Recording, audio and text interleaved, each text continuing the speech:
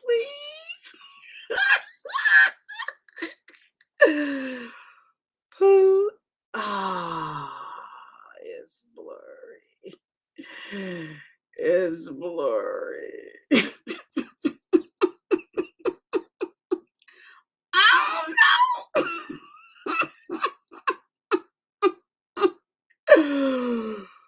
Father God, love the intro. Thank you. It is not the Wi-Fi. I look beautiful up on my camera. Lord, have mercy. Out of focus. My sis on her IT game now. I think the software update interfered with. What software update? There was a software update? It like it's getting clear. It's not. Oh, Lord, have mercy. It will clear up. Keep going. Amen. Amen. God is good all the time, all the time. See, it's clear now. Amen. You're not blurry, sis. Who owes you $20 now, 2 cents? Are you bet against me? Did you bet against me, 2 cents? Okay, it's good at the moment, but it goes back and forth. Okay. Let's see and hope that it doesn't interfere too much. You need a gigantic hand behind you. So I turned that off. I turned the focus display off. So it shouldn't focus. It shouldn't worry about those things. Yeah, see, it's not that. I turned it off. Yeah. Is it clear? I see it now. It's clear. Amen. Let's we're going. Don't trust trash can is good. Thank you. I'm not gonna listen to him. I need confirmation from others. And plus his go in and out so much, he should be quiet right now. He can't even take 2 words without it kicking him out. I was with you, never in opposition. Thank you. Is it staying clear? It's staying clear, huh? You're good. Yes, thank you. I'm so glad. I'm so looking forward to our conversation. It's okay as long as we hear your lovely voice. Amen. Amen. Thank you, Vaughn. I appreciate it. I appreciate it so much. I appreciate you guys for waiting, or make sure you come back. Just keep doing the whole video. Wait, just keep doing that the whole video. I don't know what you're talking about. Okay, I know. That's why this amazing. Okay, I'm back. Hi, Jenny. Right where we left off. Right on time, Jenny. Thanks for coming back. I really appreciate it. We don't have the poll, but you guys know in the poll the question was, I need a little bit more light. I can't see. The question was, should we I need more light. I'm blaming it on the light, not the glasses. Okay, so Rondale had hit me up in the email, which I really appreciated. If anybody think of like a topic idea or anything that you would like to discuss, or like for me to discuss, to look into, whatever that might be, you can send it to me through my email. I have 2 emails, but I'm really trying to transition over to but by me and then the number 6 at gmail.com. And I do have Grace for Life 22 at gmail.com, and number 4 is for life is 4. But I'm trying to get away from that one. 2 Cents says, who is that? C.A. Cataraffin 86. Thank you for not Believing in sis. Team Kaya. Me and my money, like the gangster says. Laugh out loud.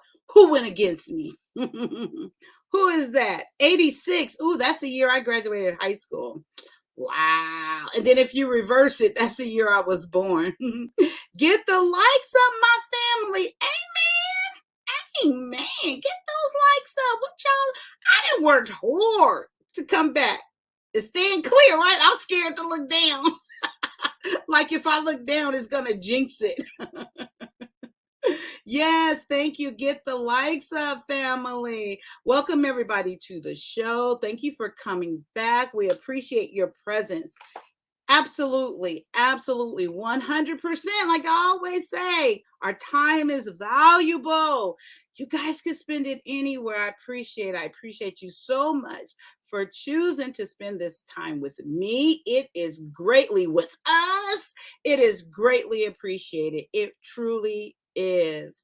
We need the poll. I know. But it seems like I know when I looked at Rondell said at that time is 100% said no, and it was 3 at that time. So not sure. Hi, OG. Love your interview. It was amazing. You can sing.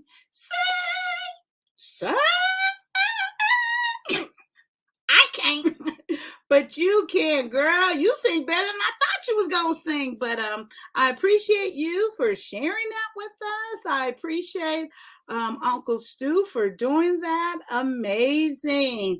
Thank you. I appreciate that. Yeah, here you are here with me. So I'm one of the chosen ones, even though y'all didn't mention me, but that's okay. I'm right up there with y'all, but that's okay. I'm not gonna get in my feelings. I'm too great to get in my feelings. Hit that like button on your way in. Thank you for sure. Thank you so very much. If you are just now joining the stream, welcome. Please feel free to hit the mm, mm, mm, mm, like button on your way in. We went through a lot to get here today. So yes, get those likes up. Saturday night, and it's live tonight at OG Patrice. It was. I really did enjoy that. Yeah, it was amazing. Absolutely amazing. Then we have, yes, Sunbreeze is my heart, is my love. I really appreciate her. She always holding me down, always. Yes, subscribe. Yeah. Yes, please subscribe. I think I'm at 173. Someone told me I need to go on other people's big platforms. I'm gonna see what I need to do about that. But I think we're doing good. I'm still kind of getting my groove and feeling, getting comfortable. So yeah, we'll start working on that. We'll see. Support Cash App, yes, Sister Bro. But you know what? I got like some Cash Apps, which I was like, okay, amen. Thank you. Thank you very much. I appreciate it. Drum roll, please. Roll out the virtual red carpet. Introducing the Singing Blues Impress Are You Too Auntie, the actress in the upcoming animated novel Life or Death. OG Patrice.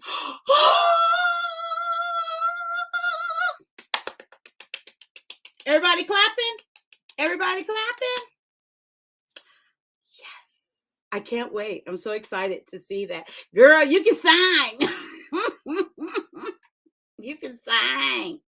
I agree. Jessica, Real Talk Daily. I shouted you out. Where did you go? No, I was kidding. I heard you. I did. I'm just kidding. I was there the whole time. just about until the end. I wasn't there at the end because I started getting ready for my show, but I was there like all the way. Yep. Just I appreciate each and every one of you. Make a donation and support the show. Amen. You know, God is good all the time, all the time. God is good. And I'm here for you. I'm telling you, we in this together. You guys are not getting rid of me anytime soon. So, or no time. Okay. Jay Bones is in the house. What's up, guys? Okay. And how are you? We are doing good. I shared that little crazy dream that I had about the stools, and it was, yes, that was so true. And I slept. I probably slept too much, which I don't like, but I'm here and I'm ready to go. Okay, so the poll. So this was the question, and Rondell sent this to me, and I thought it was amazing. I wanted to start off with this, and then we're going to go into the Millennium Talk. And actually, I got the idea while I was watching Uncle Stu and OG Patrice interview, and that's when I came up with what I want to discuss tonight. And I don't think I have heard it. So I hope it sparks new conversation. I hope that you guys, especially the millenniums, will come on up and share their views on the question. And I would love to hear your perspective and get that out there, what I'm leading into and want to talk about. And I'm going to set the premise for that. But first, we're going to start with Rondell and the question she posed and topic. And I would like to discuss this now.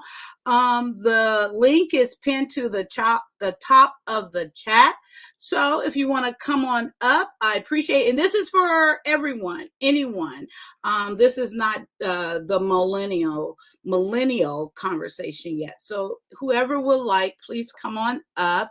And till someone does that, I'll give my view on the question, and then we'll go from there. Okay. Let's see. Yes. Welcome to the show, J Bone. Okay, so Rondell posed this to me via email. And one more time, you guys, if you have any suggestions, topics, anything you want me to talk about, just hit me up in the email. It's and my everything is public on Facebook and everything, so feel free. Okay, so she posed the question: should we blindly support folks solely on the basis that they are of the same ethnicity as us? Or should we be allowed to speak facts about them, about, the opinion, I guess, about the people, and be allowed to do so without being called judgmental or negative just because you point out you disagree and why you disagree? I really think this is a great question. I think hopefully you got the premise of the question. So basically, first I took it as shopping, but it's not just shopping. She's stating it seemed like in general, should we be supporting Black people?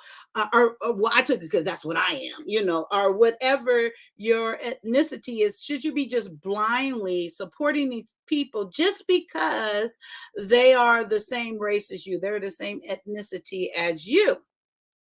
So, like I said, when I first read that question, I was thinking like, oh, I'm going blurry. Okay, I shouldn't look down there. I was thinking about like businesses. Should we support them in that? And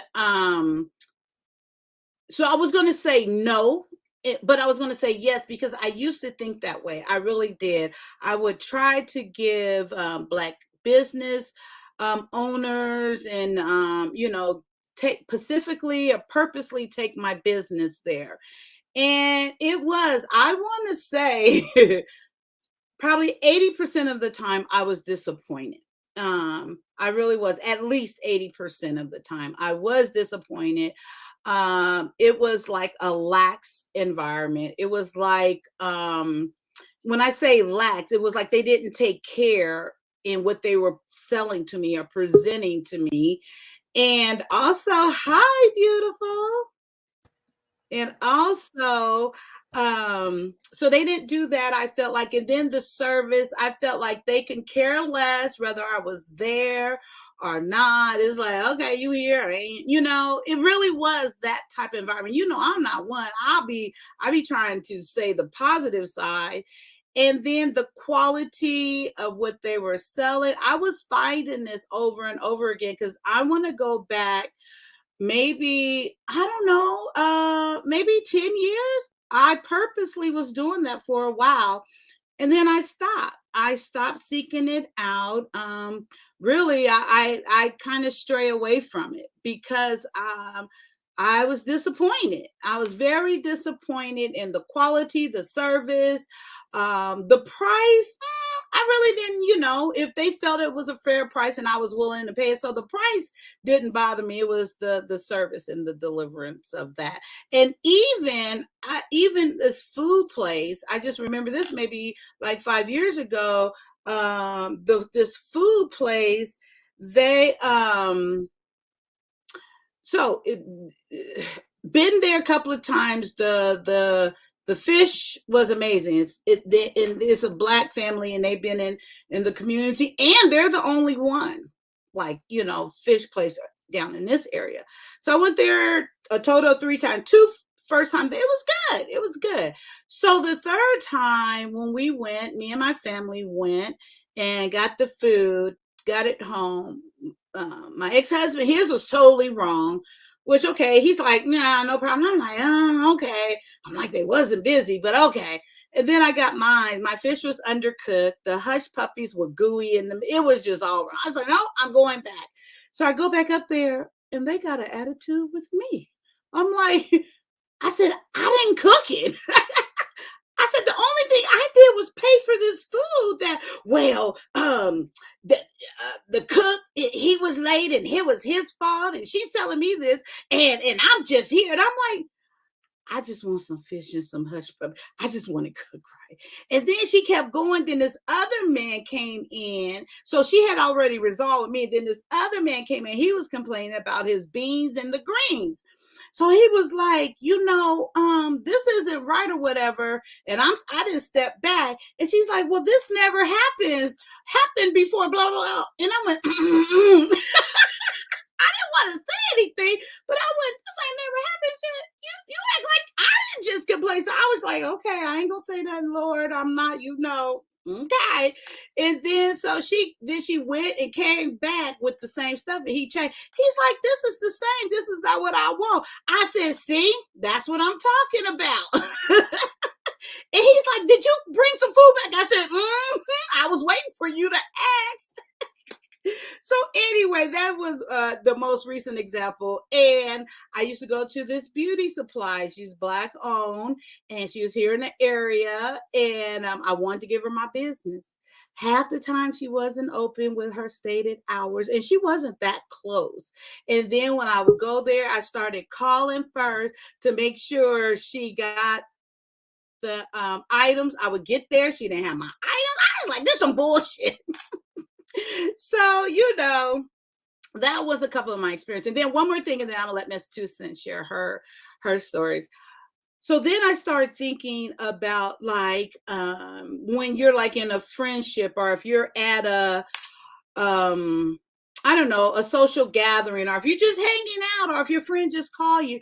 So I was thinking about that. Would I just blindly support my friend? Nope, not anymore. Got into some bullshit. I'm trying to be on my girl's side, and she up here lying about some stuff, and I didn't know what was going on. And here I am. This was back when, no matter what, if you was Black, I'm on your side. I'm supporting you. She got me in some bullshit, even knowing I'm not even hood like that. And I'm like, wait, hold up. Oh, see, this picture is really bad. I tried not to look down, but that is horrible. But anyway, so oh, that's horrible. Okay, so I stopped doing that. I'm gonna let two cent. Oh, it is 2 cents. I was thinking of 50 cents. I thought I was because I'm thinking of this image down here. I think I'm gonna go to the oh gosh. Okay. Miss 2 Cent, I can't concentrate anymore. Oh, you good, sis.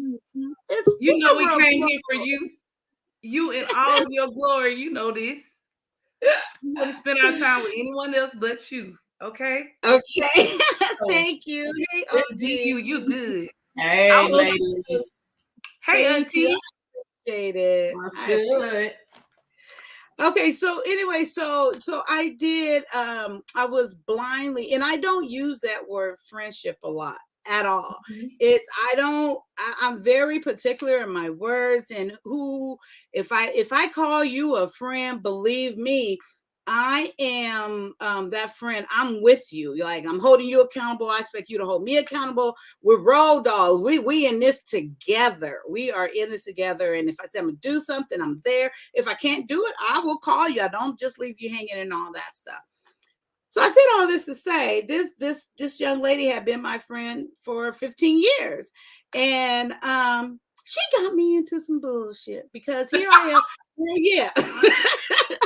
I'm on your side. But see, if you know California, she grew up in Watts. So she kind of, we were yin and yang. She kind of taught me some hood stuff and I thought it was hilarious. You had the And hustles mentality. yeah, exactly that part.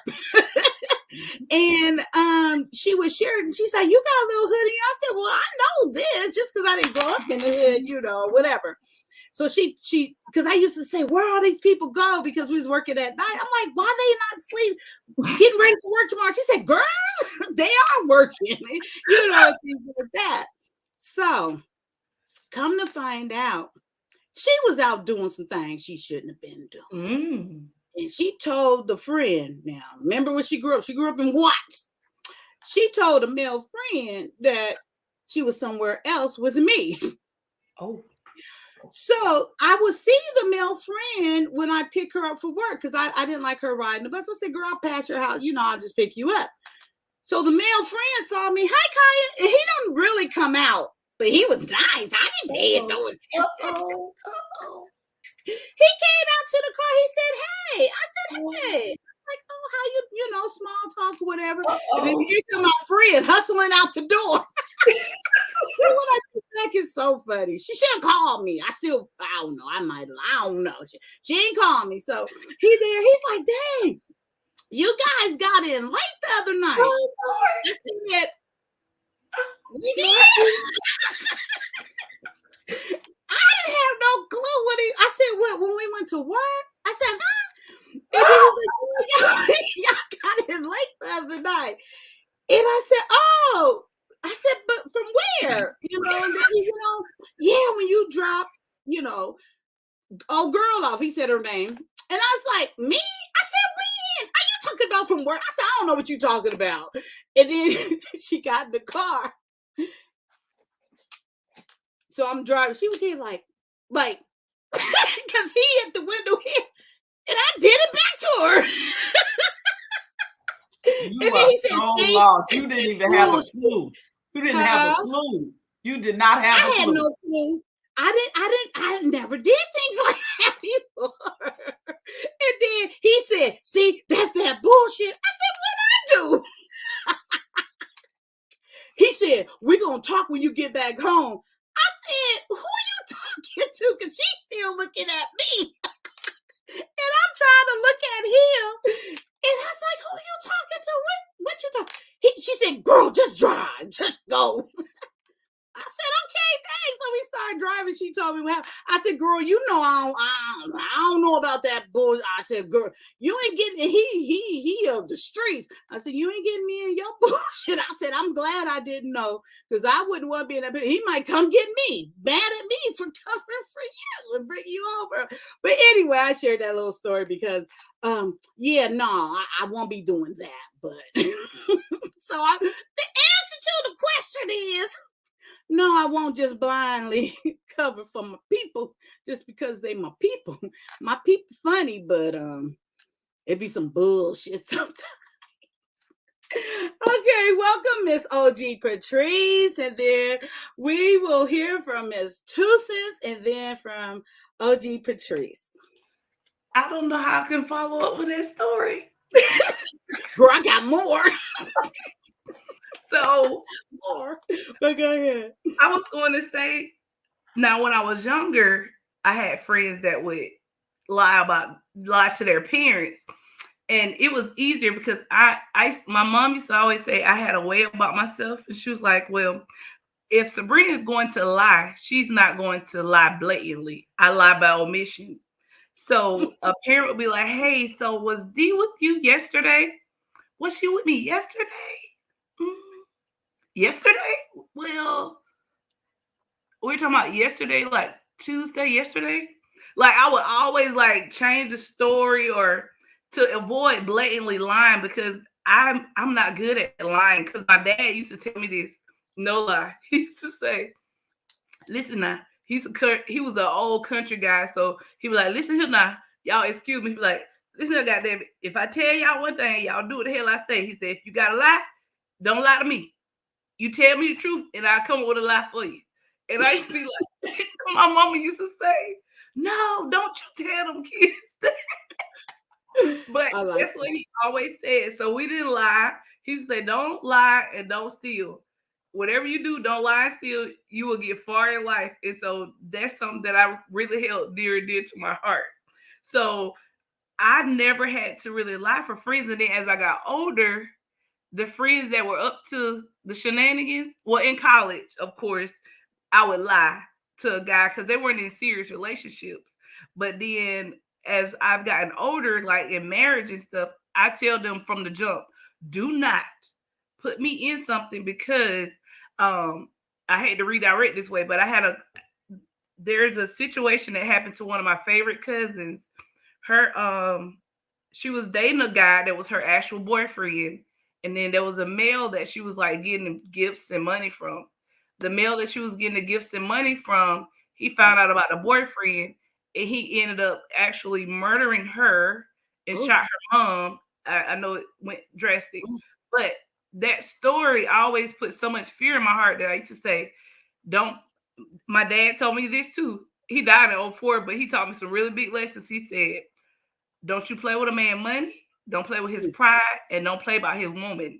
And I took that to heart after that happened to her.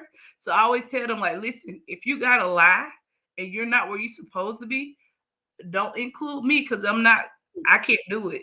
Just don't even put me in that situation. Don't put me in that predicament because that could cost me my life. And I have a family, I have kids, I have a husband. So if you really are truly my friend, you would have never set me up for something like that in the first place.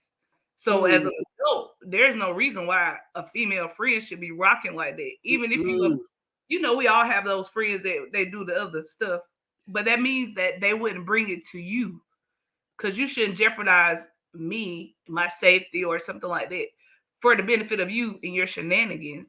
I just don't think that's cool at all. And in regards to trusted people, well, not trusted people, you say, will you support someone even if, will you support a person? Blindly support them just because they're the same ethnicity as you. No, and that's probably because of experience, though. And it may sound negative, but okay, let me make sure I think about this before I respond. You gave a great example about the restaurant, and we do get a negative perception regards to customer service sometimes, and that's not all of us. So I don't want to put that out there, that narrative. But what percentage would you say? I gave it 80% negative from my personal experiences. Don't make me do it. Don't make me do it. We're keeping it real here, girl. This is just Kaya real talk. I gotta honestly say, I hope nobody's listening. Nobody's listening. Most of the interactions that I've had with my people in business have been usually negative, sadly. And that hurts me to even say it though. But I would support them. Let it go. Okay. Oh, was you going to give one? No, I wasn't because I don't think I'm privy to that information, ma'am. You may have to ask OG Patrice. She probably knows. I'm talking about your personal What's up? experience percentage. OG Patrice, she may know more so than I would. See how you're trying to evade. You already told me. You said, but I'm gonna let you evade. I'm gonna let you go ahead. Evade? Get away from my question, giving a Get away from your question? Oh my goodness. But sorry, Birdie. I've always been like big on supporting, Black owned businesses. Yeah. But I don't know if you guys noticed that now. I think everybody's aware that we're trying to push a narrative of supporting the Black owned businesses. And I think when you first initially come off and say that you are a Black owned business, you actually limit your profitability. I would agree with that. Yes. I don't think that you should like have a sign in front of your business or just go around literally telling everybody that it's Black owned. I think you should just say I have a business, because the thing about it, thank you, Vaughn.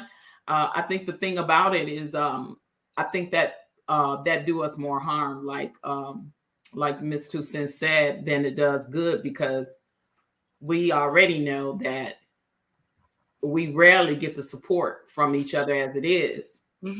So if you have a sign saying, Black owned, outside your business, or if you advertise it as being Black owned if it's an online business or whatever, I think it actually can do more harm sometimes than help. Because what we have to realize is, as long as our other racial counterparts has been taking our money, what's wrong with taking theirs? They ain't never got to know that you even a Black owned business, especially if you're not advertising it. They don't even have to know that you're Black owned, unless you in the store and you happen to be in there or in your place of business and they ask who's the owner or something. You say I am, or something like that. But yeah, other than that, no, I wouldn't even advertise it.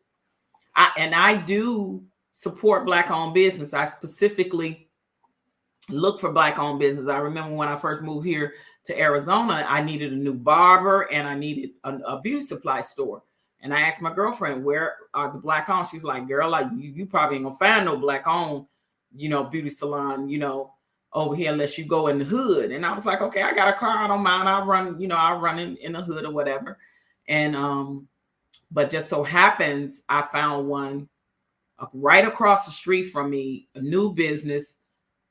The guy owns the barbershop and his girlfriend owns the beauty supply store. And they both are a Black couple, young Black couple. He's from New York. She was from my hometown of Illinois. And they right next door to each other. And I saw them standing out in front one day when I was going to the grocery store. And I said, you guys, can you mind tell me who owns this business? And they both looked at me and said, I own the barbershop. And she said, I own the beauty supply. I was like, oh, thank God, I would, like to do business. So I got both of their cards and I've been doing business with him ever since. He is very upscale. He call it the barber boutique. And she called her beauty supply store the beauty supply boutique.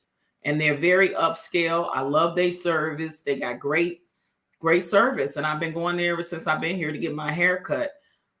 So yeah, have I always had these good experiences? Hell to the no. It has not always been a good business with our people, but I think we need to hold our people more accountable when we're doing business with Black owned businesses.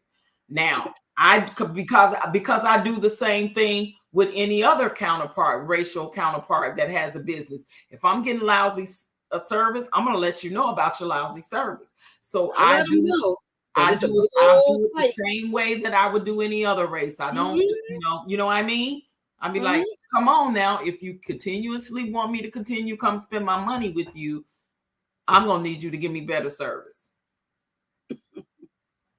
Thank you, OG, because that is definitely what we have to do. Hold them accountable just the same. We do. Okay, so you hold them accountable.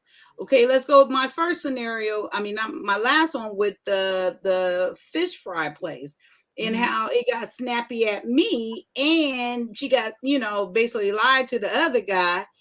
you are holding them accountable. I'm just speaking of my situation, and I got plenty more, sad to say. Did But you talk to at the owner or the manager? at the fish fry, yeah, you know what? The owner did come out. She came out. She was better, but she caught herself a couple of times, which I appreciate. And she's I could tell she was working on Reared herself. it back in. She was ready to give you some attitude. She went there, but she said, I apologize. And she quickly corrected herself. She did it twice, but she corrected herself quickly. So I can strongly tell she was working on herself. It was very evident. And she had been there a while, and I don't know what changed or whatever, but I didn't go there that often. But going back to my question is, you do first, yeah, I'm a little condescending at first, a little smart, but I'm nice. I'm nice. And then when they jump down your throat, so you nice and nasty? She nice. I was going to say she nice and condescending. I'm nice and funny. Funny. To me, it's funny. Nice and condescending. Nice and condescending, yes, because now I'm really trying not to be pissed, because I didn't went all the way home. Got home disappointed. I got to drive all the way back up here, and then I got to drive all the way back home again. So I'm really trying not to be pissed. So that's my way of woo-sawing it out. Let's make a couple of jumps. Let's lighten this up a little bit. But yeah. So my question is, what do you do in that situation when you are like being nice? You're not even being condescending. You be like Patrice said, I really expect better service, or this is the second time this happened, whatever it be. So suppose they turn it. What do you do? So I always, and this is a lot of pressure from us, but if you're aware of it and you acknowledge that there's a deficit in their ability with their business practices, I always start from the standpoint of expressing it as an analogy so that they can learn from it. Because at the end of the day, I want their business to be successful. So when I approach them that way, if they still take it to the left, it just depends on what day it is. But I usually try to be really respectful. And the difference is, so in my area, usually where I go, a lot of people, they know of me or a family member, so I know that I have to hold myself more, be more respectful. So I can't really go to the place I want to go. I'll just call on the phone and tell somebody else after the fact. So I don't approach them with the way that I want to, regardless. But I usually go from the standpoint of a learning experience to express to them like, hey, I got all the way home, I checked my food, but I wouldn't have drove back because I would have called them on the phone. Oh, girl, no, I wanted that fish. Oh, so if you go back there, so I'm putting myself in this situation, and I would just ask to speak to the manager or the owner. If the manager doesn't give you, doesn't handle the situation, then I'll go up, of course, in the chain of command. So once you get to that point, it depends on who gives you that satisfaction, because usually you can always flip it and they explain it to them like, hey, you know what? I'm a customer. I come here all the time, or I want to return. So do you want my business or not? And I'm trying to support you, sister or brother, because you're a Black owned business. This is how we got to work this thing out. You can't be going out here operating like this, or you're going to lose business. It depends on how they take it. If they go left, then you leave. You go left and leave the door. Right. Right. They will learn their lesson in regards to their business practices. But I was going to say that, so an example, there's this, so I'm in Middle Georgia. There's a seafood restaurant, a booming seafood restaurant here. When it first started, there is some two Black males, they're brothers. They opened up the seafood restaurant. They have a sister who is married to a white guy. So we are alumni of the same university. So they told me, they was like, you know what? We're going to see how this goes with not telling them that we're a Black owned business. And they use their sister's husband to be the face. So whenever you go to the restaurant, you saw him, not those two guys. And I mean, it worked very well. Wow. until I think some people actually end up figuring it out if you ask. They will tell you the truth if you ask. But most people thought that it was owned by someone else. So they use that tactic in our area because they know that if you're a black owned business, you're going to limit your profitability and your marketing ability because you're limiting yourself to a certain group of people. It's Now, not is that from blacks and whites you're limiting yourself, or just from the white community? Both. Or is it both? because Oh, it's sadly, both. interestingly, I didn't know this at first. I didn't know that there were black people that once you say you're a black owned business, they don't want to actually interact with your business either. Just It's a because. catch-22. Yes, Oh, yeah, because of the absolutely.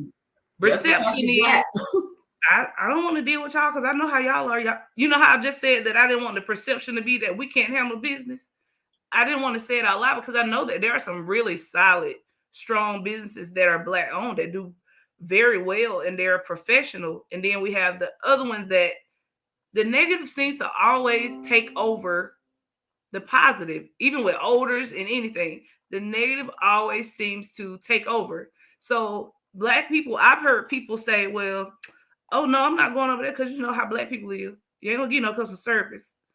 You know they got attitudes and stuff like that. You know." And I'm Okay, like, but are they right for the most part? they don't even give them a chance. But I mean, from history, like just what I express, I'm going to say it's probably higher, but I'm giving percentage. I'm saying 80% of my Ooh, experience. damn. That's Yes. awfully high. You really 80%. think it's that high? No, I'm going from my 100%, and it's higher for me. Oh From my my God. That's experience, high. I'm telling you, it's at least 80%. I have been disappointed with going to black-owned businesses. And when I first moved to where I am, I used to drive all the way to LA specifically to engage and give and spend my money there. Oh no, I'm serious. And this is my experience. I haven't I asked a couple other people, but not to this depth, but 100%, and it's higher than 80%. I'm being nice.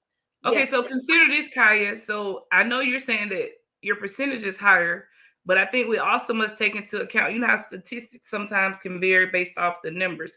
So you do know that there are fewer black owned businesses than there are of our counterparts, regardless of white, Asian, or whatever. So if you have a small percentage of like, if you go to 5 businesses that are black owned, if you have 2 negative experiences, that's still not 80%. So my question is it fair for you to use that percentage in comparison to the counterparts? Because we do go to other businesses, and I will say this, I'm gonna give you a perfect example. I watched a video that my sister sent me of this lady at the nail shop. The lady at the nail shop, I'm not sure what I'm gonna just say Asian. She had she was rude to her and then told her that she was going to charge her extra for something. And her and the lady was going back and forth. The black lady wasn't disrespectful.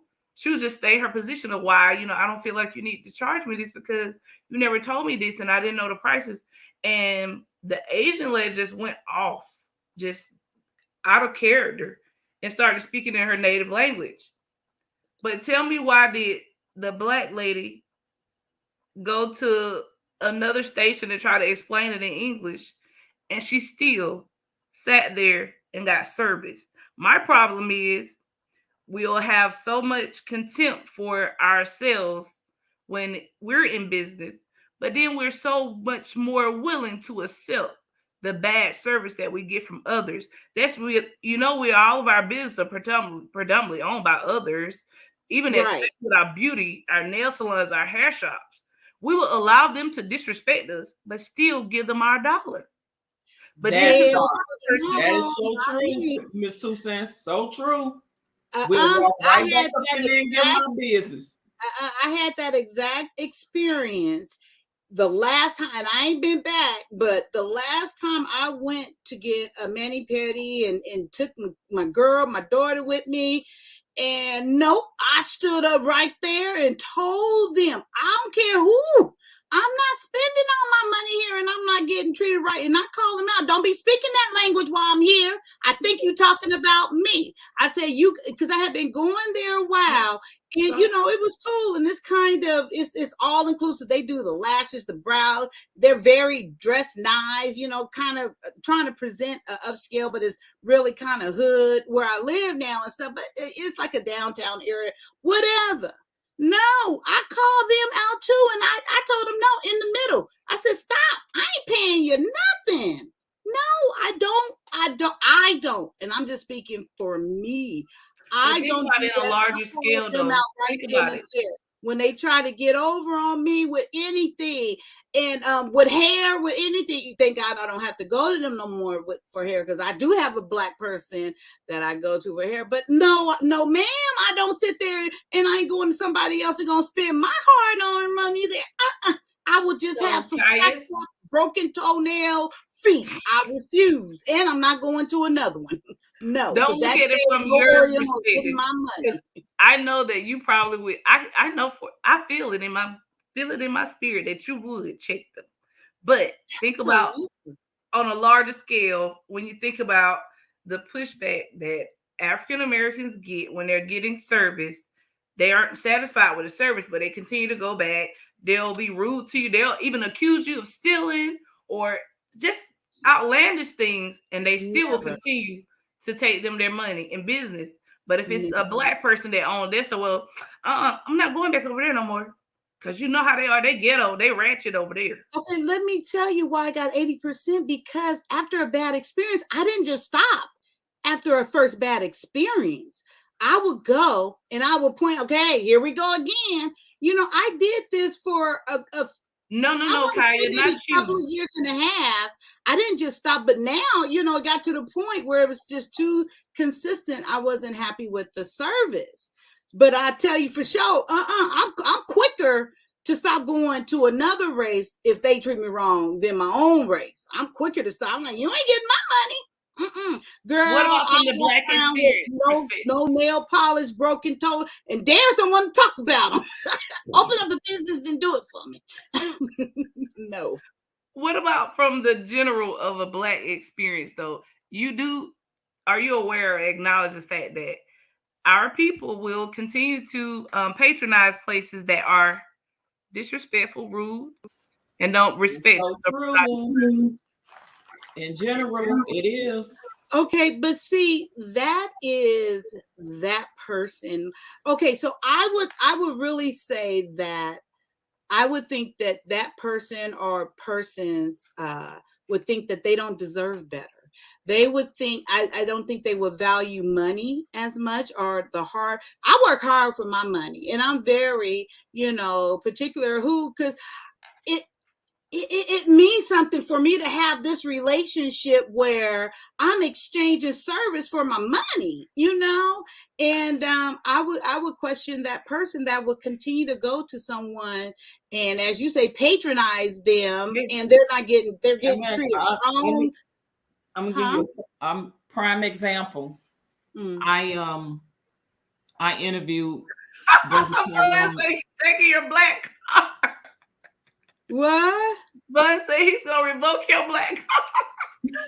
I was just getting to that. What? We're on the road to pardon the interruption. Who is Solo? He said, "I just want to kiss the host in the lips." I know, girl. I tried to sneak past that. Okay. Go ahead, TT. Go ahead. Go ahead. Okay, Solo. All right. All right, so yeah. Be at least 48.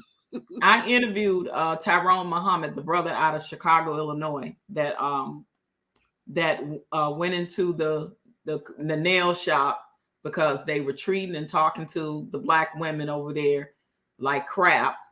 And he goes over there. Now, this is a black man. He goes over there. First, he talked to him. He was like, "You're not going to disrespect our black women. You're taking their money. Da da da this. Da da." I remember that, Auntie. They continue. It was all over social media, and they continued to do it. He went over there and threw a brick in their window and busted out and was like, I told you, you're not going to talk to our Black women. You're not going to treat them like that. They come over here, they make you guys wealthy. They spend all this money, yada, yada.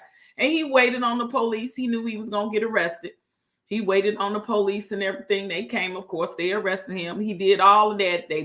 Then somebody came and boarded up the window. The next day, all them Black women was right back in there getting their nails done. I'll be damned. When I interviewed him and I asked him, I said, how do you feel when they did that as a Black man? That, so you hear so many times that Black men ain't protecting Black women, this, that, and the other. I said, how did you feel as a Black man to go over there and do that, and knowing that them women was right back in there the next day, instead of standing out there in front of that place, protesting and everything and telling other women not to go in there? He was like, I understand, sister, that we are so conditioned. He says, and I said, and some of these women are just not used to men taking up for them and protecting them. He said, that's the only thing I could think of. He said, yeah, did it make me feel some type of way? He was like, yeah, it did. He said, but I just understand that some are so conditioned, and some they have never seen what that looked like. And I was just like, I was outdone. I was like, wow. And you know what? Go ahead, 2 cents. Go ahead. So yesterday on Black Man Unfiltered, when I was talking to We Ain't Signing Funk, and I'm forgetting someone else, we were talking about how We ain't signing shit and funk. Are you saying? Yes. Oh, okay. They were stating that it's not our burden. They don't owe the community anything, and not in a negative way. We kind of moved from that to get a clear understanding. So I want to make sure I say that. But what the gentleman said is how I usually think about things, because predominantly most of my career was in law enforcement, and then I transitioned to teaching. So my whole thought process about our people is I always give them grace, because I know a lot of them, they just don't have it or unaware. So I would usually get frustrated with them, but some of them are just extremely ignorant. There's some that know and don't care, but usually the most, they're just ignorant. And if they explain it to you, you'll be like, wow, I didn't think about it like that. Because I was at a convenience store. I went to pay for my gas, and the shop owner called a guy the N-word. And I literally took my money that I was going to pay for the gas with and said, do you really think that you're going to get my service after you just referred to me as the N-word? It wasn't I know we have this rule about, it depends on the context. The context was negative, and he intentionally meant harm when he said the word. But guess what happened after I walked out and I looked in there? It was other people trying to go pay for their stuff. They didn't walk out and oh my God. They were not shocked. They were not offended. And he said it so derogatorily that I was just like, even if you're used to the word, the level of contempt that he gave your brother, you should have been in support of what I said. And for that day, at least, just what I say, forget y'all, I ain't paying for this. Something. But it's okay, even going, wow, someone just said, but even going back to, okay, so with him, I don't know, I just drew a blank all of a sudden. Gosh, I wanted to say something about what you said before. Okay. So don't you think you're going back to what you said about when you was mostly in law enforcement and you gave grace and kind of understood? Don't you think that that's more so of a disservice then, because it's you're still showing that it's okay, whatever the situation was? I don't think you gave any details when you were doing law enforcement, but isn't that a disservice, and you making it seem like it's okay, to be whatever? No. If you see me even here, I usually hold people accountable, even myself. I'm heavy on being introspective, where I hold myself accountable.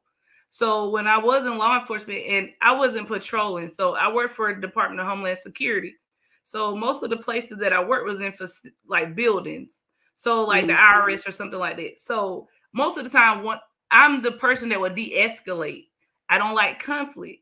Usually, if you have a big ego, you won't allow someone to say something to you without reacting. I was extremely slow to react unless it was a life or death situation. And I would allow for them to de-escalate based off of their, it was just something. One of my supervisors once told me, like, um, you really have you have a natural ability to really de-escalate situations without being offended. So it wasn't that I was giving them a pass at all. I would hold them accountable if they crossed the line. But I also recognize that a lot of our people, well, people in general though, so I don't want to narrow it down to just black people. If I gave them grace, I would give another person grace the same way if they said something. But I will say I was biased because a lot of my younger black males, I did approach them differently. And yeah, I was, now that I'm saying out loud, yes, I was biased, but I did not allow for them to do wrong without correction. It was just my And this 2 cents, I would say that if it, like you said, within reason, I would have did some similar things too, because look how long forever and a day that our other racial counterparts have been giving their people graces that have done heinous things. You know what I mean? And Yeah. they are giving certain graces. And I've seen benefit us. That doesn't benefit us at all, because we're still, no matter what, we're still not going to be given the same grace, and we're not in the same situation. That is all the more reason why you should give your people some grace sometimes, because when you see other races of people doing it and getting away with worse, and then if they've done so, I'm not saying let them slide and don't do anything. I'm saying yes, hold them accountable and give them reprimand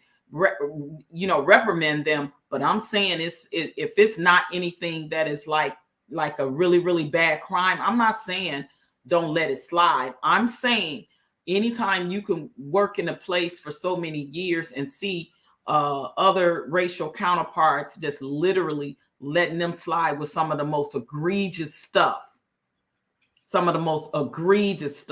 witnessed it. I've seen it. And you'd be like, wow, how in the world? And that's because, listen, just take the Ahmaud Arbery's case, for instance. Do you see what they were getting ready to let those 3 men get away with if they could? Yep. I don't know what is that, the 3 white guys or something? Yes. Yes. Do you see that if it had not been for the videotape, the men would have got getting leaked out to the right people. Them men would have gotten away with that. That's because somebody else was protecting them. That is what they do. But so if you letting somebody slide and reprimanding them and saying, holding them accountable, but still not being so harsh on them, and I'm not talking about for nothing nowhere near like what those 3 guys did, but I have literally seen it happen with other races of people that let egregious stuff, they let them get away with it because they protect them.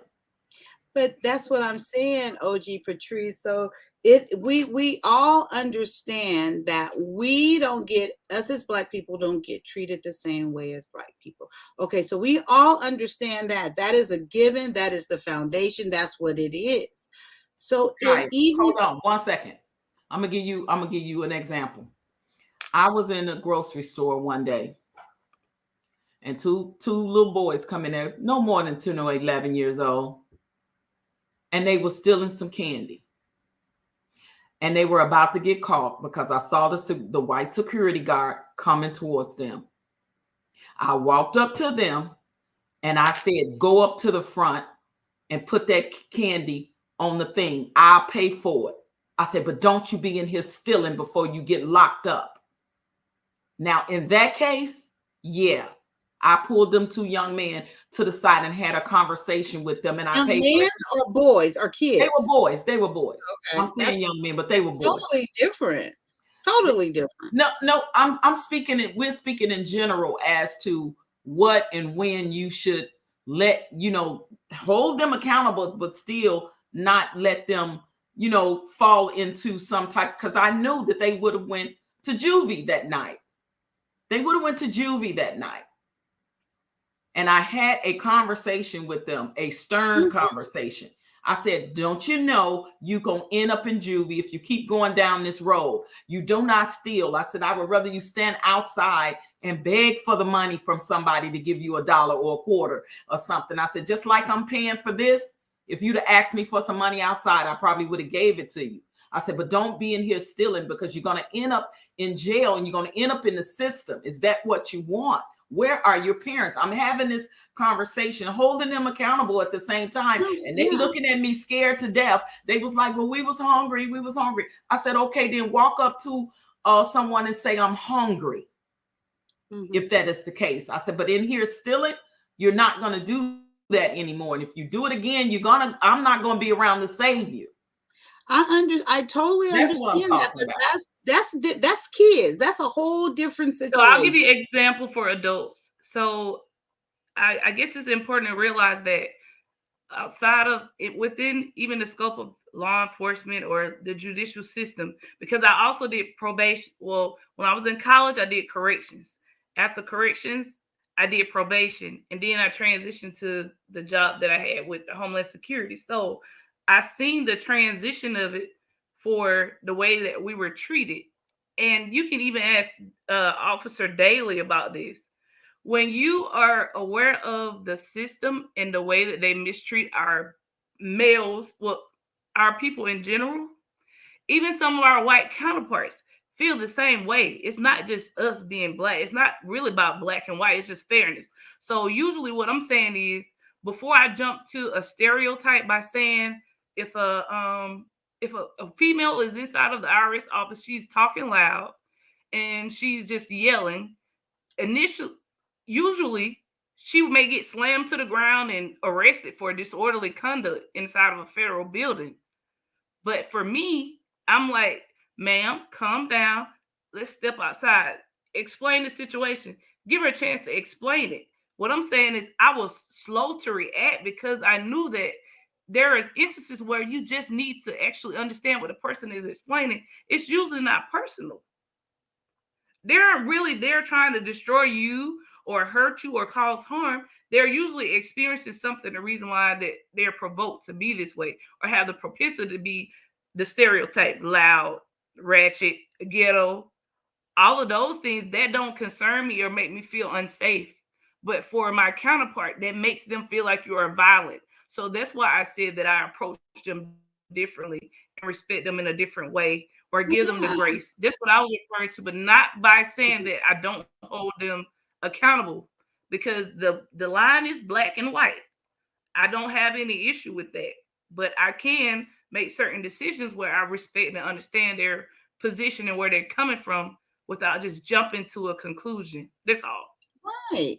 Oh, absolutely. I mean, both of those scenarios are a given, of course, but I was just like in general saying, just, like I mean, you use your common sense or use the situation, whatever that might be. I'm not saying it's a tell all for everyone. Oh, I'm holding you accountable. No, of course I am biased, 100% biased towards Black people in general. Yes.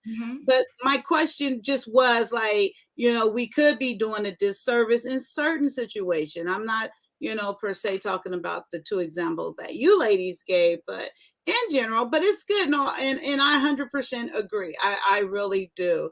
But I did want to move it towards, unless you guys have something else to say about that.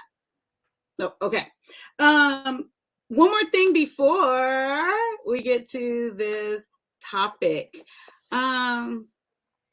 Okay, so I had went over and peeked over at Kevin Samuel's show, and it was a guy up there, and it doesn't even matter what they were talking about, but I have heard him say, Kevin Samuels, that is, on multiple of occasion.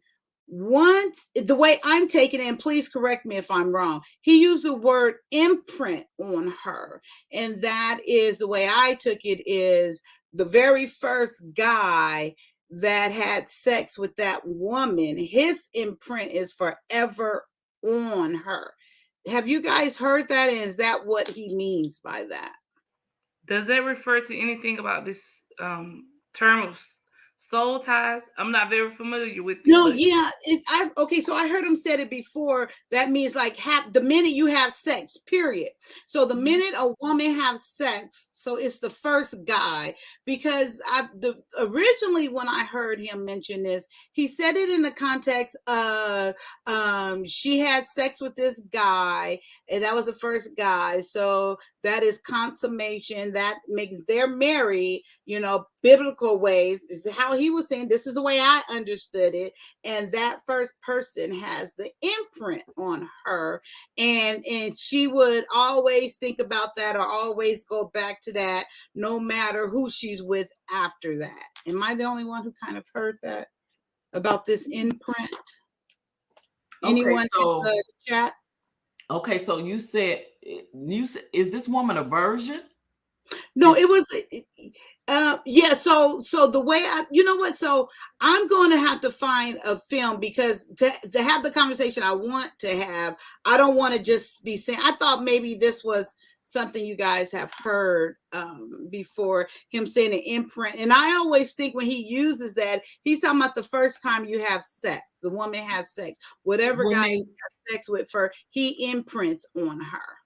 Well, if he means the way I think you think he means, I think it's what Miss Two Cent was saying, talking about the soul ties, because anytime it's a man and a woman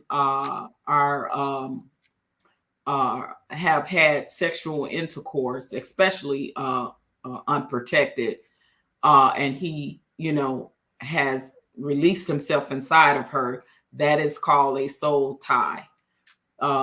Where that's a soul tie? Yeah, I mean he's imprinting his sperm inside the woman. And we are the carriers.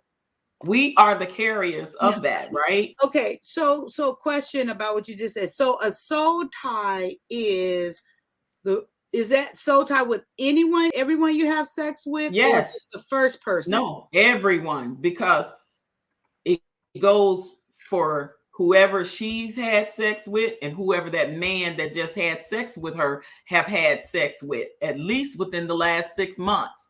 So say, for instance,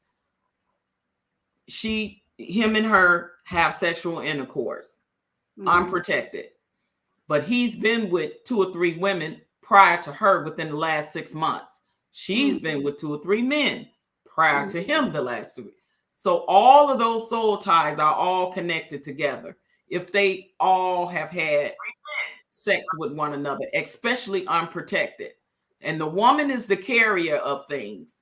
So she's carrying around all those soul ties of all those different men that she has slept with. All of that that was released inside of her. So how does the guy carry it to her? If he's not a carrier, how does he take it to the woman then? He's not a carrier of it. He just drops it off. But he has to carry it to her to drop it off. He's releasing his in her. So it's every man that released his in her. But so what that got to do with who he's been with before then? Yeah, it doesn't refer to him. Huh? It doesn't refer to him because he's not a carrier. Oh, I thought you said both of them. The women he been with prior and the men. So all of the women will have the baggage. So I want to make sure, because I was big on Kevin Samuels, to still support him, but what he's referring to is, and he specified that it's not even if you drop off a package there, it's just if you enter into her door. So every time you allow somebody to enter into you, you're actually adding on baggage and baggage and baggage. Unlike the male, where nothing is going inside of him, he's just releasing it. But how is he releasing it from previous women if he doesn't carry it? No, just him. Also, it's not the previous woman he's been with. It only has to do with the woman and the men that she's been with. Yeah. Well, it could be from him too if somebody has something. It can be from him too. He can give her something. Soul tie, that's a life. Yeah. So if he's been with a woman that have had some type of something, he can give it to the next woman, Okay, so what is like an soul tie STD or mean? something. Is that like a spiritual connection? What does soul tie mean? So, Well, in the general terms, it says that soul tie is the spiritual, emotional, or the energy that you receive after intercourse. right. So the And where did this whatever, come from? so whatever energy that's coming from that man that's inside him of his sperm is going into the woman. And since she's the carrier, she holds that in her. So imagine if she's had sex with 2 to 3 different men in the last 6 months, she's carrying all 3 of those men's soul ties in her. I don't get that, but where did this come from? Where did this soul tie? Where did this originate from? Sadly, it actually originated in Christianity. Mm-hmm. From I know, but from what? Like, what is the premise behind it, or Like spirits, because the very where did sperm. it come from? How did they come up with this analogy? How did they get this? From where? I don't I'm know. not sure about that. Some scholar within Christianity, some scholar came up with this because the man sperm that's a part of him, his very being, the juices of a man going into the woman who is the carrier of things. So that's his energy, that's his spirit and everything that Okay, he's so releasing inside that woman. Arab Black TV says, I think it is the first guy she had an orgasm by, or get digmatized by, or mind blowing sexually by. It doesn't have to be who she lost her virginity to. It's the first person she has deep feelings for. It could be if she only had intercourse with the one guy. I'm speaking on a multiple. Now, if it's just So the this one is something guy, we don't know where it came from. It could have just been made up. Do we agree upon that? Or well, do you yeah, guys believe everything is like made up, or Don't stop. some scholar No, saying they did some we have research and history to prove things. Hold based on. off of medical We have whatever. science. We have science. Yes, We have I'm getting ready to history. say that, or it's based off of some medical science I project know, that they but I'm did. talking about soul ties itself, because neither one of you Yes, guys knows where it came from. So could we say I'm that gonna tell you this though. Even if okay? the word soul ties doesn't have a origin or validity of where it came from, honestly, as a woman, I do feel like whenever we're allowed men to have intercourse with us, notice I put emphasis on the word intercourse because they Mhm, enter mhm. into us. I think that affects us differently than for a male who actually enters, if Okay, that I makes could. sense. Yes, I think it affects us. Yes, yes. It Not even just affects physically, but and all of those not just ways. what. So not just physically, but in so many different ways. Not just a soul tie, but physically being able to allow someone to enter into you. We got to be cognizant of the fact that something transpires when they enter us. And like absolutely Arab tired Black this. TV says here, imprinting comes from the animal imprinting. That's what I immediately Well, thought just of with the soul ties and with the imprinting. I immediately think of the movie.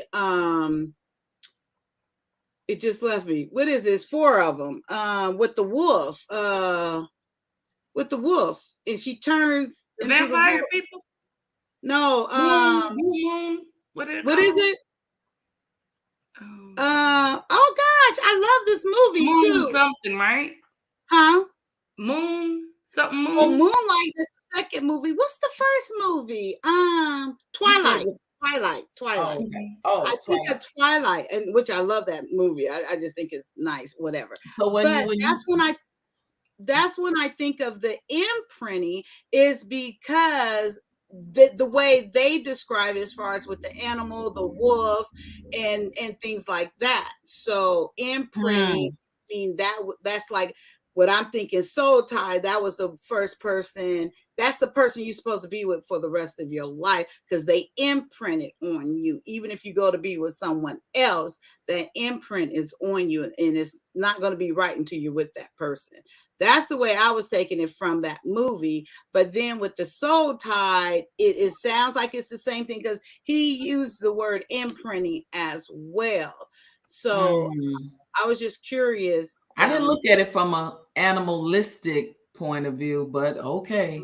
Okay, now if the woman is a virgin and she lies down with a man or her husband or whatever for the first time, and then the intercourse is had, then yes, there is a soul tie for her for that. And if the sex was good and she has an orgasm, the imprint is there. The orgasm is a release of all kind of hormones and things that affects the norepinephrines and all of that in the brain, and how all of that kind of go together when you release or have an orgasm, right? So of course that connection to that person is there, because that's the person that has made you feel that way. So something is definitely there.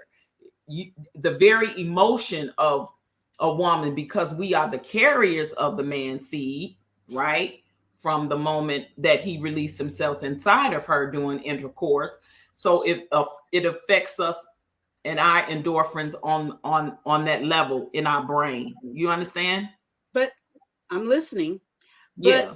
the sperm only lasts 48 hours. So it's not living, Oh no, don't consider just the sperm. Think about just the entrance. Not just only the entering, but what it does to the brain. See, we got to remember it releases endorphins in You our say brain. this affects everyone then, right? This affects everyone is what you believe, or do it just affect certain people then? Well, as the woman being the carrier, Okay, so woman, you believe it affects every woman. yes, I believe it can affect every woman. Yes, It even can though we only might not, because even though we might not act on it in a way. A woman, even take for instance, a woman of the night. Take for instance, a woman of the night. She's carrying a lot of Oh God. soul ties. so what Okay. okay, I still really don't get it, but What you don't get? What you okay, don't I'm get? sorry I don't get it. No, I'm saying I I'm don't believe it. asking. I don't No, get no, it. no, no, no. I'm asking what you don't get, because I I don't don't know get if it. we. For one, okay, where's the knowledge? Where did this come from? Where did this develop from? Think Who about came it from up with your this? own perception and perspective, just without any thoughts of the soul tie.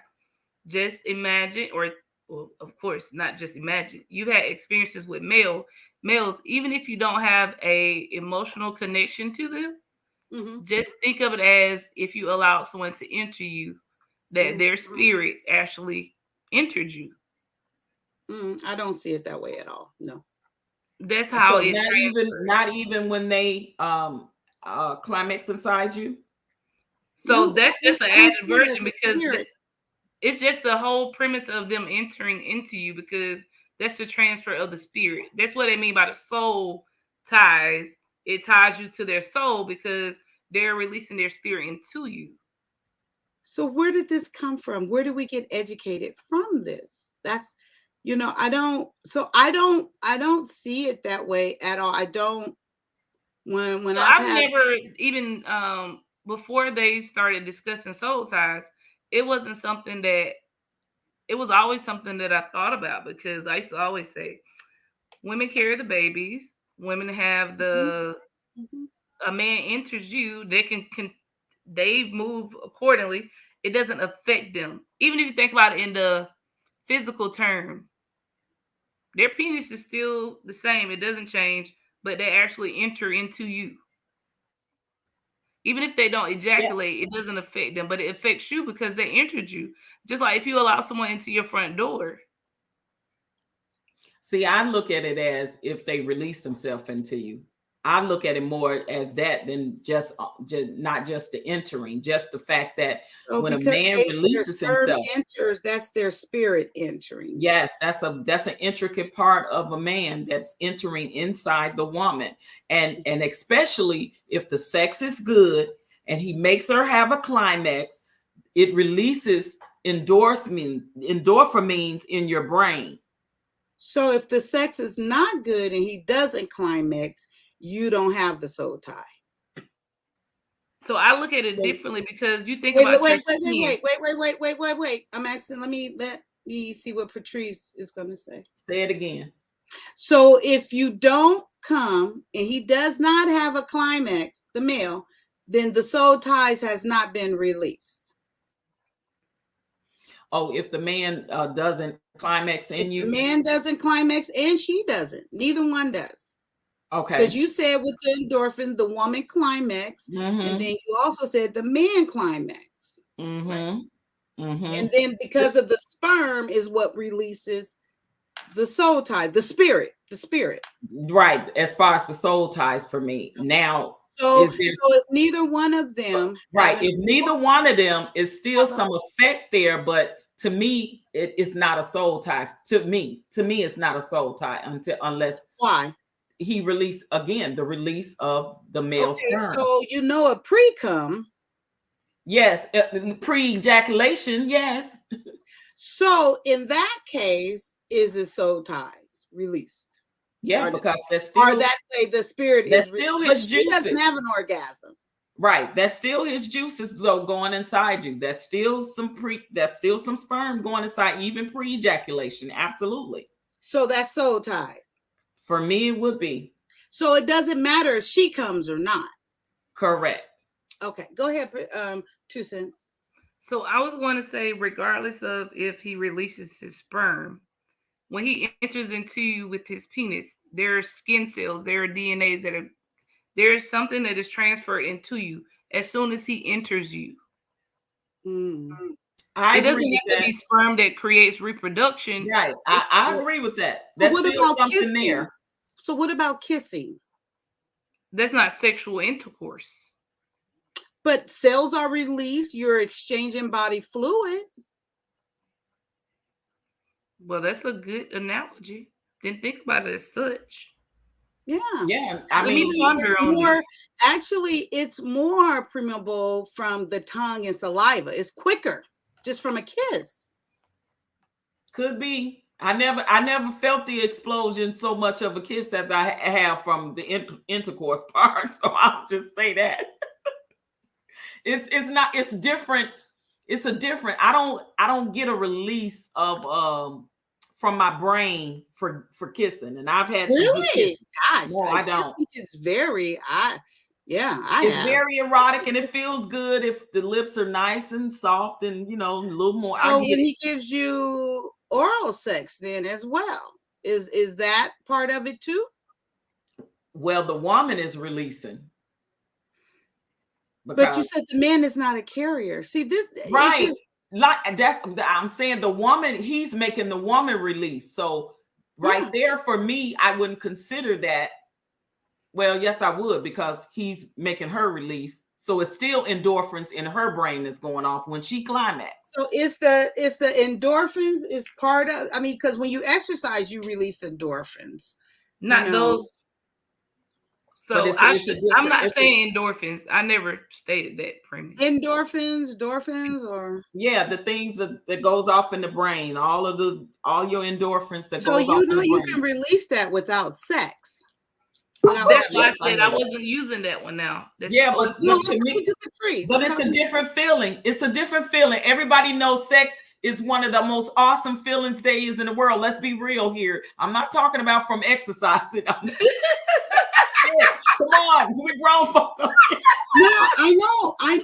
I'm asking these questions for a reason, because I'm really trying to understand. Because to me, it's not making any sense. That's just like to me.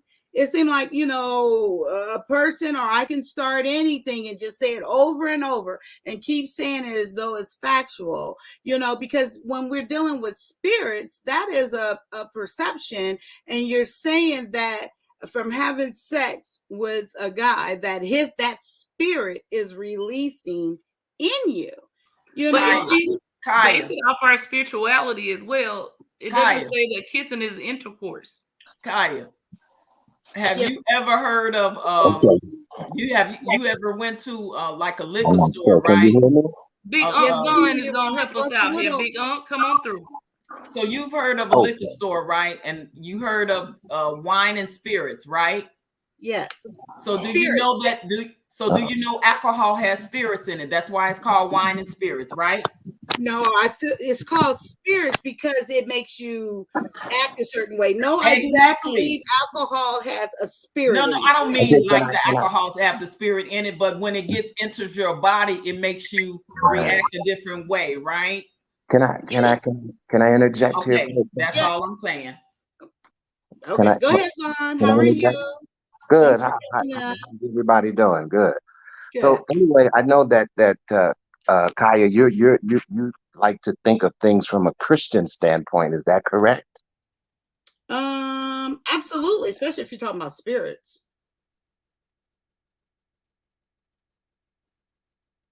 Did you hear me, Vaughn? What happened? Vaughn? He struggled screaming. Vaughn. That is true, E Black. You're Whoop, absolutely whoop. right. Hello, can you hear me now? Now we can. Okay, I'm trying to read this scripture. Okay, hopefully I can read it without the mic going out. So hold on a second. Let me try it again. Yeah, I am struggle streaming. You're right about that. Hold on a I second. think it's Ocean's fault. He done something. Hold on a second. Oh man, I just had it. So hold on a minute. No problem. Do you want Kaya to pull it up? She could pull it up, right, Kaya? Oh Yeah, yeah. Hold on. Let me get back to it though, because see, I just had it and it kind of slipped away for a second. Hold on. Are you there still? Yeah, we're here. We can hear you. Okay, hold on. Okay, so it's 1 Corinthians 6:15 through 16. Okay. Can you pull that up and read it real Yeah, quick? I gotta go to share. Okay, let me First share. Corinthians 6:15 through 16. Can you still hear me? Yes, we can hear you. I gotta go and set up the Maybe I share. could read it. Maybe I can read it real quick if you can still hear. Okay, yeah, we can hear you. Oh, okay. So it says, do you not know that your bodies are members of Christ? Shall I then take the members of Christ and make them members of a prostitute? Never. Or do you know that he who is joined to a prostitute becomes one body with her? Whoa. Whoa. Now, what did I just say about the So that's prostitute? But first, who is he talking to? Believers or unbelievers? What is the context? What But it what shouldn't way are matter. we? Huh? okay. I hear what you're saying, but what do you if you were because I know you have the spirit of discernment. And Mhm. see, I know that God's spirit would not have you ignorant of spiritual things. So if you really read that, what do you think it's saying? I would have to know if he's You would because have that to research it first. Okay. no, Anyway, I just Well, thought I I would did throw not that say out that. there. I did not say that. Oh, okay. What I can said I? is, can I finish? Yeah, sure. I was talking to 2 cents. So Oh, what I'm saying there is if you just pluck out a verse, a Bible verse, I need to know what okay. what part of the letter is this. He's writing it to the Corinthians church. I know this, but Paul always addressed the Okay. unbelievers, then he addressed the saints. So Okay. who is he talking to? Because if he's talking to unbelievers, that's a whole different scenario than him talking to the So saints. here's my question. Here's my question. Why would it apply to believers and not unbelievers? Or why would it only apply to non-believers and believers? That's my Because question. it's a whole different he Okay, every well, I time tell you what, I you tell keep you, you keep wait, Vaughn, wait, we will not do that, please. Respectfully, You're Yeah. asking me a question, and the first time I say a word or two, you're cutting me off and just Oh, I'm diverting. sorry. I'm sorry. Okay. Please forgive me Yeah, for that. thank You're you. right. Okay, you're Sure. forgiven. No problem. So he always, if you go to Rome, actually, if you go to every letter he writes, he always first addressed the unbelievers because they haven't accepted Christ and given their faith over. So he addressed them first. And it's very plainly stated in Romans, it's plainly stated in all, because he said to you, the unbelievers first. And then he goes on to address that part of his level. And then he goes on to say, and to the saints. And then that's when he starts talking, addressing the saints. So I would need, what context is he using that verse in to just, you know, you can, for you just to say that verse, and I don't know all of Corinthians off the top of my head. So Okay, that's all so I'm can I saying. reply to you? Are you Absolutely. Oh, Yes. okay, great. So my suggestion to you at this point, since you know the information is there, study to show thyself approved. Okay? So you get in the book and you study it and find the answer to that question. Absolutely, I Yeah, will. Oh, that's a exactly. given. Exactly. Yes. Exactly. Yeah. So I'm just throwing that out there because to Oh, me, yeah. what it means to me is that it's giving the suggestion that there is some type of tie that happens when you have sexual intercourse with an individual, Amen. whether Whether they you're a are a Christian or saint not, or whether they are not a Christian. that's what I got And out so of it that's too. how I interpret it. But I would love for you to research that and maybe come back to me I later and tell absolutely me will. what you gathered from your study. I'm gonna do it tomorrow. I'm Okay, going to good, good. research it tonight. So that And was all. and you said it's First Corinthians. I know you said, what do you say, 16 through, I know you ended in verse 16. Now, let me So try I to have look a up. question, Vaughn. Yes, ma'am. Okay, So so First that's First Corinthians. Corinthians 6:15 through 16. So First 15 and Corinthians, 16. right. First Okay. Corinthians 6, Chapter 6 15 through 16. and 16. Okay. Yep. Yeah, I'll have an answer for you tomorrow from reading it and that'd be looking into good. it. That'd be good. Yeah. Absolutely. But that, I love this. but basically, I agree with what OG Patrice is saying. You know, So Okay. Vaughn, there, I have a question. yeah, So sure. even if he was talking to the church, even if he was talking to believers about that, Uh-huh. so if we are all human beings, why wouldn't it apply to non-believers? He could even Well, be talking to the church, but church believers are human beings and non-believers are human well, beings. exactly. And if you read the part that I just read, it mentioned the prostitute, didn't it? Who's probably maybe not a non-believer. Oh, wow. He Okay. probably is So a non. anyway, I mean, it's something to look into. I'm a believer in scripture, but like Kaya said, I do believe that you need to know the context in which it was written and Yeah. everything what she said. I absolutely agree with it. I agree. But One when down. I read that particular scripture there, it's definitely saying something about a sexual tie that you have Exactly. with an Okay. individual when you have intercourse with them. Okay. Mm-hmm. And usually Right. Christians, and usually, well, if this is the case, usually Christians don't do fornication. They're not supposed to sleep with one person, leave them and go to another person, Right. sleep with them, leave them and go to another person. That's what they call fornication in the Bible. So if they don't usually do it, then he must be talking to non-believers then. Okay, well, here's the thing.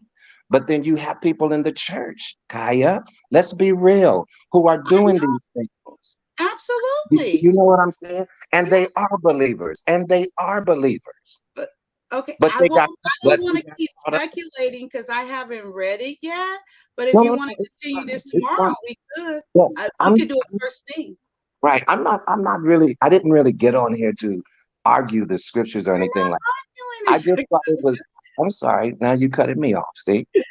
Yeah, I'm just Okay. like, it's not an argument, it's a discussion. Exactly. So I'm just trying to make that point that I'm not on here to try to make it some type of scriptural debate or anything like that. It's just I found that scripture interesting in regards to this topic that you're talking about. And so I thought I would present it. I appreciate it. I really do. Nick, I was only questioning the fact that if Paul only addresses believers in the Bible and a believer go and sleep with a prostitute, wouldn't that same rule apply to the believer as it applied to the non-believer? Okay, I did not say she. I'm asking Vaughn. I would think that it's making a statement about what happens when you become sexually entangled with another individual that you don't intend to marry or be with. And then you leave that person, and then you go somewhere else.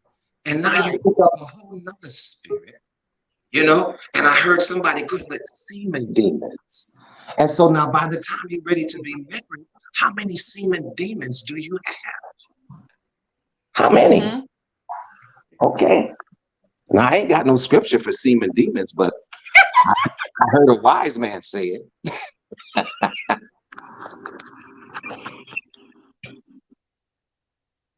And then I wanted to go back to Rondell says Paul only addresses believers.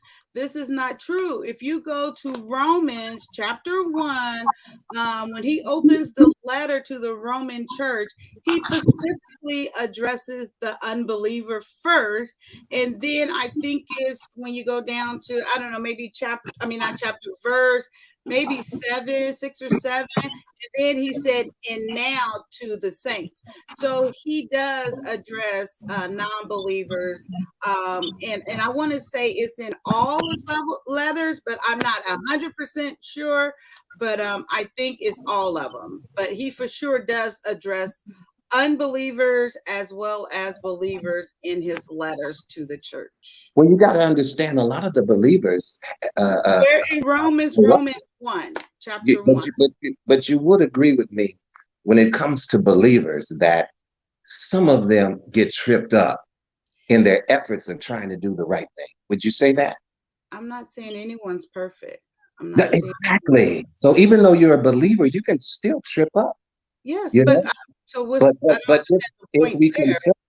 if we confess our sin, I believe that he's faithful and just to forgive us of our sin and cleanse us from all unrighteousness. But then we have to acknowledge that we did something incorrectly. That's not even what I'm even debating at this point. I'm just debating soul ties. Well, that's what I was talking about. That's along what I'm saying. Ties into what you're talking about. So anyway, I'll leave it like that. But that was just my opinion, and I just thought I would share it. Might I add my 2 cents if that's okay? Absolutely.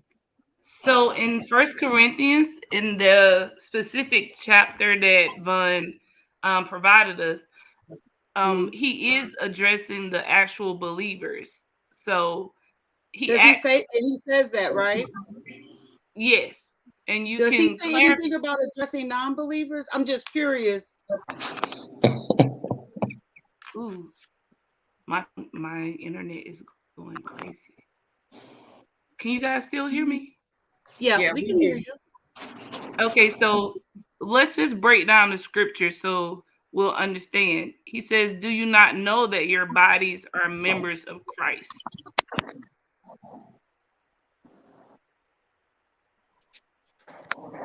That is the context of it. And when he addresses the Corinthian church, he is speaking to the actual believers.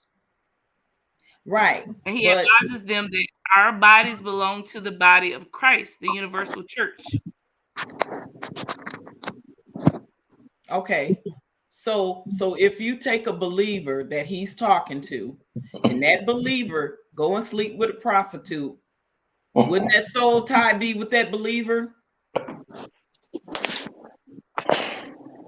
The very believer that he was talking to, if that believer go and sleep with the prostitute based off the content of what Vaughn and you just read, 2 cents, would that rule not apply to the believer that he has a soul tie from that prostitute, or in that prostitute. He has mingled. In this context, I would think that because he uses the concept that all people are created by God or the body of Christ, even if you are a non-believer, that he's speaking to both of us. That's what. Okay, But all right. specifically, the historical context states that in this specific chapter, he's referring to the believers. But that doesn't mean that he's excluding the non-believers because it is the law of the Lord. Mm. Right. Well, I like Yeah. that. Yeah. That's what I got out of it immediately.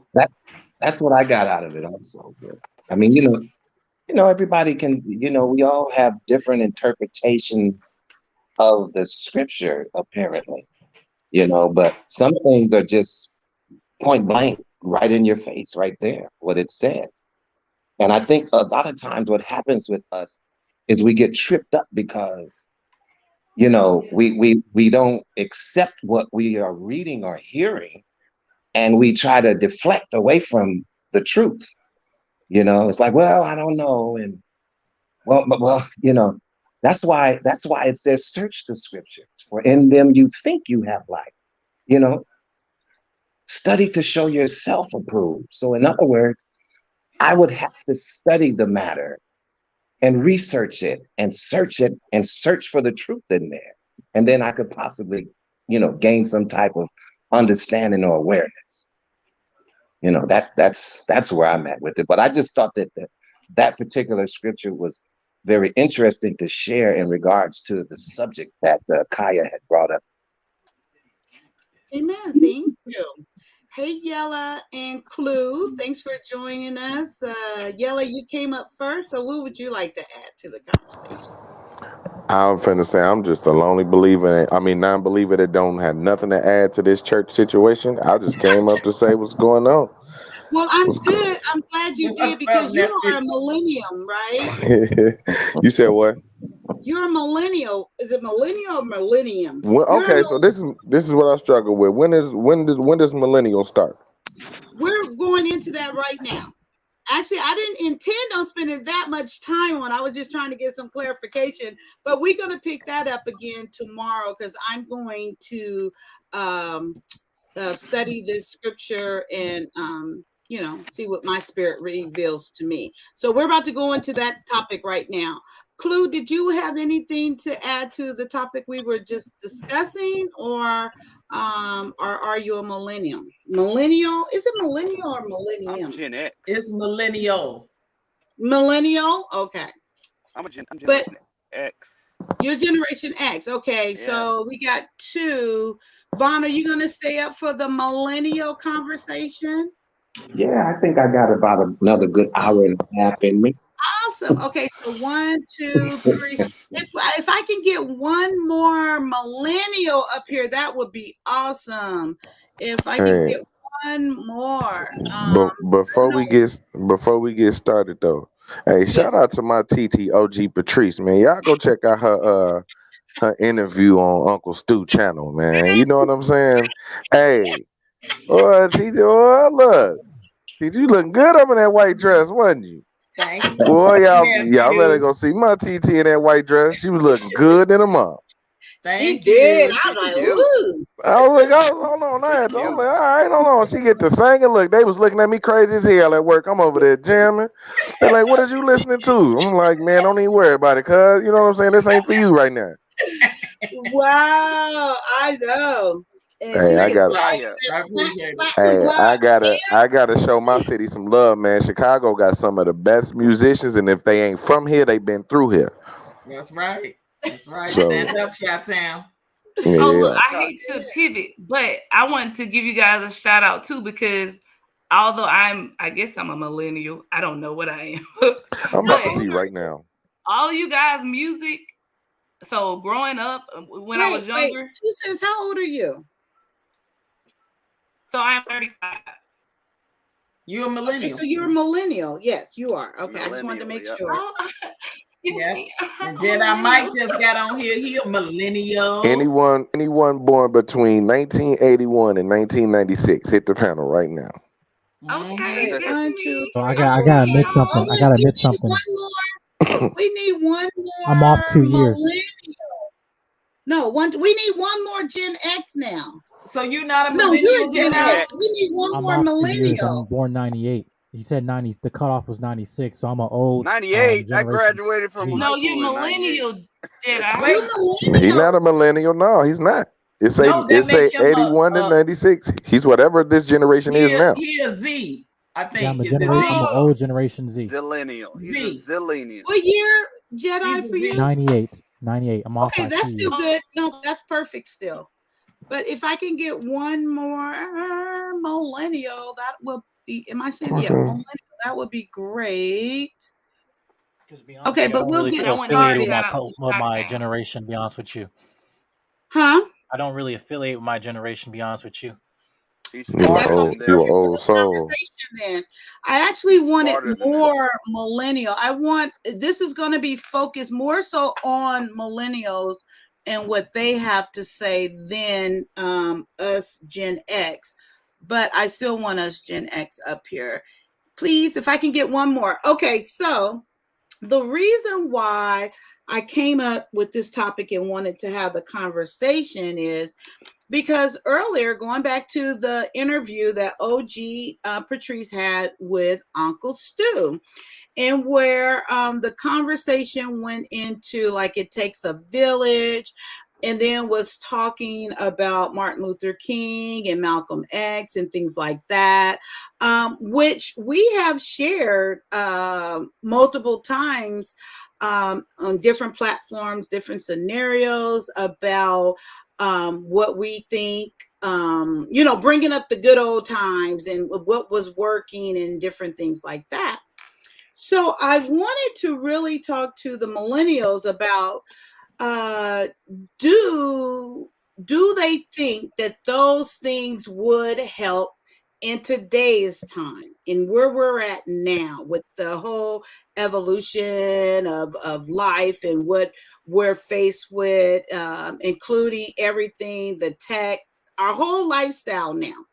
My first question is where I want to start off with is, do you think that those tactics, that way of living would work nowadays? I want to give my scenario just quickly. I say no, it would not work because we don't all live in the same community, around like a community or a neighborhood of Black people. And from what I can see, it seems like it's a majority when it's like in projects and things like that is where you find nowadays a lot of Black people living around each other. Of course, I could be totally wrong. I'm just speaking from my perspective and what I see from my viewpoint.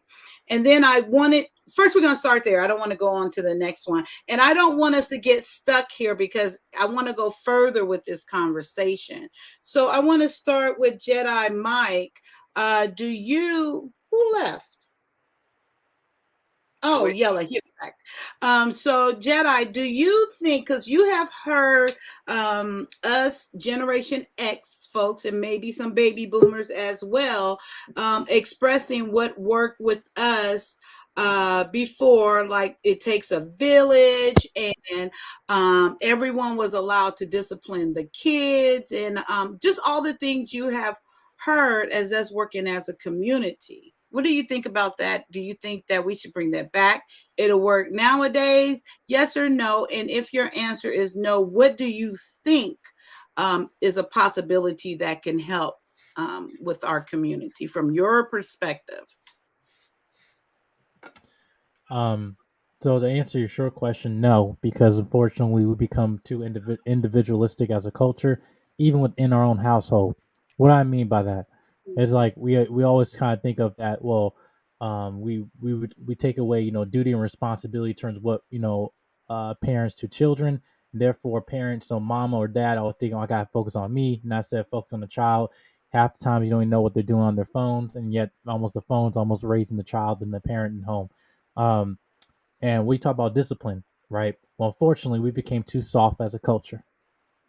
I believe, and we need bring back whooping people's asses. I mean, no metaphorically speaking, but just terms of like, listen, back in the day, even when the church was, okay, wait, you're going back in the day now.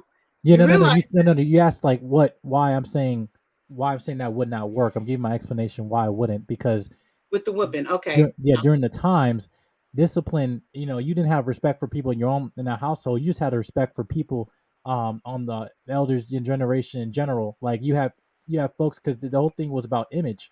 It was about like, listen, you ain't ruining our family's name now, right? You ain't fooling we ain't gonna be having Miss Susie come in and say, hey, that my child is acting like a fool, in her classroom and stuff, and yet, I have to come in and have to have a conversation with her. No. I'll invite her to whoop your ass. That's what it is. We don't do that anymore because we got so soft. Hence, we create the environment where we come too entitled as a culture today. The issue is entitlement right now. We think we're entitled to things we don't earn because unfortunately we're taking that process away. And you talk about technology where we have easiest access to information, but it's very funny how we have the easiest access to information, but we become the most illiterate as a culture because we forgot to read. We scroll. 2 cents, please. I do think that what Jedi said is pretty much on the mark because we've allowed so many different things to permeate our culture and society, and even from the larger on a larger platform, there are too many influences. Back in the day, we did not have social media, so we don't have all those influences. When you went to school, you usually had an old school teacher. You came home, you didn't have any devices or communications with the outside world. So it would not work now because there are too many influences. And I think that was the only question, right? Yes. Oh, okay. No. What do you think is a possibility that like would help bring the community closer, or what would bring the community?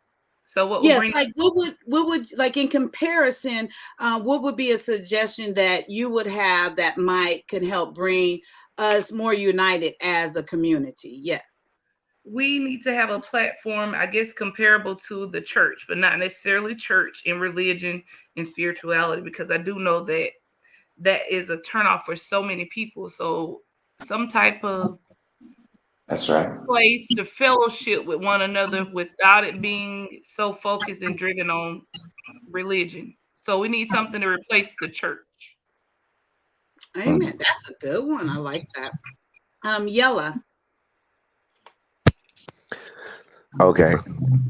So I guess I was a kid that kind of grew up in it. I literally grew up on a block where it was possible that I would get in trouble at every house that I was at.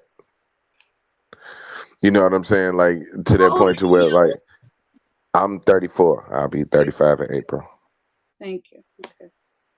So like I can remember one of my neighbors seeing me doing some crazy stuff. They called down to my mama's house, and I hear my mama calling me like 10 minutes after I done did this crazy stuff.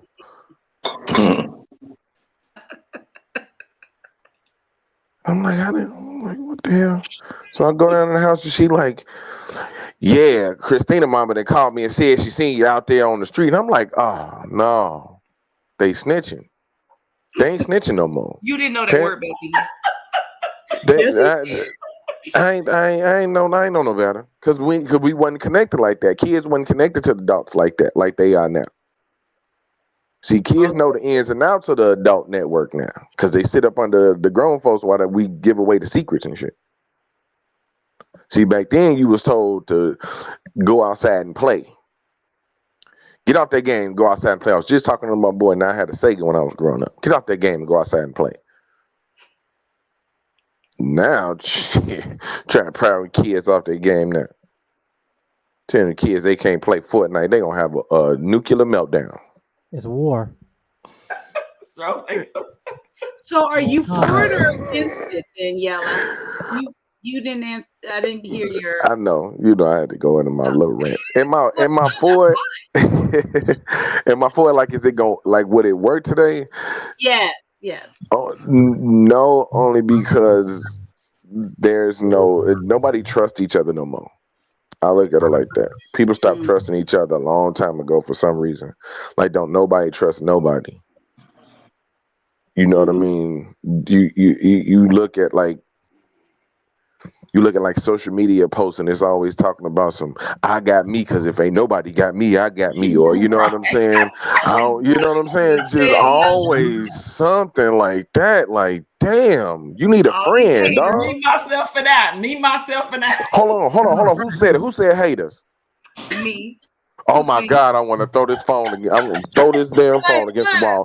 That is I don't even use the H word. I hate when somebody talking about they got haters. Like, fam, you not doing nothing that great in your life to have haters. G. I don't care how good you feel like you doing.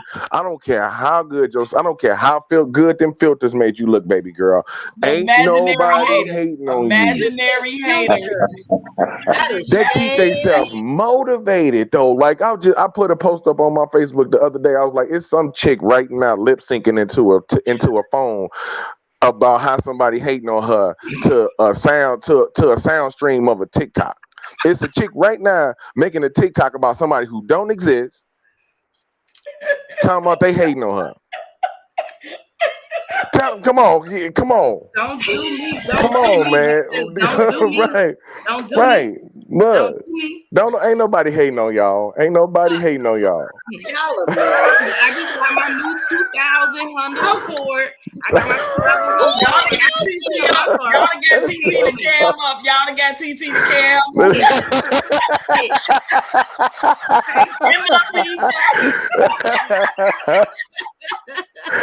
up. Damn haters. Mm-hmm. Okay, so what's your possible solution? Take these phones away from people. That's my solution. That ain't gonna work. Cut the internet off for like 5 hours a day. We need to take a break, goddamn it, for real. You ain't lying, nephew. I promise you. No, for real. It's literally the only way. That's literally the only way. We have to disconnect people. Okay. Yeah, hell yeah. Like during work hours when people should be doing some work, then that's why people can't stand at work and be on Facebook all day. Could we do like a really hypothetical? Huh? Could we do like a simulation though and think of if we really took away internet for a day for 24 hours? What do we predict? Okay, let me just Jedi, did you give a possible solution? Did I miss it? To solution? Or possible that will help the community come together. And then yes, Miss Two Cent, we can do a hypothetical. The internet is gone for 24 hours. Didn't we have that experience with Facebook a little bit? I was just gonna say, did you see how everybody acted when they couldn't get in their Facebook? Weird, and I'm not even a big You had folks calling their mama like, "Ma, go on my Facebook and see if my page still there. See if they didn't block me from Facebook." You had folks logging in, logging out, calling you had folks calling their cell phone company, Boost. Why the hell my I can't find it? That is hilarious. And I had no idea when that happened. I had no idea that it even happened. I think I found out way after the fact that it went down. I must have been a little bit. I did. People was out here scratching. I had no idea that had happened. I think I was out here. Folks was out here scratching and sweating. I said solutions that you got to change the culture, right? You got to change terms of what we change the culture. That's kind of broad. Can you get we'll leave it there. Yeah, I'll dive deeper. Me and change a culture, you gotta change what we have normalized. We normalize, we normalize complacency. We normalize some dysfunctional behavior and actually being incentivized people from actually continuing in degenerate behavior. And we also don't have really, I don't say more attentive. I go more on parents about this. It's just that we're not really attentive in terms of with children, right? I'm not saying you have to have, like parental control and everything, but I think even the small act of having a conversation with your child is can go a long way. And I think those things are not happening because it's just like we're afraid to have provoking conversations with people. Okay, So so it's Yeah, so I like agree. And don't even mention families don't sit down at the table and just have dinner and have a conversation anymore. we Just in see general. we have dinner in our own rooms. We don't have Yeah. a table. Hey Everybody's y'all, separate, eating at different times. It's like That's so no true. sit down meals. hey y'all. When was the last? I'm real quick before we move on. This will show you how bad it is. When was the last time everybody been to a family reunion? Three through years ago. 15 wait, years. longer than that. 3 years ago. Oh, It's been over 5 for me for sure. it's been over 5 for me. Yeah, it's been way over 5 for me. Yeah. What about You uh-huh. I was gonna make a point because you wanna know why?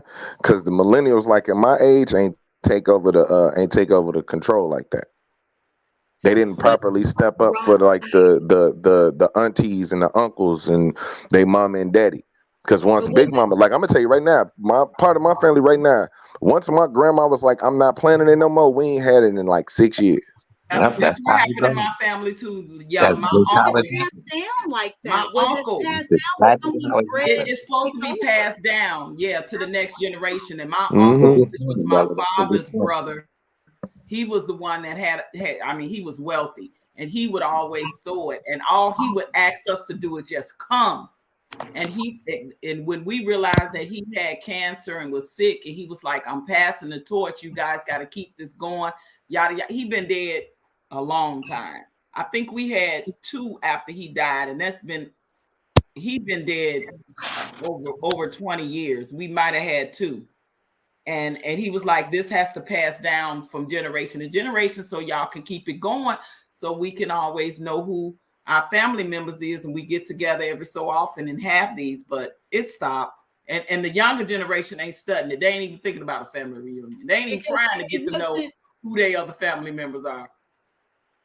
I think because it wasn't like great emphasis placed on it. Because if it would have been, they would have been involving the kids or whoever to like be involved in planning it and getting prepared for it and organizing it. But if you're just doing everything and then the next generation is just showing up, it's not showing any great emphasis on it for it to be passed down and to be continued.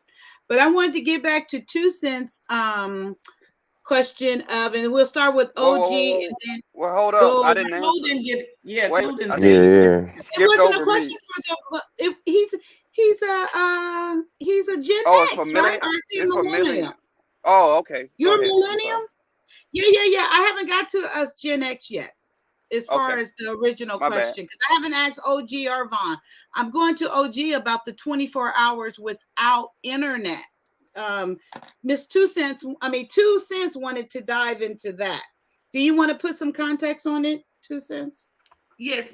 What would it look like if we didn't have internet for 24 hours? What do you see people doing in a if it would be beneficial, or if it would be an advantage or a disadvantage? Like, how would we function and operate? What would it require us to do that we don't do right now? Does that help? Yep, and I'm putting a timer on us. We got 2 minutes.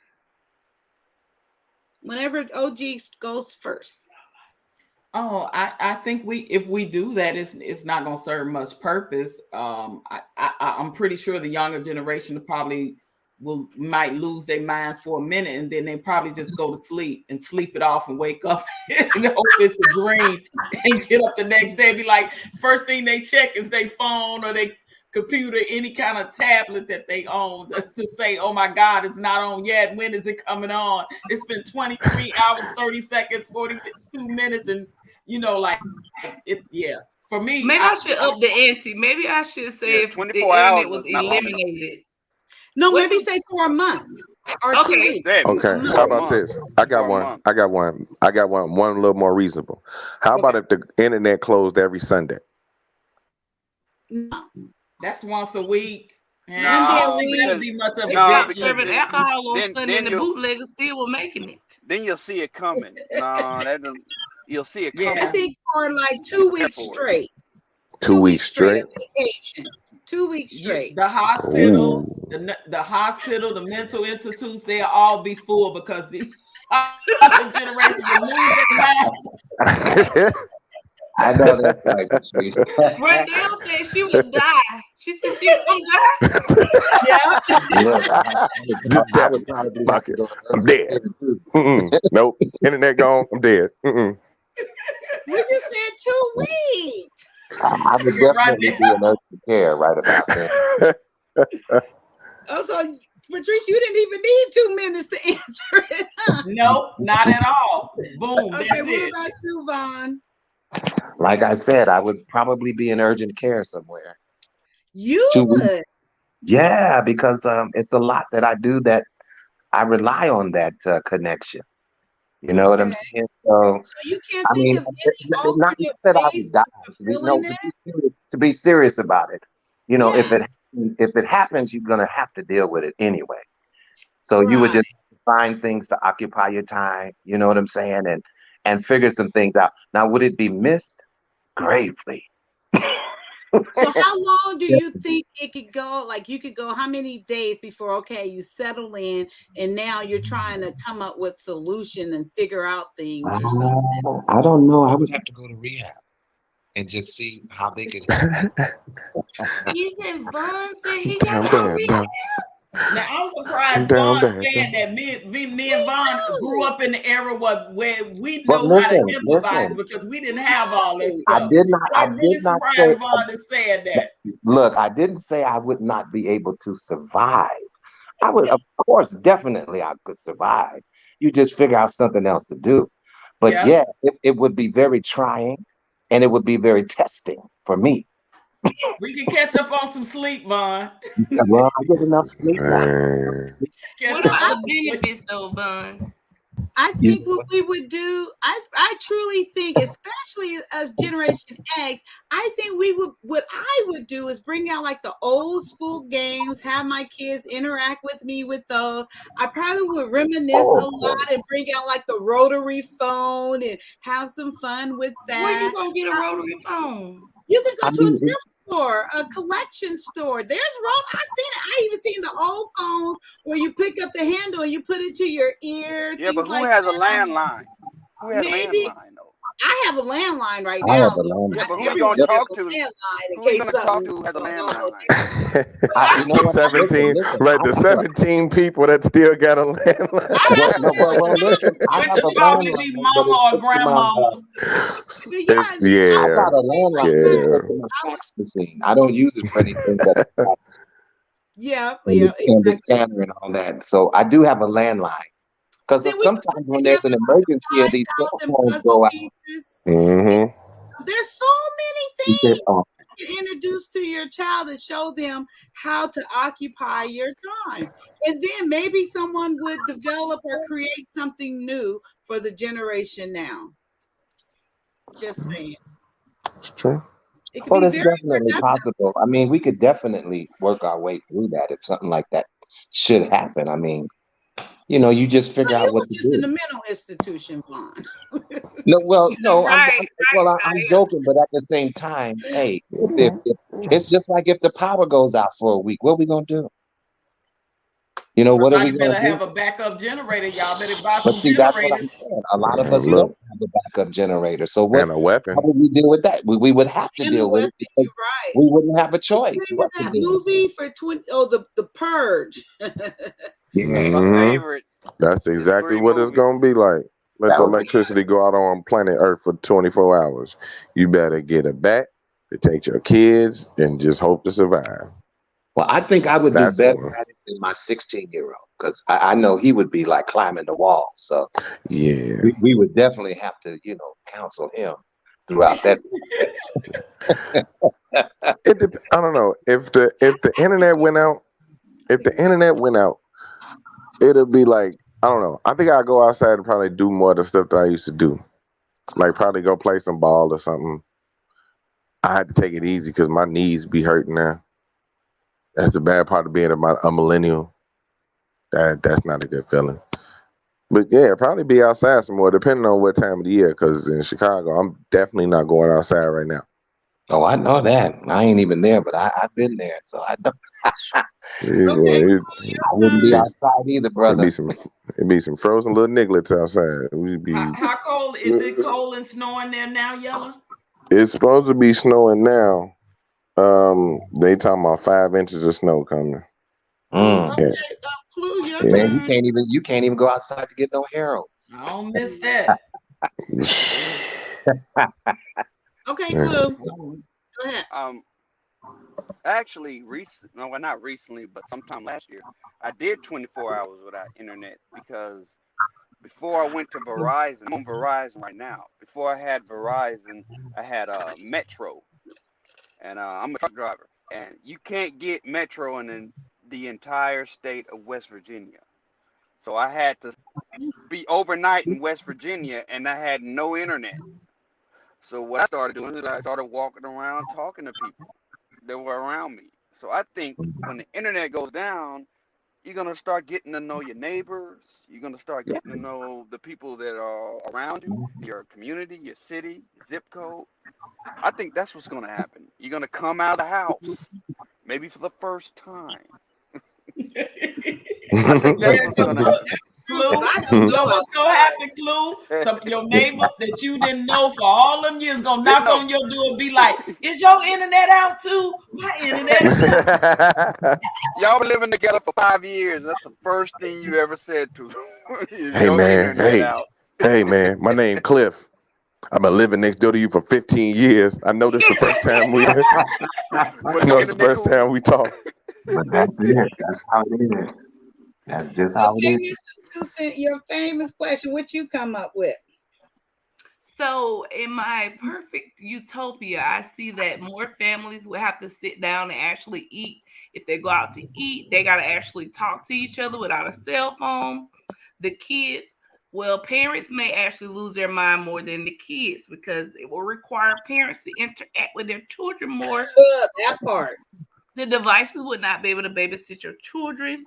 I know for a fact that a lot of women, I don't know about guys, but women, I have some really some mentees that I've been mentoring that have a real obsession with social media. They require to see what everybody else is doing and to up one. I call it the up one, to go back and forth competing. So if they didn't know what other people had going on with their lives, they may actually enjoy theirs or be more grateful, I would hope, with what they have going on. Also, social interaction would have to increase because you wouldn't have the internet to communicate. You got to directly speak to someone. That's true. That's a good Nail analysis. mail will pick up. Yeah, Yes. I You agree. can't order your express food on Uber Eats. Mm, You got to go mm. to the restaurant and order it in No, person. no. Now you finally hurt me now. Yeah, You can call. No, You got no, to manually call no. all the places. But Yellow don't have a landline like I don't. We don't have Oh, landlines. I have a landline. Nobody's got a landline. So Nobody. That basically, means I none gotta of the call apps is gonna Kaya, work. tell None of Kaya the to apps is come gonna for work. me for the landline. Well, no, I couldn't Mm. call you because I Don't didn't have a get cell phone. started. What's up, Pops? Come up here, Pops. We're gonna have to No, go. we We're need gonna have to go another back millennium. prehistoric.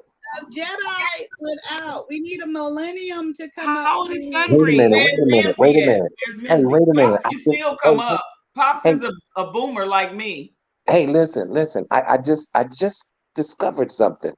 Now, I thought I had a landline, but now that I think about it, the phone came with the internet. You ain't got it. It doesn't work. It's gone. Okay, so I'm Like I screwed said, now. nobody has a Hey, landline. I I am so have Except a screwed Kaya. now. No, my True. mother has one. My Yeah. You mother in got a Chicago, she landline. has a landline. She do. She got a I have landline with no I'm not internet. talking about The bundled. I'm phone, not talking about bundled with your cable. That's not a landline. Oh, I okay. Yeah, have exactly. landline, no internet. Yeah, she has Because the that's landline bundle. almost I the same paid thing. I for got the internet and myself. the phone. You The have phone came with the internet, you have P2P. You don't have but a it's not a landline. landline. Now that I think about it, it's not a landline. So a If landline it's is a, a if landline, it's no the same internet, as no your nothing cable, else. That's right. right? If That's a it's the same as your Hmm. cable, it's not a landline. Oh, okay. Yeah. that's So right. yeah, I you're do right, not Clue. even My have mother has the cable. bundle package. She got the bundle. I So don't have I get cable. you.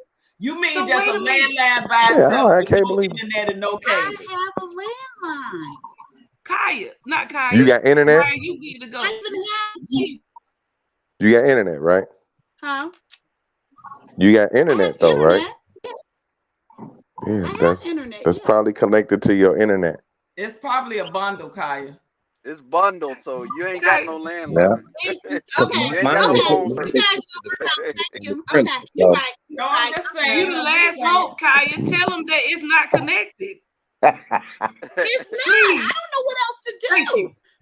I don't know what else to do. So So you Okay, Miss Landline, though, how is Patrice gonna communicate with her mother if she don't have the internet? Because if my Patrice said she's in Arizona, her mother's in Chicago. Oh hell no. right. A pigeon, So Or the huh? postal mail. What you say, Miss Toussaint? How would you also Melissa communicate with has your a mama? landline. I'm gonna have Melissa, to. are you I'm gonna have to get an actual landline.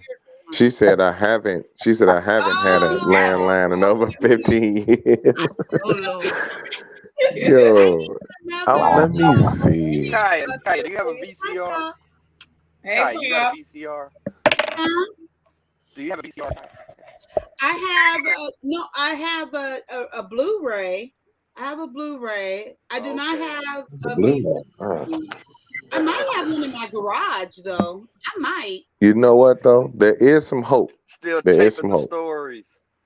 So in 2020, in 2020, vinyls outsold CDs for the first time since like the 80s.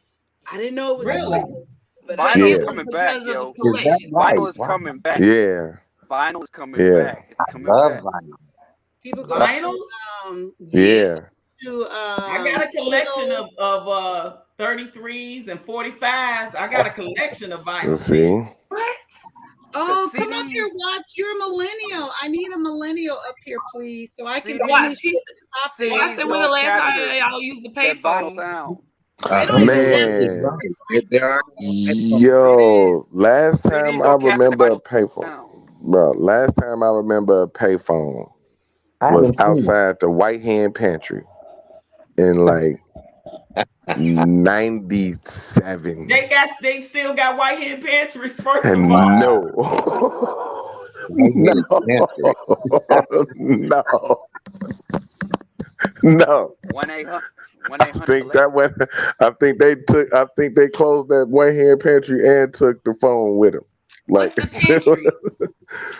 it was like a, I wouldn't even say big. It's like a local chain, but it was a lot of them. Mhm. Did they It have was a food? lot of them. Restaurant? It was like a yeah. And no, it was like somewhere like where you would stop in.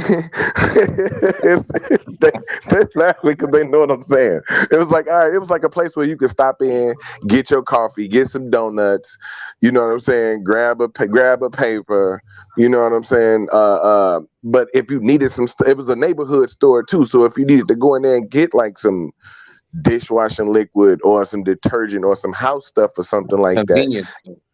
it was a convenience store, right? But they had a payphone. Yeah, they had a payphone. That's the only reason I remember, because they had a payphone. Now I do remember the payphone at the bus stops. I've seen They a used to, I've they seen used a to have few. one. They used to have one at every gas station, but you don't see it now. Government Because don't people like were the still in the government don't corners. like that. They don't want payphones. The government they want to spy on you. Yep. Yeah, with your cell phones. You right, That's Pops. right. Listen, We Not used to go to against the that. payphone when we had They're to do listening to business. us Now right you can't. exactly. So answer me this, you guys. Tell me, because I know I can't be crazy and the only one. Have you ever like mentioned something or looked something up on the phone and then all of a sudden it pops up Yeah, all over your all phone, the like I time. already location, admitted to that. tell you where the location is nearest you? I'd be like, what the heck? What they're So working there's on a way now, to Oh yeah. TT, they're working on now on your phone. They track you, right? So when you're passing a billboard, it's going to be a digital billboard, and depending on what they know you like, that billboard's going to pop up with an ad for you as you're passing it. That's how Wow. crazy it's getting. So no, listen, you That's guys insane. can go in your phone and change your settings because do you guys remember when they had it set up where the COVID vaccine? Well, I'm sorry, Kai. The, C19. yeah, C-19 would track you. There's an option in your cell phone for you to turn that feature off. Yeah, you can, but they still can track you. It's just that you'll turn off the feature. You won't know. They'll still be tracking you, but you won't know it. And something else interesting, do you remember? I know people give credit to the Yeah, President iPads Obama are with the trackable too. Obama phones. They strategically made sure that everyone had a cell phone, regardless of who you were. They passed them out like it was candy. That's They how they still track are. you. They still are passing them out. If your phone is off, they can still track you. Yes. You actually gotta, like, I don't know if you gotta rip the battery out or you just gotta break it because they'll track you even if it's off. It's crazy. Hmm. The only place you could probably find a payphone still is in the airports.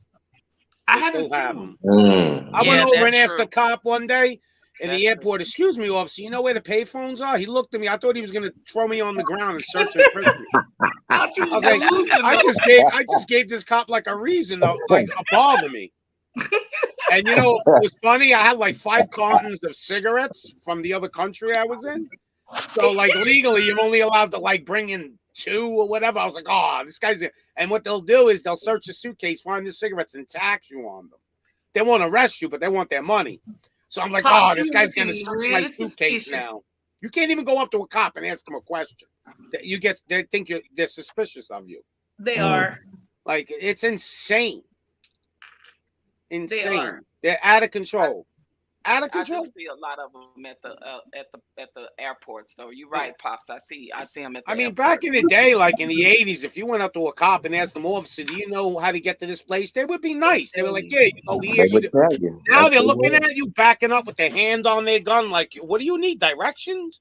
Yeah. It's the Let me climate see your though. hands. Yeah, Like, that's they're out of insane. control. That's Everybody's a insane. criminal now. They You treat notice what everybody like a Kaya criminal. when Kaya asked us would the world be different now if we went back to the old school ways, that's an example because the culture has changed regarding how officers do not do community policing anymore. Well, I don't know if the wives would like it. I'm going to explain. Hmm. Because back in the day, if I was out in the street, I'm just going So hypothetical. you called your side If I, piece on the if I was in payphone? if I was in a strip club and my wife was trying to find out where I was, she could beat me, maybe. Just beat. Now your wife could call you, and if you don't get on that phone, you done. And if you do get on the phone, she can be like, "Turn that camera on. I want to see where you are." Oh, Like wait. this shit don't roll no more. So like Man, us She go poor on men, we can't FaceTime. get away with You any. gotta, She ain't can get gotta the go used She to to go be video on on. for used to be FaceTime. able to cheat in peace. Yeah, Yes. or just you weren't even cheating. You were just like out for a couple of drinks with your boys. Now, man, oh, and it's with the men too. Men could call their woman and go, "Where are you?" "Oh yeah, Yeah. turn on your phone." Yeah, You let know? me see. FaceTime me right Yeah, now. Let right me now. see Don't give me outside. no bullshit. And then all of a and, sudden and, you'll and get then the club disconnected like or playing in something. the background.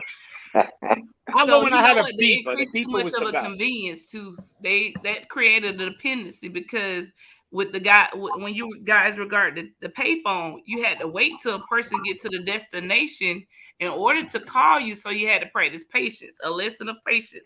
Now, when someone calls you, they expect you to pick up, or if you don't get their call, they text you. They like, I know you got my text message. Right. Wait a minute. Pop just brought up something about the pages. Remember when pages was popular? Everybody was doctors and lawyers Payphone. with their pages getting beat 911. That's your emergency. Yeah, I like the beeper though, because you could always use the excuse. There was no payphones around. I thought that was the coolest thing ever, though. Maybe because of the movies, though. Yeah, I like the beeper. It was the perfect, like, to me, the perfect privacy, but still in case somebody needed to get you, you could always call. Like if your wife beeped you and you wanted to see what's going on, something happened at the house, like she put 911 emergency, you knew, you better get to a phone real quick. But now with these phones, man, I don't know. I think technology today is too much. It is. It's an advantage and a disadvantage. Yeah, like what we're doing right now is an advantage to me because we're all in a place talking that this would never happen before, you know? True. But you So notice now the younger people. Well, no, I was going to say like my kids. They're 8 and 12. They aren't actually. Well, they can't because we restricted them, but they can't talk to each other. But I see them watching other people play games, and I thought it was like that.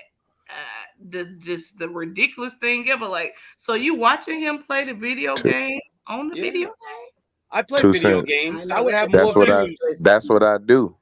I would What? get more views if I made a video game channel on Twitch than I Yellow, get don't tell me talking that That's about my what's going kid on. probably watching you play your video that's. game. You better Yeah. not let your kid watch me play the game because I talk real reckless when I play the game. Don't. I hope not. Shit. don't If they get it. is, Why if do they that? is, and they start cussing, my bad. And then there are But grown no, women playing with dolls too that the kids watching. I had to restrict all of those. I told you. Look. But this Here's YouTube what. is upside down. This I mean, this everything is upside down. no, but I'll give you a crazy example. Like, I'll get a strike for putting a religious musical rap video on that my son made the other day. And they'll give me a strike, and they're telling me it was some kind of medical disinformation. I'm like, what? Because he mentioned the word God or something.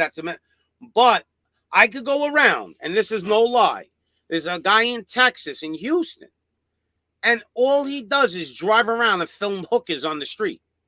Like, drives around a route and just films prostitutes on the street. And he gets 20, 30,000 views, and that's okay with YouTube. Or the lady So, that like, actually put some Where farts in the jar. where do they get their morals? Like, what's good and what's bad?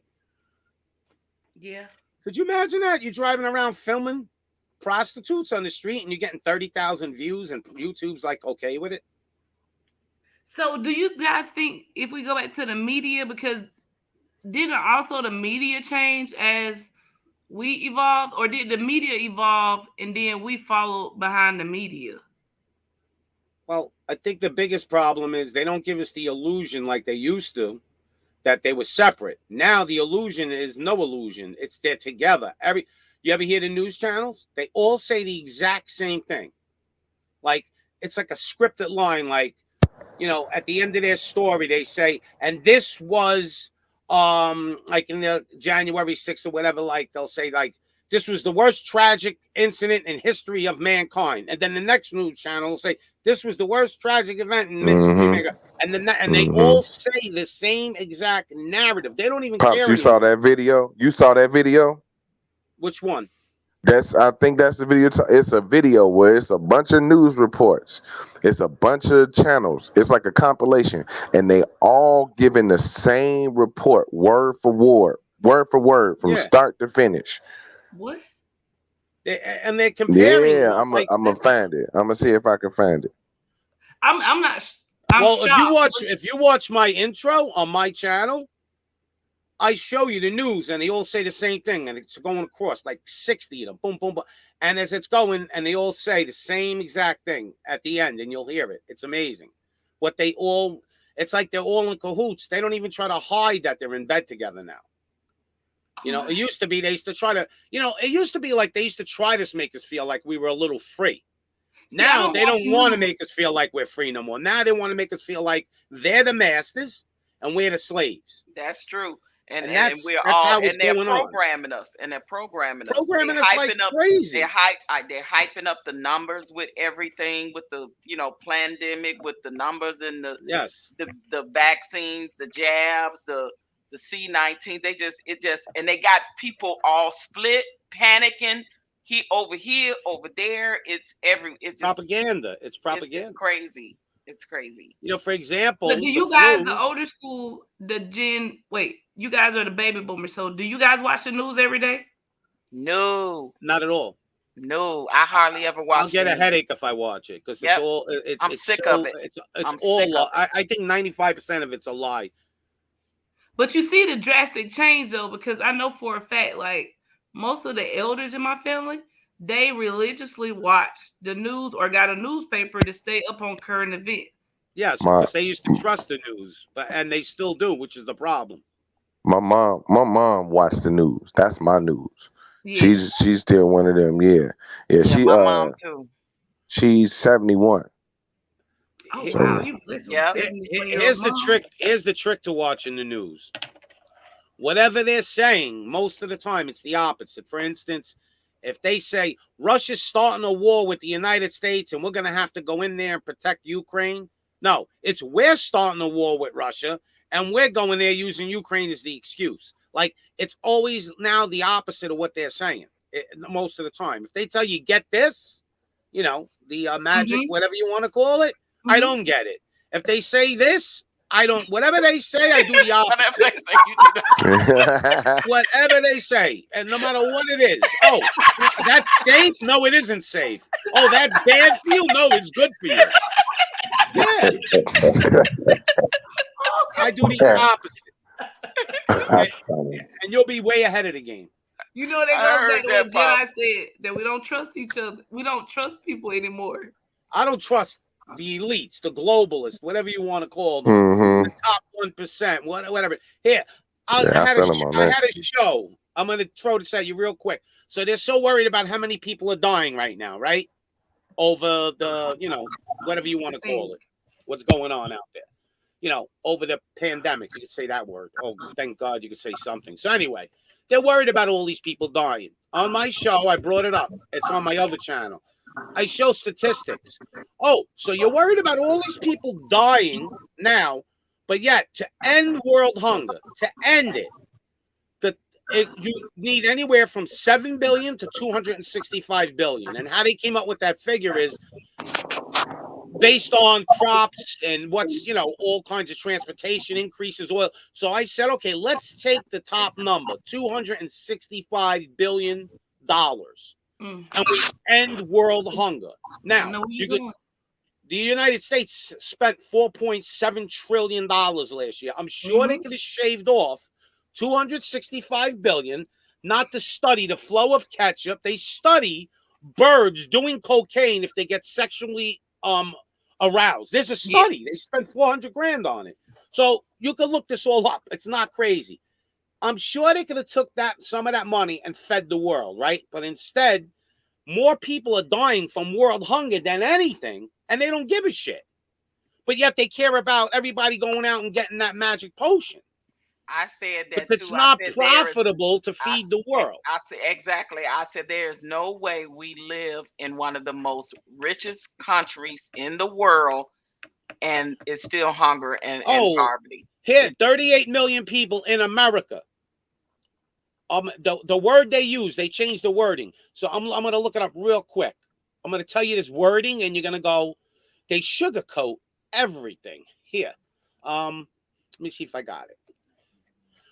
And for an example, 41% of Haiti is literally starving. Oh, here's what they say. Their food intake is insufficient. Not that they're starving. Their food take is insufficient. This is the new wording. Sugarcoat. Yeah, and is a hunger. I have a counter, like a meter, that'll tell you 11 people are dying every minute of malnutrition, okay? But yet, that's not important. You understand? So what is important? People are dying. That's not important. 12 million children. This is only in America. Are dying of starvation, and 38 million people. But they'll sugarcoat everything. Now, if you go throughout the world, way more people are dying of hunger than anything. And guess where most of the people are? I'm sure you know. What continent? That there's more starvation than any other continent. Africa. Okay? But if they need your gold or your diamonds in over there, they're right in there with an army declaring some kind of bullshit war, and they're helping the people, but they're really going to rape the country. So they still won't even feed the people. So this is a problem to me.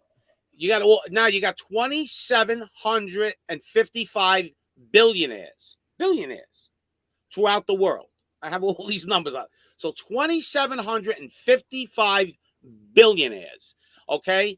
And most of them are worth way more than 1 billion, but we're going to just say 2,700. If every billionaire kicked in $100 million, they would end world hunger. I'm sure they could all do it.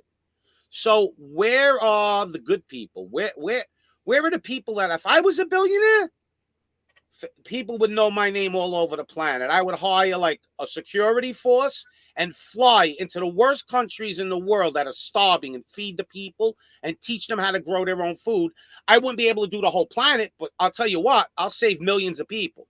But that's why me. those If of I us was a who think billionaire, that because way I don't. don't have the funds. These guys got so much money, yet they'll go spend 400 Mhm. million on a yacht Mhm. when you could have just fed, 100 million people. So this is what we're dealing with. We're dealing with real greed. It's like Yeah, you got to be yeah. evil when you got that much Everybody's money and you greedy. don't want to help nobody. Everybody's greedy when you have that much money But to it's beyond. last you a lifetime. Your children, your children's children, Ooh. your children's children.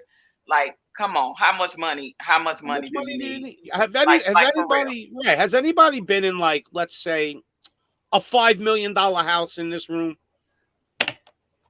I haven't in some years, Okay. but I've been in some Well, if years. you went into like a $5 million house, you'd be like, wow. I know. And Yeah. these people ain't happy with that. They want a $300 million house. Like, how much do you need? $1 million house should be enough for any one person. 5, 6 bedrooms, 3, 4 bed. But they're not happy. They got submarines they're buying now for like 200-300 million. I mean, like, what do you need a submarine for? Are you gonna go like under the water to Epstein's Island because you're a pedophile? Is that why you got that submarine? I mean, what do you need a submarine for? So do you Yeah. guys think that when we were talking about the baby boomers and when Kaya was asking the millennials the question, do you guys think also that affected their thinking in regards to empathy and sympathy? Because notice how you guys communicate and think of others without being selfish. And the millennials, they don't think of things in the same way because it's a me is for me. I think it's television and school. I think a combination of those two. And then parents allow their children to be that way. Like my granddaughter and my grandsons, they're raised correctly, and we homeschool them because we don't even want them into that mess. But not everybody can do that. But I think the parents that do have a lot of these millennials weren't really. They were too busy working, making money, not enough time spending with their kids, explaining to them that this is bullshit what they're teaching you. They just let the school teach them whatever they want, and then whatever they watch on TV. TV puts thoughts in your mind you don't even know. It's just happening. And it's a gradual, but it's repeated and repeated and repeated. So eventually programming. you get programmed. Like I tell people now, we're getting programmed on YouTube as we speak. You guys can't hear? We can't say certain words. And I catch myself off, not even on YouTube, using code words like on Discord, where I could say whatever I want. And I'm using code words. And I'm going, but why am I using these code words? Because I'm getting programmed. And I don't even know it's, subconsciously, we're all getting programmed. And we got to try to break that program. What's that, Kaya? I said, a couple of you, I said they couldn't hear. Can you hear? Can you guys hear? I can hear. I can hear. I just popped in on the stream. I can hear it. I heard Pops talking. Okay, cool. Okay. So next question. Do you guys remember on the TV when they used to have those ratings where the PG, G7, you remember those? Yeah, they still got them. What? Really? Yeah, don't nobody pay attention to that no more. Unless it's some X remember stuff. that show Empire? Yes. Mm-hmm. It was on regular TV. Yes. Remember? Mm-hmm. But how? It's a word called an agenda. That's all I'm gonna say. Say it again, Yella. It's called an agenda. The Empire. Oh boy, I'm gonna be cool on that one. I ain't even gonna talk about Empire. Well, I mean, they always have an agenda on TV now. I mean, the new agenda, if you ask me, I mean, no matter what, every TV program I see now and every movie I see now, they have to show you two men kissing. They have to show it to you. I don't care, gay, not gay, do what you want behind your own closed door, whatever you want to say. But they have to show it. Like, I watched a new movie, The Eternals or something, I think it was. Marvel just made it. I gotta watch that. And they had to have two guys kissing. Like, that had nothing to do with the movie. Like, out of nowhere. It's like their new agenda. They want to show, like, men and, always men now. It used to be Wait, they is was, this the superhero movie? yeah. Yes. Let me put it There's a like this. gay couple and they adopt a child in the 'Cause movie. that's why I didn't want to go, but yeah, it's like extra like that. Like basically, is They're just pushing it. Empire was basically pushing the whole agenda. Yeah. It was so blatant though. Well, That's what I'm saying. but it's every movie now. It's not like once in a while, you would see it. Okay, Now it's let every me movie, every let me television program. let me put it in perspective on how much that show is putting in the agenda. That's why Doofus thought he was gonna be able to get away with that dumb shit. Yep. You talking about Juicy Smollett? Yeah, Yeah, what an idiot. Doofus Smollett. That's his name. He had a good voice. He That's was on his show and he had to do something stupid. that's how on the up that agenda was, and he was like, you know, I think I got a plan, and now we're here. Oh You my know what I'm saying? And I don't even know what's gonna happen to dude. Yeah. Well, the message I'm just trying to get out anyway is try to catch yourself when you're getting programmed. Because even the best of us, I'm good at it. I mean, I watch movies and I look deep. I'll look at a movie and look what's on the nightstand, the statue, the painting in the background. I may have to watch it twice. The first time I like to enjoy it. The second time I do like Sherlock Holmes on it. And I look at all these different Mhm. things and I catch so much now, more of a message they're trying to get out there. Subliminally, they put stuff. But you got to try to at least catch yourself being programmed. Like I was on Discord, I told you, and I was using code words. And then I had to hit myself. I said, yo, why are you doing that? And I started talking normal again because I ain't going to get programmed. And that's what we all have to start doing is catching ourselves getting programmed because that's what they're doing to us. We just don't realize it. So basically, we won't be able to reel this thing back in. Life is never gonna look. I Too hate far to. gone. I hate to burst anybody's bubble, and this is just my opinion. We're never going back to normal. We're always gonna have to. This is always gonna be in their playbook now. Put that on. Take it off. We'll give you a break. We'll open up the stores. Oh, wait a minute, a new variant. Put it back on. It's called control. They love it. They could constantly come back and forth, step on your neck, pull back, do whatever they want. They love this, these elites. They love being they treat us like we're cattle. If you watch the movie Don't Look Up, one part of the movie, the billionaire oligarch goes, using nothing but mice. Like he was calling us like we were mice in a lab. Like all you people. Like we're all mice in a lab. Like they laugh at us. They know it. They sit up in their little penthouse go, look what I did. I made them all put it on today. Like they're really demented people. These are psychopaths that are in power right now. A lot of them. But we're aware of it though. You guys think about this though. I always try to think about it from a to be optimistic about things because I have kids. And like even my neighbors' kids and kids I encounter, because we are aware, I have to be honest with you though, and this is the truth. And I don't say this because I'm on your show. Black people are way more aware than the white people. For some reason, black people, I don't know if they're more real, they don't trust the government, whatever it is, they're way more aware. And this is a fact. I got white friends. White people are so easy to brainwash for some reason because they're already in the system. Like they just follow the rules. And I don't see no white people sticking together, no groups of even white people, no like an Italian group or nobody. Everybody's like stabbing everybody. I give the black community credit because there's a point where you guys, not all of you, but most, you support each other. You talk about shit. You don't trust the government. You're not supposed to trust them. They're supposed to protect us. They work for us. Mm-hmm. Instead, now it's tyranny. We're scared of our own government. That's tyranny. When the government's scared of us, that's freedom, right? Yeah. And people are scared of the government. And that's bad. That's tyranny. But I find the white people, more or less, not all of them, but most of them, they're in their own, like, coma. They're in a vacuum because they're protected by the privilege. I mean, they're the highest percentage of people that got, the mystery magic potion or whatever you want to call it. I see your community. I talked to a lot of them. No, I didn't get it. I ain't getting that shit. So why is that? I don't know. That's a Is it in talk here? to Like even yourself. God, Something that's I really noticed, real. but I noticed That's this a lot. Black that's people like to talk about God.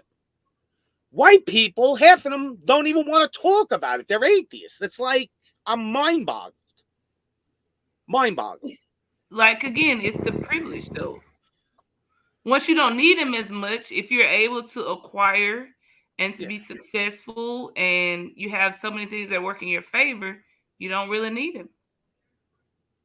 that's true. Until he knocks you down, then they're gonna want him again. See, the Almighty knocks everybody down, and once he knocks you down, what's the first thing they do? They start praying. Please help me. Please help me. And then he helps you.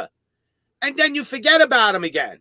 And then he knocks you down again and says, "Did you forget about me?" And then the Mhm. people start praying again. Yeah, I'm sorry. Please help me. It's going to get to the point where he's going to go, I ain't helping you no more. You're done. People think he's constantly going to forgive us, forgive us, forgive us. Yeah, up to a point. If you had a kid that didn't listen to you, and this went on for years and years and years, eventually you would kind of say, hey, you know what? I'm done with you. I'm sick of trying to help you. You don't want to, I told you 3,000 times not to do this, and you're still doing it. okay. So this is where we're at. I So got a yeah, question. I got a question, and this is a real question from a non-believer. Since we got pretty much everybody else is believers on here. Um, do y'all believe that God has forsaken us? I'll answer your question, but I have a question for you when we're done with that answer. So I don't know if somebody else wants to answer first. is Kaya gone? Where's Kaya? What was your OG. question, nephew? Because I mean, I'm that's here. I want to make sure I want to make sure I get it right. Because that's what forsake when God forsakens you, that means He like forget about you, right? Mm-hmm. Okay, so kind of to what Pops was just saying, like He gonna keep helping and keep forgiving, and I mean, at the state of the world now, He didn't He. I mean, He forgiving a lot of people and helping a lot of people because they keep messing up. So, like, after a while, do you think like God has forsaken us, and that's probably why everything is just out of control right now? Because things just ain't right. There's just like a not right feeling about the world That's right now. right. It ain't right. Mm-hmm. Death is just kind of like cutting through everything and everybody. You know what I'm saying? Like I was just saying to somebody the other day, it was like I know it's celebrities and stuff like that, and people age, and you know what I'm saying, stuff like that. But I was like, man, yo, it's like all our legends is just like getting cut down right now. Everybody who was Mhm. somebody is just getting cut down right now. Right. You know what I'm saying? It They made a it deal. is financial. Everybody's trying to chase a dollar. I don't care if you broke Yeah. or you in a good financial situation. Everybody trying to take a dollar. You know what I mean? So the way this world is going, like, do y'all feel like God has forsaken this? God has forsaken Earth. Like, So damn the humans. I'm good. I'm out. Check, please. I'm out. what do you guys think? That's a good question. I think that um, there are times and era in life. Because I'm gonna just say, as a boomer, I never thought I'd live to see a pandemic in my lifetime. I've heard my parents and talk about living through polio, and my grandparents living through certain things. So um, I think as someone that believes in a higher power, I believe that God allows us to go through certain things in life for as far as for chastisement, punishment, um, tribulations, trials and tribulations. He's going to allow some people to live through it, and he's going to allow some people to not. And I believe that this is a definitely for me. I feel like this I'm living in the times that is spoke about, um, where the new world order is coming about. Amen. where everything is shifting. Like Pop said, I don't believe we will ever go back to normal, what that was for us ever again. It's gonna be a new world order. You can start to see that with the currency and the world events and everything that's happening. So I definitely believe that a lot of things that is in the Bible is coming to fruition. It's sort of like prophecy, if you will. So to answer Prophecy that, means prediction yes. of the So to future. answer Hmm. that, it will never be ever So, be what it yeah, was you're again. right. So we're gonna have to adjust to this new world order. So, Yella, let me just, I'm gonna give you my answer, but I just want to, So let's just say you were born in, you were Jay-Z's son, and you were born into that kind of money, right? Right. And you lived in a mansion, you had all this good, great shit. Would you appreciate it? If I was Jay-Z's son, Yeah, you were born into money. You probably not. It don't have to be Jay-Z, but I use him No, as I'm just saying. No, let's say you're I get a what you're saying. billionaire's No, child. probably not. No, All right. probably not. Now, you lived in the hood. You barely could even pay. You're getting government assistance or whatever, or you're almost living in the street practically. And now you start a business and you become a billionaire. Do you think you're going to appreciate that home now? Absolutely. So this is what the Almighty does. You have to suffer to appreciate what He's going to bring us after He's done. Now, He is cherry That's picking. where you're gonna lose me. Yeah, well, I'm telling you that this is the plan He has. He don't have to make sense to you. Wait, hold Imagine on, you hold own on, it. hold on, hold on, hold on. That's where you're Where? gonna lose me. Hold on, no. Wait, hold on. Where? What did he say, nephew? That lost you? Where he lose you at? That you gotta suffer. Yeah. I'm Okay, against all of that. Not everyone okay. does suffer though, because people do obey Him. Okay, but you're gonna have to. You I have to feel mean, pain before you can experience joy. And His I plan. don't get that. I don't I get get that. I get what you're saying, but let's hear me out before you go crazy. So to me, I don't know if this is to me, his plan, first of all, he's gonna cherry pick, like OG was kind of talking. He's not taking everyone when he does start his new reset. He's gonna reset. Okay. He's gonna take the people that he wants. Does that mean you don't got a shot? I don't know how he's gonna judge, but I can guarantee a lot of people aren't getting there. They're going downtown or they just ain't ever going to exist again. He's not going to take everyone. It's like if you had 100 pit bulls and 5 of them were wild, biting everybody, and the other 95 were just kind of good, you would get rid of the 5 wild ones. You ain't going to put up with it after a while. So what he's doing now is he's cherry picking, I believe, and based on what we're going through on this planet, to me is like almost hell. We're going through misery and a lot of crazy stuff. We're going to appreciate when he does make that Garden of Eden for us. Okay. We're going to appreciate it. And you can't experience joy if you never experience sorrow. So it's kind of feelings. The Almighty has to have feelings too, because He made us in His own image. So yes, He does get upset. Yes, He does probably, who knows? He may even cry, but He does get angry. He's proven He gets angry. He's blown up stuff, Sodom and Gomorrah.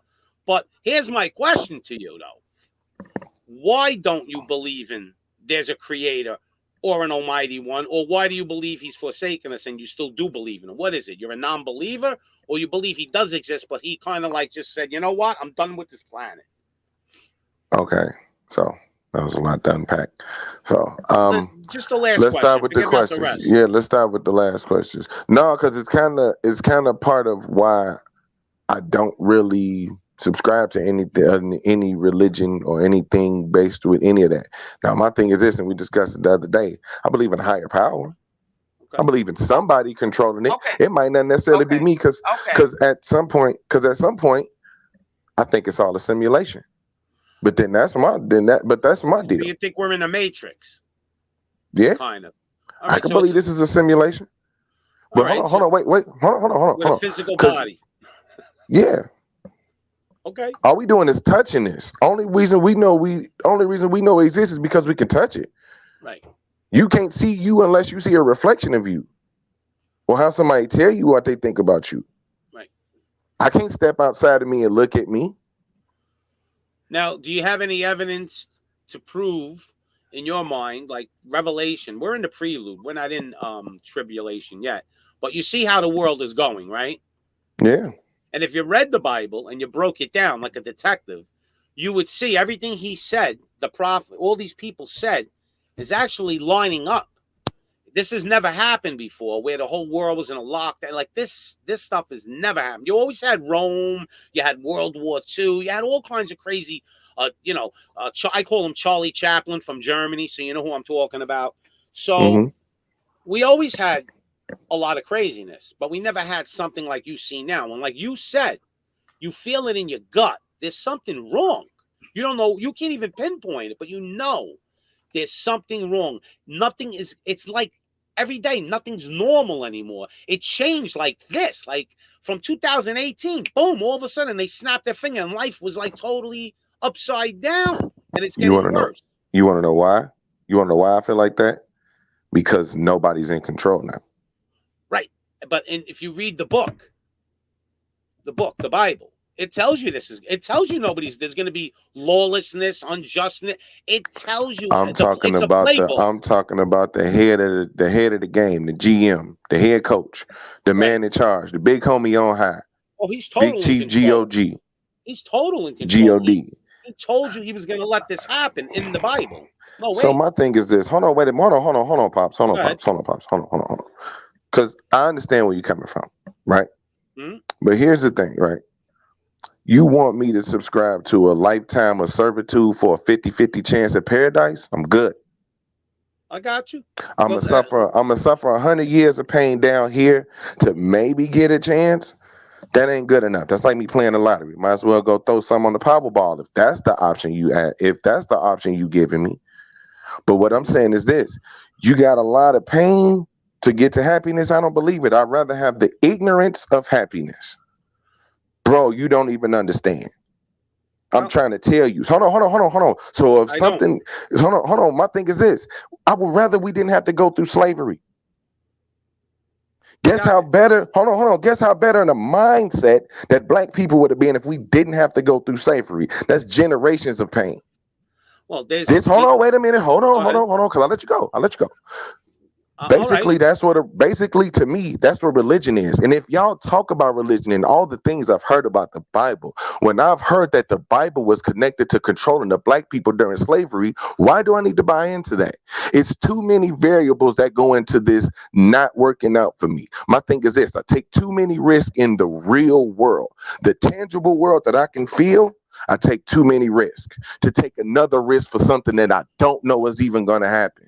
Gotcha. Because guess what? For any evidence that I can't prove, there's no tangible evidence that a believer can show me that anything is by God. Well, it can all be happenstance.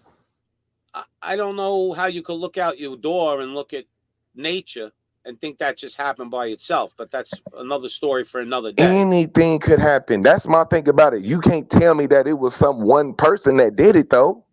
You can't, I'm sorry, not person. You can't tell me that it was some one entity that did this, because there's no fundamental evidence. There's no proof. There's no handprint. There's no signature on it. The only proof you giving me is by a book that was written by somebody a quarter of the way into the damn project.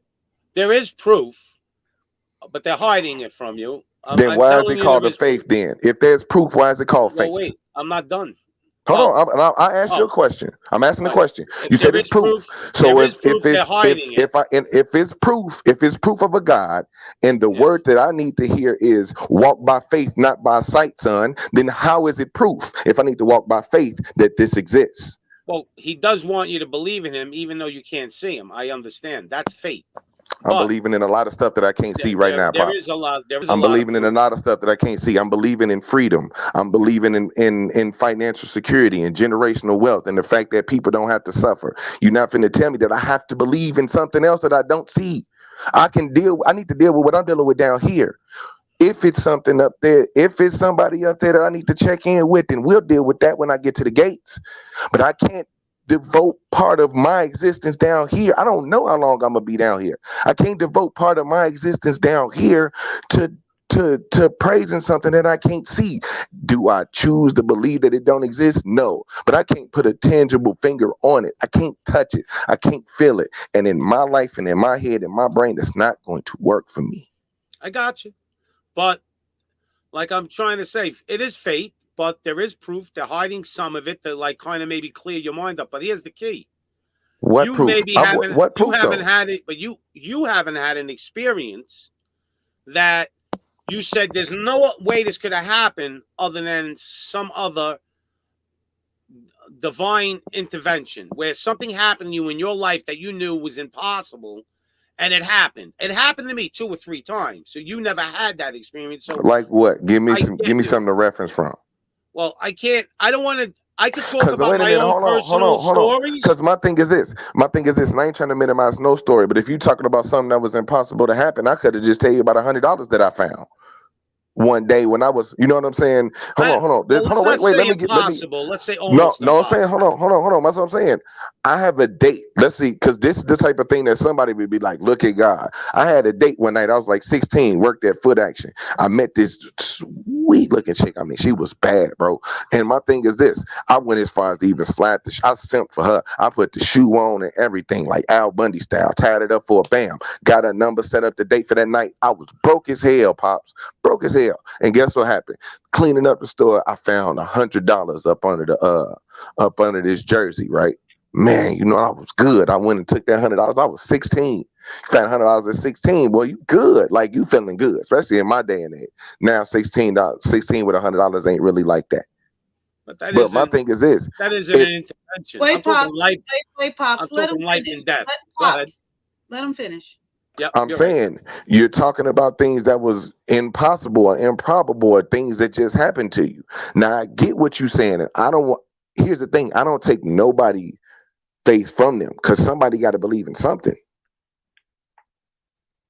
But I choose to believe that my chances is better just hoping that at the end, this this deity whose whole thing is about forgiveness would just be like, look, I understand you ain't believe in me, but you did a good job while you was down there. So I'm just gonna give you credit served. Come on in. I think you got the wrong conception of the Almighty. That Okay, but Pops, we're not. I just don't want this to be like a platform where we're trying to convince and, make it seem like our way is the only way. okay. Yella said his point of view. You Oh, said this your is my point of point of view. view. Then I got you. No, yeah, a couple of times, you guys both are saying, and I respect both of you guys' point of view, and that's what I want this to be about. We're not here to keep Judge going at anyone or Yella. anything like that. We're And if not I here. Wait, Pops. We're not here to keep going at Yella until he, we wear him down and he believes or say what we want him to believe.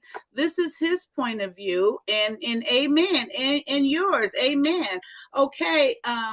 At this point, me as a believer in my faith, I believe and trust that is what God is here to do. He didn't send me here to convince, coerce, or go back and forth with anybody. It is up to the Lord himself to reveal himself to whoever, however. So I just don't want it to be like, we're forcing this down his throat and he feels like he has to defend himself, because he doesn't. I just want Yella. I'm grateful that he shares what he believes and thinks, and his questions, and I want us to share. And I don't want you to think I'm not saying don't share, Pops, but share. But let's respect his point of view, as well as we will respect yours and mine. And I think it's a great conversation, but we're not here to convince or to you're wrong. You're wrong. He's not.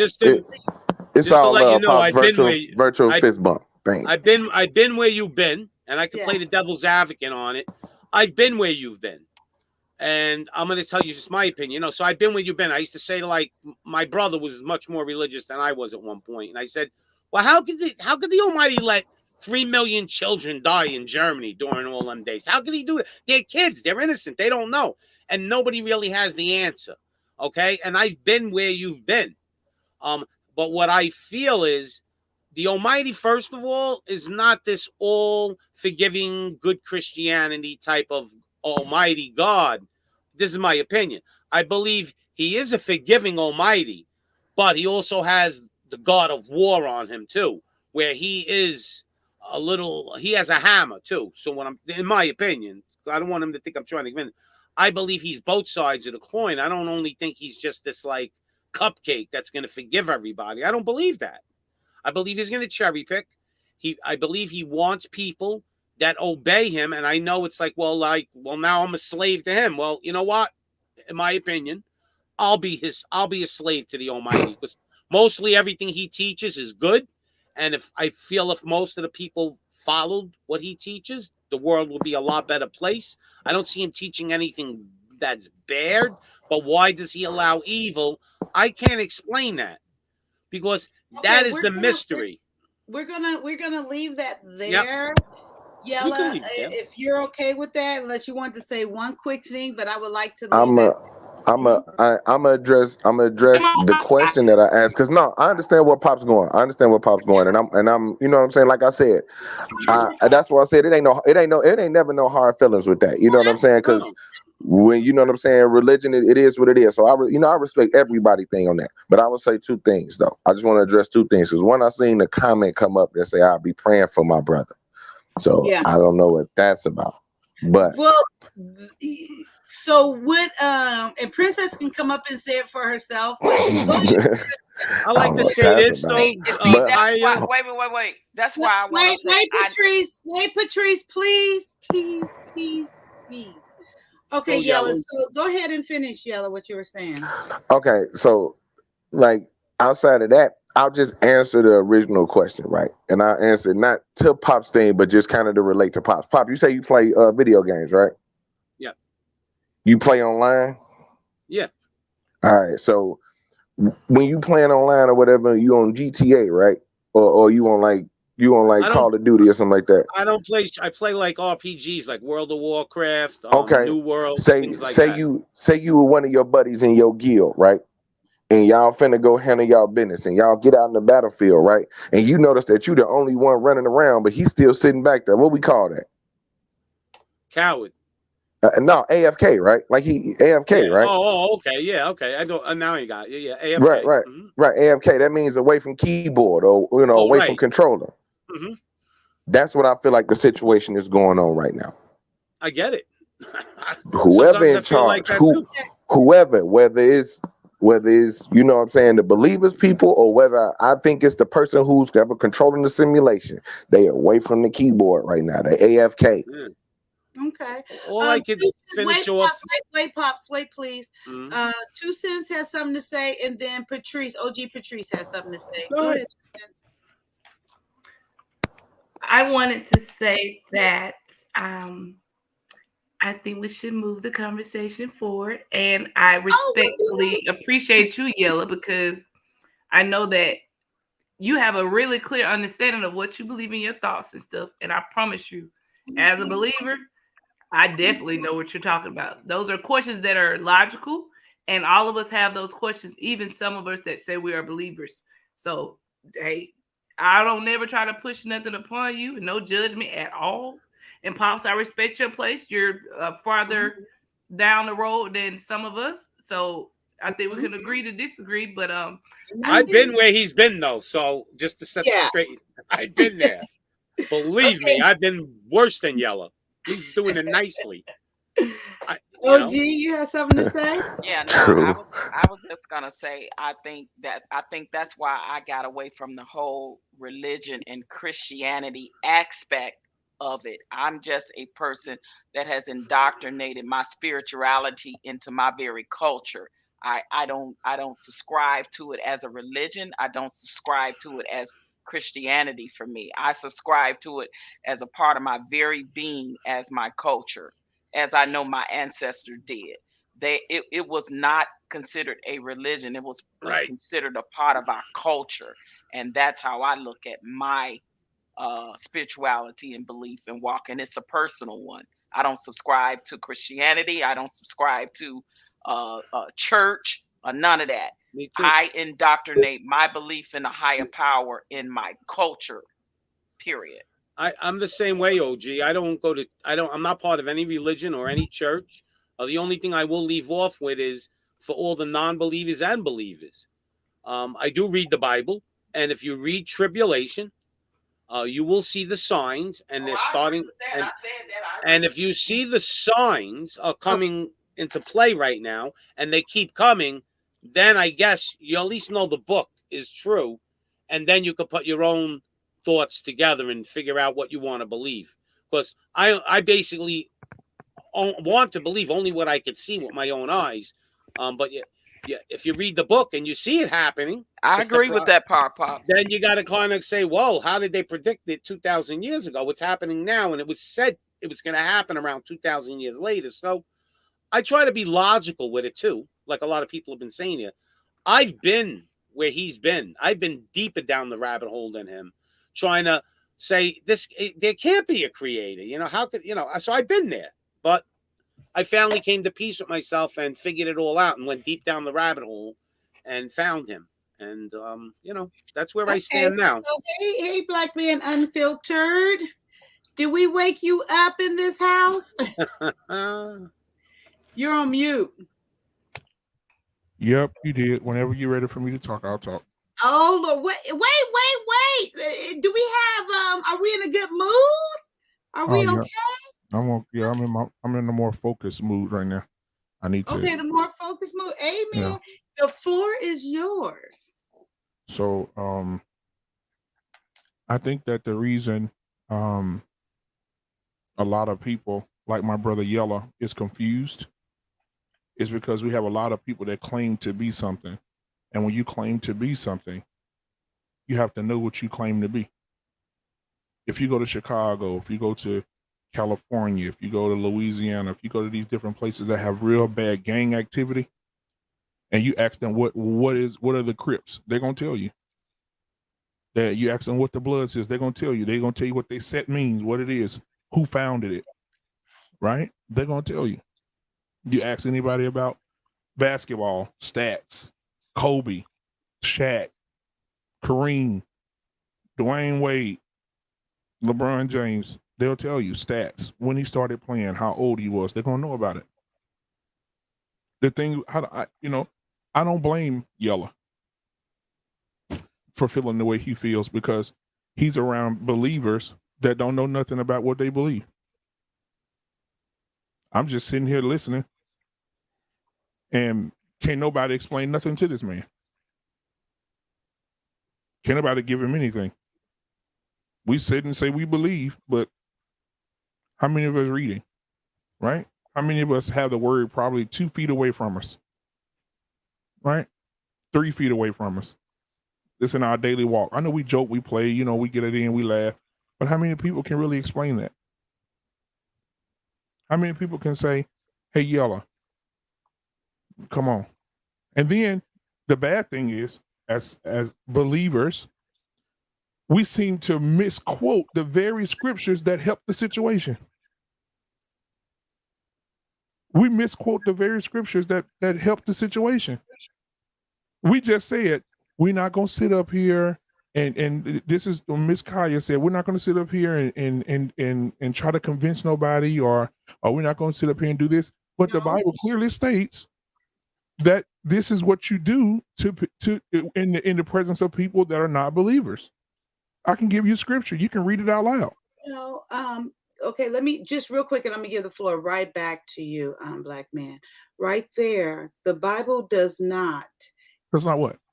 Does not tell us to force him down anyone's throat, to keep repeating and forcing him until he's going to say what we want him or what Pops want him to say, I should say, because Pops was the one.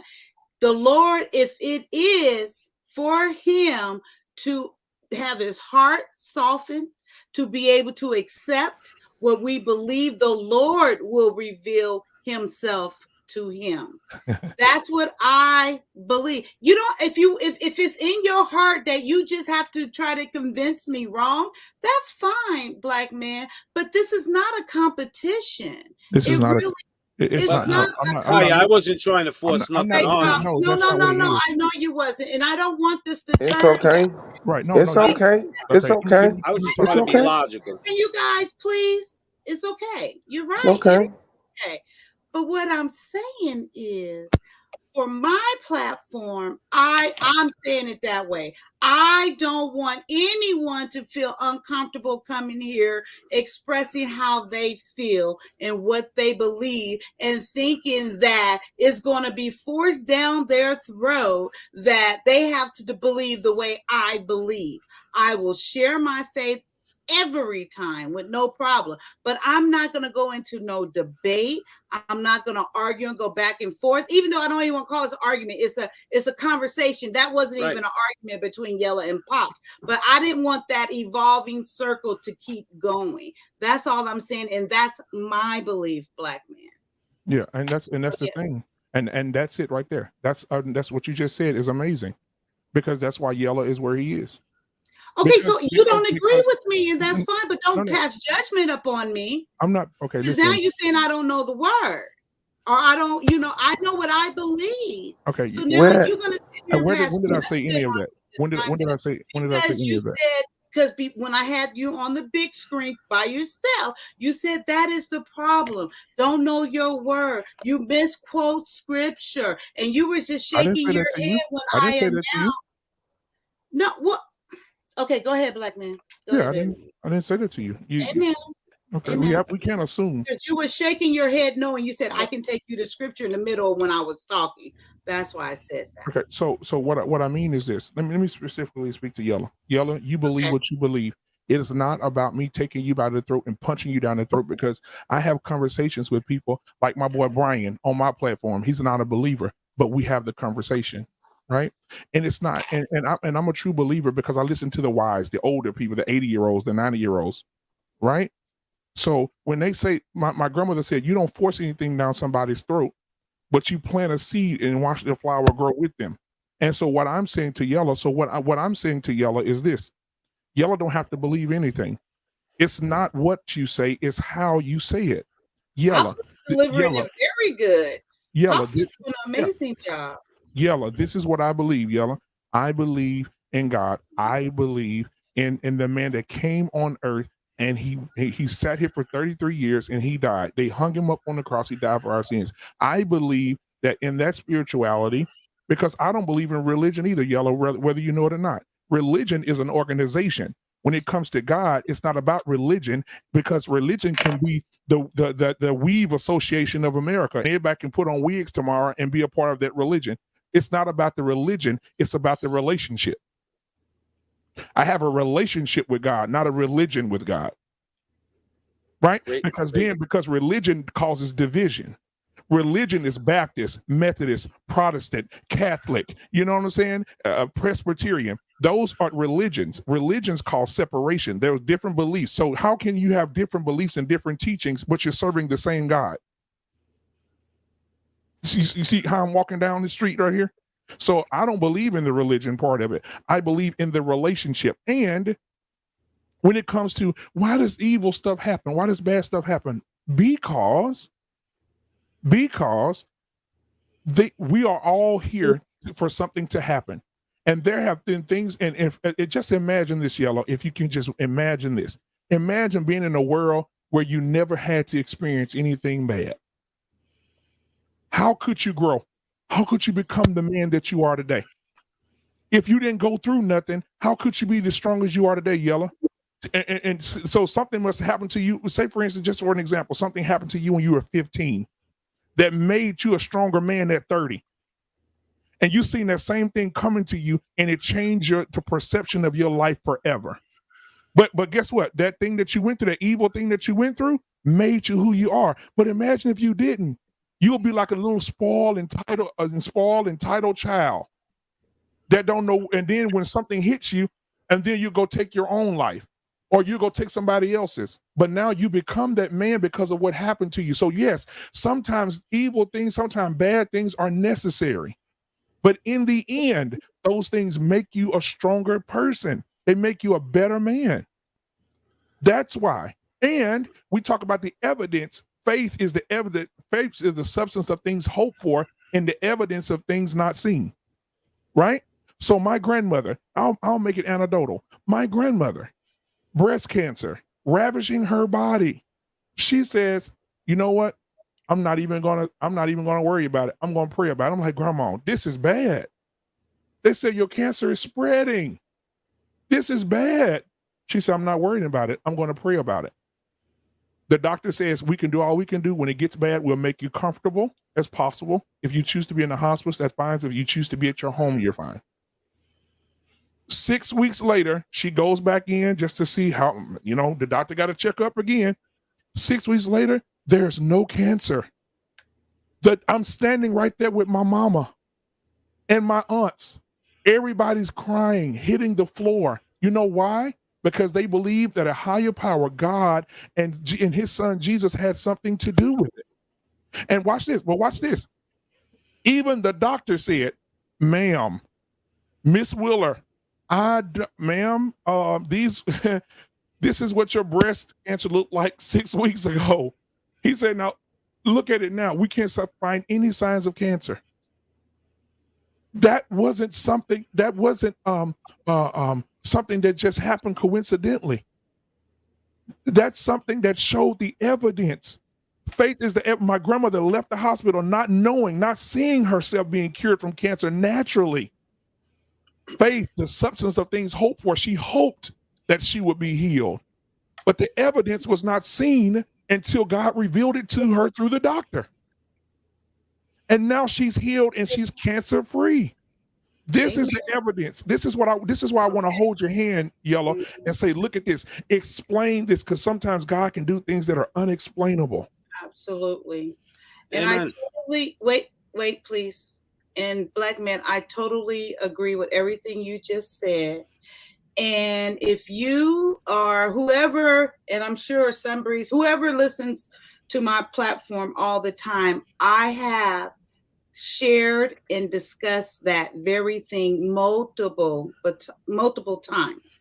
That is what my channel is based upon. JUSS stands for Jesus Unveils Scripture Simply. I have shared my faith, the unwavering faith. I have shared multiple stories about my faith in the present and evidence of God.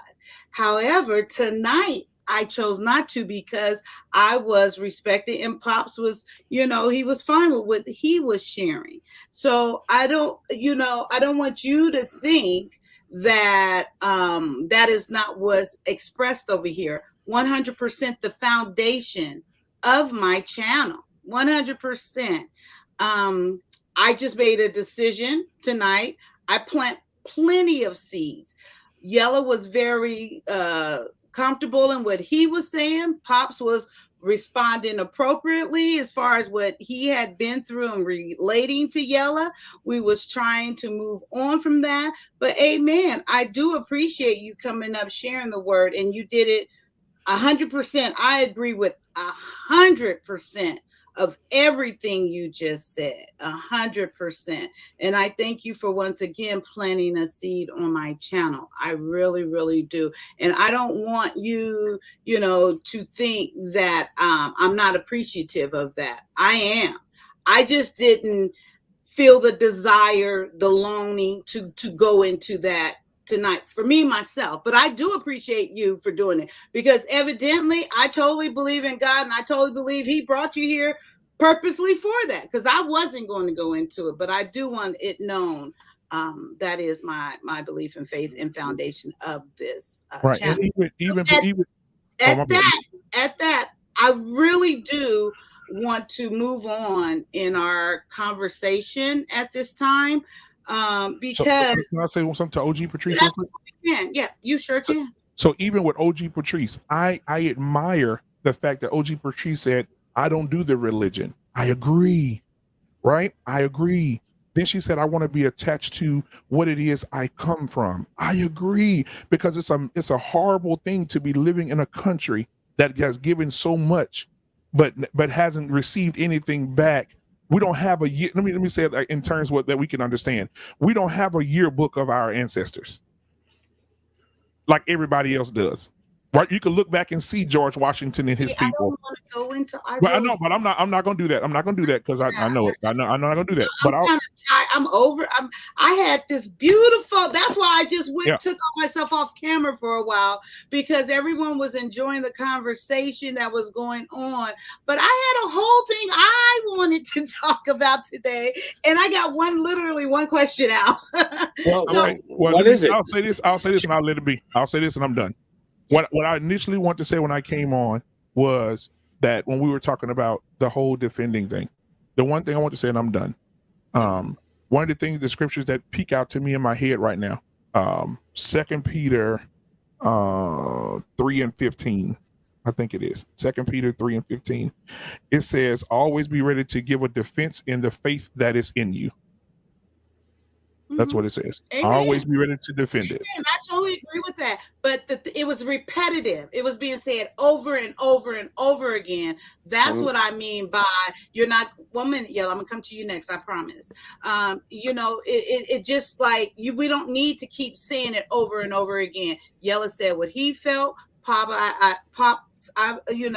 agree with what he was saying. Yes, I would have said it a little bit differently, but Pops wasn't saying anything wrong in my opinion, so I wouldn't have let that happen. He was like, "No, you need to go on over to the other side," So I just thought it was a great exchange and conversation. And go ahead, Yella. All right.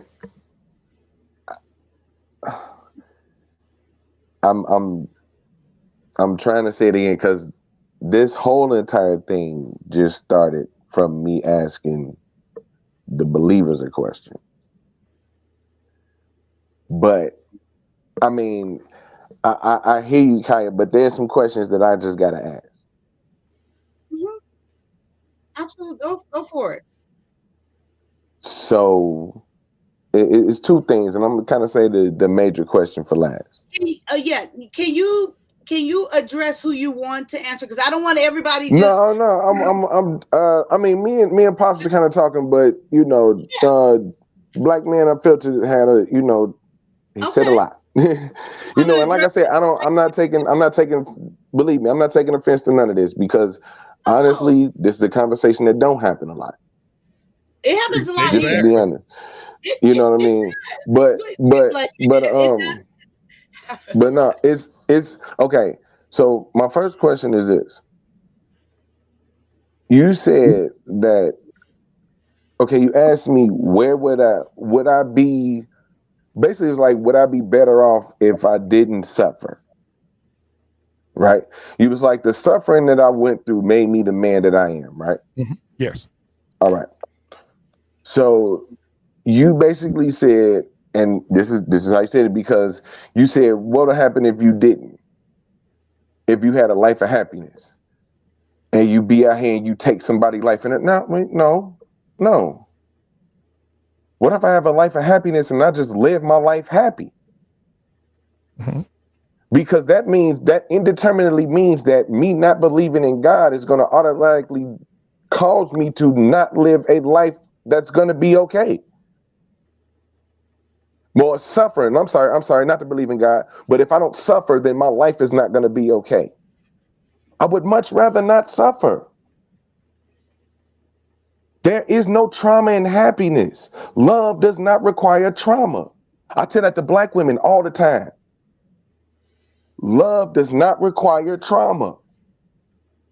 You shouldn't have had to get your heart broken on the way to finding that man you want to be with. You shouldn't have had to suffer through a nigga cheating. You shouldn't have had to suffer through a nigga on your phone, on going through, on his phone all the time. Love does not require trauma. Happiness does not require suffering. How does that even equal? Growth does not require suffering. I would much rather have learned the type of growth that required no suffering. And how do you do that? I don't know because I suffered too much. So I can't tell Right. you how to do that now. But guess what? Guess what? I know in my own mind that shit happens. Hmm. I agree. The same way that bad shit just up and happens, the same way, and I'm not trying to discount anybody's story, but the same way anybody can tell me something positive that just happened out of nowhere is the same way I can just tell you that my cousin just ran his van into the damn the median trying to get off the expressway for no ass reason. Nobody was chasing him. Wasn't no weather going on. His van wasn't messed up. He just hit the median. So my thing is this. It's like suffering is not required for happiness. Hmm. So if suffering is what I need to do to get the spoils of being faithful to a deity, then I might as well start changing my whole message when I talk to women and tell them, yep, let dude abuse you. No, Let that's him not beat good. on you. Hold on, That's hold on, hold on, hold on, that's hold on. Black man, that's I'll let you different. talk. Black man, That's I'll let you different. talk. I'll let you That's rock. I'll let you that's rock. different. I'll No, let you that's rock, bro. different. You know I'll that's let you different. rock. It's That's not. different. It's Man, not stop. different. It's just an analogy. It's not different. It's not the same thing. It's an analogy. I know it's not the same thing, but it's an analogy because you're asking me to live a life of indentured servitude Mhm. for a 50-50 shot at happiness. Mm-mm. Now, I want to kind of leave that alone because this kind of leads into the second question. You said you in a way, it was a lot that was said. Is there something wrong with me for not being a believer? No, Kind of sound like it was. no, I love you the same. No, I'm not saying I ain't saying like that. What do you I mean? ain't saying like that. I wish I had the replay. I kind of because it was a lot that was said, Uh-huh. but it was almost like if I don't believe in your religion, then you need to take me by the hand. Because you said that. Why don't you just take me by the hand and be like, "Yella, come here." Well, hold on. No. I said let me take you by the hand and show you something. That's the thing about it. I want to show you, not make you, not force you, That's the to thing show you, about it, though. That's the thing about it. right? Show 'em by That's living your life. implying that there's something wrong with me. No, Let's just keep it a being, black man. no. I'm not saying nothing wrong with me in particular. I'm not Right. saying nothing wrong with me in particular. But let me, since all Christians and all people of religions represent their religion, let me represent the non-believer. There is an essence of me making a mistake as a non-believer, not believing. Well, There is Yellow, an essence of that. Hold on, hold on, hold you on, ain't done yet? Go ahead, keep hold going. on, hold on. Let him get it all out. I Hold want on. him Oh to. yeah, There's an I do. essence. There's an essence of that. There's an essence of that. You want to know why? Because you came in and judged everybody else in their process on trying to get me to believe in what you want me to believe in. Me? Yes. I judged you? Yes, I'm a pretty good. I'm a pretty good listener, and that was the main part that I picked up on because you came in and criticized the way that they quote scripture. You criticized the way that they presented God. You criticized the way that they That's what I'm presented supposed to do. No, you're not, Oh, because then absolutely. that implies that it's something wrong with me. Listen, no. You're missing it. It does, because that means that hold It's on. going over Listen, your head. No, she's listen, shaking her head. Yeah, because but that's what we're supposed to do. listen, bro, rock out with me. Just rock out with me because I hear Yeah, what yeah. you're saying. And it's the only thing that I'm talking about. It's the fact that you felt like they weren't doing an adequate job. Hmm. Hmm. If you want to replay it, Look bro, at we can go God. replay No, it no, because no, no. Kaya Wait, saved every live. no. Kaya, You mute. can, right. So my thing is this: if I'm a coach of a football team, right? Or if I'm a head, if I'm a GM, I'm the person that hire people of a football team because it's the best way I can present it with sports because that's my Sunday religion is football. So if I'm the head of a football team, right, and I'm looking at the team, and the only thing that I can see is that it's something wrong. It's something wrong with the coach. The team is fine, but it's something. It's something they can't get over the hump. Why? They scoring on the field. The defense is fine. They handling their business. They seem to be pretty decent. But damn, the head coach ain't really leading in where they need to go. Maybe I need to bring in another head coach. That's essentially what you was thinking. that you was gonna be the head coach to come in and take the team over the hump. You tried to Steve Kerr to your Mark Jackson. I don't know how I put it, but basketball people know. Like you felt like they weren't doing a good enough job. Now I'm not knocking you for that because I want to respect your scripture in saying that you defend your religion. But what do you need to defend? Because I never knocked yours. I never knocked yours. Because the main thing I say to Pops is I can respect why you believe in what you believe in because somebody gotta believe in something. You gotta believe in something. And in your defense, Yella, unfiltered, I was going to bring this up, but I didn't. I could quote scripture with you, but you didn't quote scripture when you came in. You quoted one scripture at the end of the game, at your last sentences. Wait, Pops. Wait. Oh, I yeah. gave Hold Yella on. an Yeah, example. hold on. We're not going to Hold do on. No. What We I'm trying to good. say is I gave you an example. No. We're not going to do that. Go ahead, We Yellow. good. I got it right. This because Pops, me and your conversation, we straight. And I don't even, like I said, I don't have no problem with black men. But this is the conversation that need to be had. Yeah, but go ahead. You know what I'm saying? I like I said, I listen to a fault. I pay attention way too much. You know what I'm saying? Now, all I'm saying is, why does it have to be a problem with my judgment calls? Because nobody's perfect. So if nobody's perfect, whether they believe or non-believer, then I feel like I'm on the right track. Because this is why I say I could be in a simulation as opposed to being built by God. Because my thing is this, we're either the first simulation or the last simulation. If you really want to know what I believe in. We're either the first ones who did it or the last ones who gonna do it. So my thing is this, maybe maybe you're programmed to believe in God, and maybe I'm just programmed to be a good person. I wasn't programmed to believe in God. I was like you. I told you that. No, And no, I I'm found saying, him. I'm saying, hold on, Pops. I'm not saying that you programmed. I'm not saying you programmed. I'm giving An a example. hypothetical. I'm giving an I got example, you. just the way the Bible gives 100,000 examples of how God can be that. I understand. Right. So I'm saying, so from my perspective, being that I feel like we're in a simulation or there's somebody else that's controlling it, like I said, I'm never going to put a name on it because there's too many names to put on it. That's like me keeping up with the pronouns, to be honest with you. So we're going to. I got you. Do you have more? I'm going to let Black Man respond to that, and then I'm going to let Pops respond to that.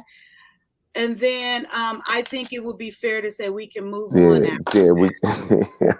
Hey, Yellow. Okay, Black Man Unfiltered. Yellow. I just want to say this to you real quick because I don't want to get into it because I'm not used to. I'm an intellectual, so I'm used to having dialogue and not being muted in the middle of me talking.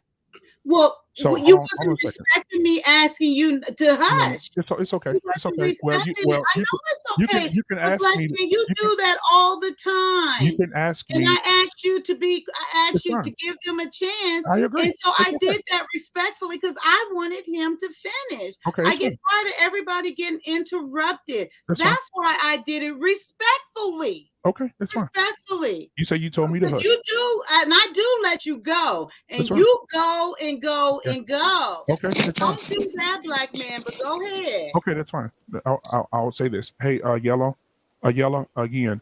Respectfully to the platform, I understand that the rules and and I don't want to disrespect Kai's platform.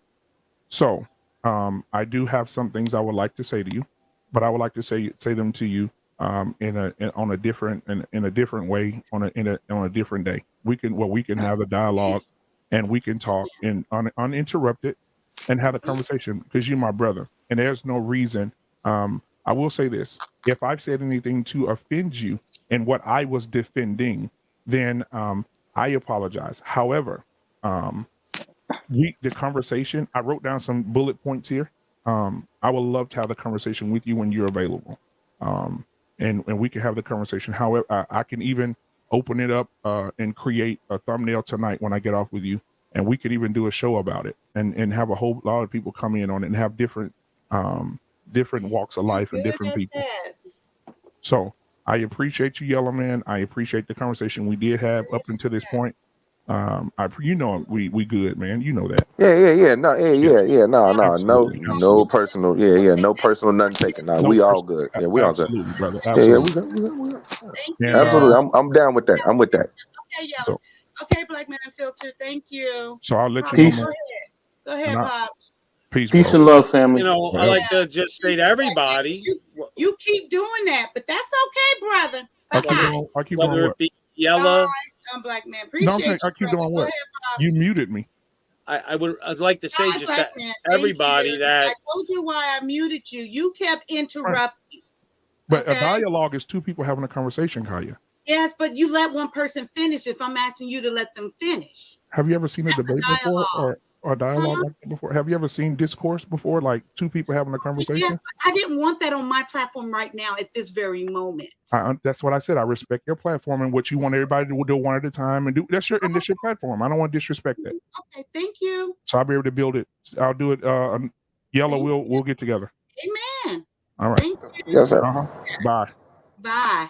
yeah. So I just like to say to everybody, even especially Yella, I'm sure my conversation, I was just trying to use a logical standpoint, not a biblical or a religious standpoint. Like just to say, like, if you were born a billionaire, you wouldn't appreciate the money like if you weren't born a billionaire. So I was just trying to plant like seeds of logic, not seeds of religion. I wasn't trying to sell you.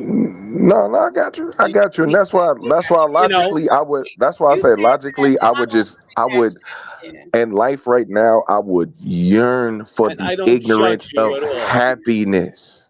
What you Right. laughing But at? I'm not judging you. You know what I'm saying? You know, Let me have it. Let me just have woke yeah. up to $1 billion, pops. Come up here, I Peter. need that I in my got it. life, my And G. I need it. You know what I'm saying? I Like hear I you. need it. But I want You you know to what I'm know I was saying? not judging you No, at no, all no. because I don't feel no judgment, man. No, I ye don't who feel will no judge judgments, somebody man. will be judged. You understand? I don't judge Right. nobody because if I judge you, then I'm going to be judged. Right. No, You it's understand what I all mean? good. It's all good. Like It's my all son good. will do That's stuff to me that gets me pissed off, and I want to like just disown him, but I don't because I know I sin. So if I can't forgive him, how's he going to forgive me? You follow? hey, it's okay. Okay. It's all Amen. right. I got you. Peace, I Hallelujah. got peace, you. and peace and love, family. Oh, there you Peace go. and Hey, love, what's going family. on, Peace Mr. and love. Peace 84? and love. How you Yes, doing? Yes, yes. Salute, sir. Salute, yes, salute. yes. Salute to everybody. OG Patrice, you did a wonderful job today. Let's give a round of applause to OG Patrice for what she did today on Uncle Stu. Oh my gosh, incredible, incredible! Thank Salute to you. And thank you. we I listen. Whatever you need to get your YouTube journey started, I am there, OG Patrice. I am appreciate it. Thank you promoting. so much. I am putting up banners. I'm telling everybody in the YouTube streets, Thank we you. I getting this going. You know what I'm saying? Mr. Pops, great to see you. Thank you. I seen you the other day on some show. I forget what it was. You was talking about when you was a young man and your experiences dating. It was great. It was great stuff. I was like, damn, I want to clip this, but it's not my show. But you did a phenomenal job. I appreciate it. Yella, my brother, look. Yella, I know you don't want to come to the YouTube streets, but damn it, I'm taking you with me. You coming to the YouTube streets, I'm taking your ass with me. Let me tell you something. You Chicago people could talk, boy. Whoo, man, let me tell you something. Y'all some wordsmiths for real. Like, if people don't know if Chicago people are wordsmiths, y'all need to study some Chicago hip hop. Y'all will see. Study Lupe, study Kanye, study Common. That's all I'm gonna say. And Twister. That's all I'm gonna say. I ain't gonna say nothing else. But Yella, yeah, we gotta talk behind the scenes. I gotta get you doing something in YouTube, like something with us. I have to, bro. You are too powerful. You're too powerful just to be limited to just one platform. We need you on everything. I believe everybody would agree with that. And of course, my beautiful sister, just Kaya. Great to see you, Kaya. You know what I'm saying? You know, I see you chilling as always. You know, the whole family says hello to everybody. But yes, now I just want to say one thing about just the topic that was at hand, and then we can move on. The one thing I always say to people, I said, what if this is not the end? What if it's the beginning? What if we're at the beginning of something? Has anybody ever factored that in? Have we ever thought about that? Maybe we're at the beginning. You know what I mean? And if you read certain books, you read certain things, there's certain things that we know for sure. One, we're not alone. We know that for certain. We're not alone. We don't know who is running what. but we know we're not alone. We know that for certain, right? Two, we know that there's something more. So we can just get those two facts straight. That's all we need from there. Now, what's out there? Who's doing what? What's doing what? We don't know. Hey, I see you, Yellow. I see you. I see you. I see you. You know what I mean? We don't know fully. You know what I mean? But even the Bible says, it's a scripture that says you only know. It says your level of understanding is limited. Like you don't know everything, but one day you will fully know it all. So we're not supposed to know everything. Okay? Enjoy the ride, baby. Enjoy the ride. Go to Cancun. You know what I'm saying? Kick your feet up. Have you some Bahama Mamas. You know what I'm saying? If you're a man, you know. If you're a single man, you know what to do. I ain't got to say nothing. If you're a single woman, you know what to do. I ain't got to say nothing. You know what I mean? If you're married, then you know what to do. I ain't got to say nothing. You know what I mean? So, yeah. With that being said, you know what I mean? Who is us? You may reference your mom. Who is that, if you don't mind me asking? Huh? I don't know. I don't know what B9 is talking about. Salute And to you, B9. I love you, I got brother. one question. Who timed out Trash Can Waves? I don't know. I don't even see him. He was timed out. All his messages was deleted, and he's been timed out. Mm-hmm. I don't know. I think he'd be doing that to himself. The only thing I can say to B9 is I'm not speaking us as far as like a. He said, "Who is us?" B9, please clarify your statement, brother. I'm completely lost. Come up here. I But think yeah. your girl. Oh, knowledge. He's saying our channel. Knowledge. From you. Okay. Knowledge and relationships. That's the channel. That's the channel. Not relationships. B9. Sorry. I didn't mean to stop my point. Sorry, Kaya, for interrupting you. My bad. No, you're fine. Yeah, but at the end of the day, everybody, let everybody have their own perspectives. Let everybody, be their own journey, be their own standard. We are our own standard. We are our own standard. And as the great Cat Williams says, there are no experts. Okay, everybody thinks they're the expert. You are expert towards yourself. There's only going to be one you. You know what I mean? I cannot duplicate you. You can have children, but they're still not you. You know what I mean? They are forms of you, but they're not you. There's only one you. Be your own standard. Enjoy life. And Kaya, let's move on to the next subject. I'm here. Can I say one more thing? Can I say one more thing? Yes, sir. Kaya, can you bring comments back up after you pass them? Could you bring up Princess K last comment? The very last one? The last one she made, please. Right here about eating after 8. Yeah, if we're going to change the subject, we're going to talk about how Lucky Charms is the dopest cereal on God's green earth, and we're going to have a religion. I can't eat that. Lucky Charms. You know what I'm saying? I want to eat that, but I can't eat delicious. They are magically delicious. Look, I feel you, Princess. I feel you. I wish I had a box right now. Lucky Charms is my most favorite cereal You know what ever. do it for me, nephew? I promise you, I still eat Captain Crunch right to this day. I gotta have my Captain Crunch. I'm just gonna say it. I'm so jealous. I'm so jealous of all y'all. I can't eat none of that, man. I can't. I have a condition, so I can't eat anything. I can't eat certain things. Guilty pleasure. If you're Captain a diabetic, Crunch. you can't eat cereal. We over here suffering slow anyway Captain with Crunch this stuff, is my so it's guilty all right. pleasure. When I want something sweet, peanut buttery, original Captain Peanut butter Crunch. Captain Crunch. Woo. Crunch berries. I Crunch like berries, Blueberry. Oh, okay. All right. Cool. Like Count Chocula and Blueberry. I love that. Yeah. Oh, man. Now we talking some real shit now. Queen, you wouldn't show yourself, so if you turn up to be wrong, you're gonna be banned. That's her. Queen. There not be no booty cheeks back there. Okay. That's her. Okay, if it ain't her, it ain't her. I'm coming for 84. Yeah, you come for me. 84. Hello, Queen 2K. I Forever forgot 2K. that's what you wanted me to do. I'm sorry about that. So we're gonna talk about the best cereals or what? What are we talking? No. What did you say? What did you say? I'm sorry. I didn't know that's what you were asking me to do. Yeah, no, that's okay. That's okay. I could have said it out loud, but that's okay. I knew it was you, but I just was trying to stay consistent. Yeah, I ain't coming on nobody's platform to flash nobody. I'll go to bed for that. No, they changed. I ain't doing all that. Oh. That ain't. No, there's just a lot of trolls out there. I know. Ain't got nothing to do or things. Yeah, it's terrible. Yeah. It is terrible, and it be your own people. Well, you know what happens too, Kaya, when you get bigger and you start becoming, you start like Well, let me get you big. hit like 1,000 sub. People are going to do it because they want to knock you down. That's what happens. The other people get jealous, like they don't want you to grow, and they come after you. They have a lot of people that do this stuff, Yeah. Like when I start putting Joe Rogan out of business, they're going to come after me. You didn't laugh Ooh, at that that's a one. big fish. That's what I'm That's just a saying. I thought that's you a would big laugh That's a at big fish. that. fish. Joe That's a Rogan. big And look, fish. Pop, I That's a was getting big ready fish to right tell there. you. We all look. That's Thanos. We all gonna have to gang up like the Avengers to get him. No, I made a joke out of it, but nobody laughed. Yeah, that's the big dog. Joe You Rogan. gotta, That's the big dog. you may have to make a deal with the devil to get that big. Man, look. When I seen that he averages 5 million views on just a 5-minute clip, I said, you know Dude. what? I said, yeah, he's different. He's promoted.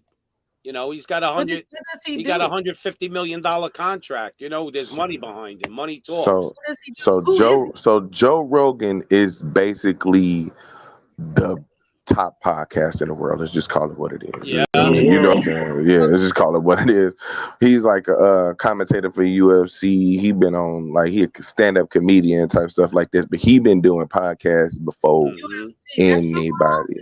College He's like the football. Fighting. baby. Yeah, Fighting. Fighting. Oh, he's like the Michael Jordan of podcast. Yeah, pretty much. that Yeah. fight. Yeah. He Oh, basically popularized it. Yeah, he basically popularized this exact Now, platform we on right I'm now. gonna be honest, y'all. I heard the name. What is his angle? What is his platform is about? He gets famous Nothing people. really, nothing really at all. He just speaks his mind on different things, and Yeah. because he's from UFC and he has a following, people follow him. That's pretty much what it is, and he has it. And he's the biggest YouTuber. The biggest black YouTuber is between, I would say, probably Joe Budden, Gilly, and Kevin Samuels. Just kind of depending on the week. Joe Budden? Yeah, Yeah. Joe Budden is up Okay. there, Kaya. Yeah. Joe Budden is up Yeah. there. Yeah, I heard Joe Where he Budden's up was there. losing his. And he didn't lose that much. Uh-huh. Why? Because when he had turned or something about his Yeah, with his other people that two. was with him or Nah, Yeah, something. he he got fired. rid of them cats, He but he kept coming. Yeah, he fired them, but he kept his show. Just keep it 100. It's the Joe Budden podcast. But did you know what? Controversy sometimes make it happen too. Yeah. It breeds more. You get more Mhm. subscribers from the controversy. Look at the stuff that's happening with F, and they constantly keep. They ain't going nowhere. Mhm. Oh, they on fire. They're on fire. They are. Exactly. They're on fire. Yeah, they everywhere now. Especially after that last interview, they just had another interview with Andrew Schultz, and man, they flamed them dudes. Like everybody on that stage flamed them dudes. It was how these two dudes supposed to be like gurus and like be able to talk all this shit with these ladies, but they sit down with this white boy and this Indian dude, and they flamed his ass. They flamed them dudes. I was like, what? But that's what they live for though. They don't mind getting inflamed. They don't mind getting beat down because they know that their following isn't going anywhere. It's kind of like academics. Academics can go into that's another one. DJ Academics. Who else? Nori. That's another big one. Drink Champs. That's another big one. So there's a few big ones out there. A few big fish. But yeah. But when you get big, you get big people on your show. That's the key. Like Yeah. he'll get it like what's his name? I just said it. Joe Rogan. He'll get like Elon Musk on his show.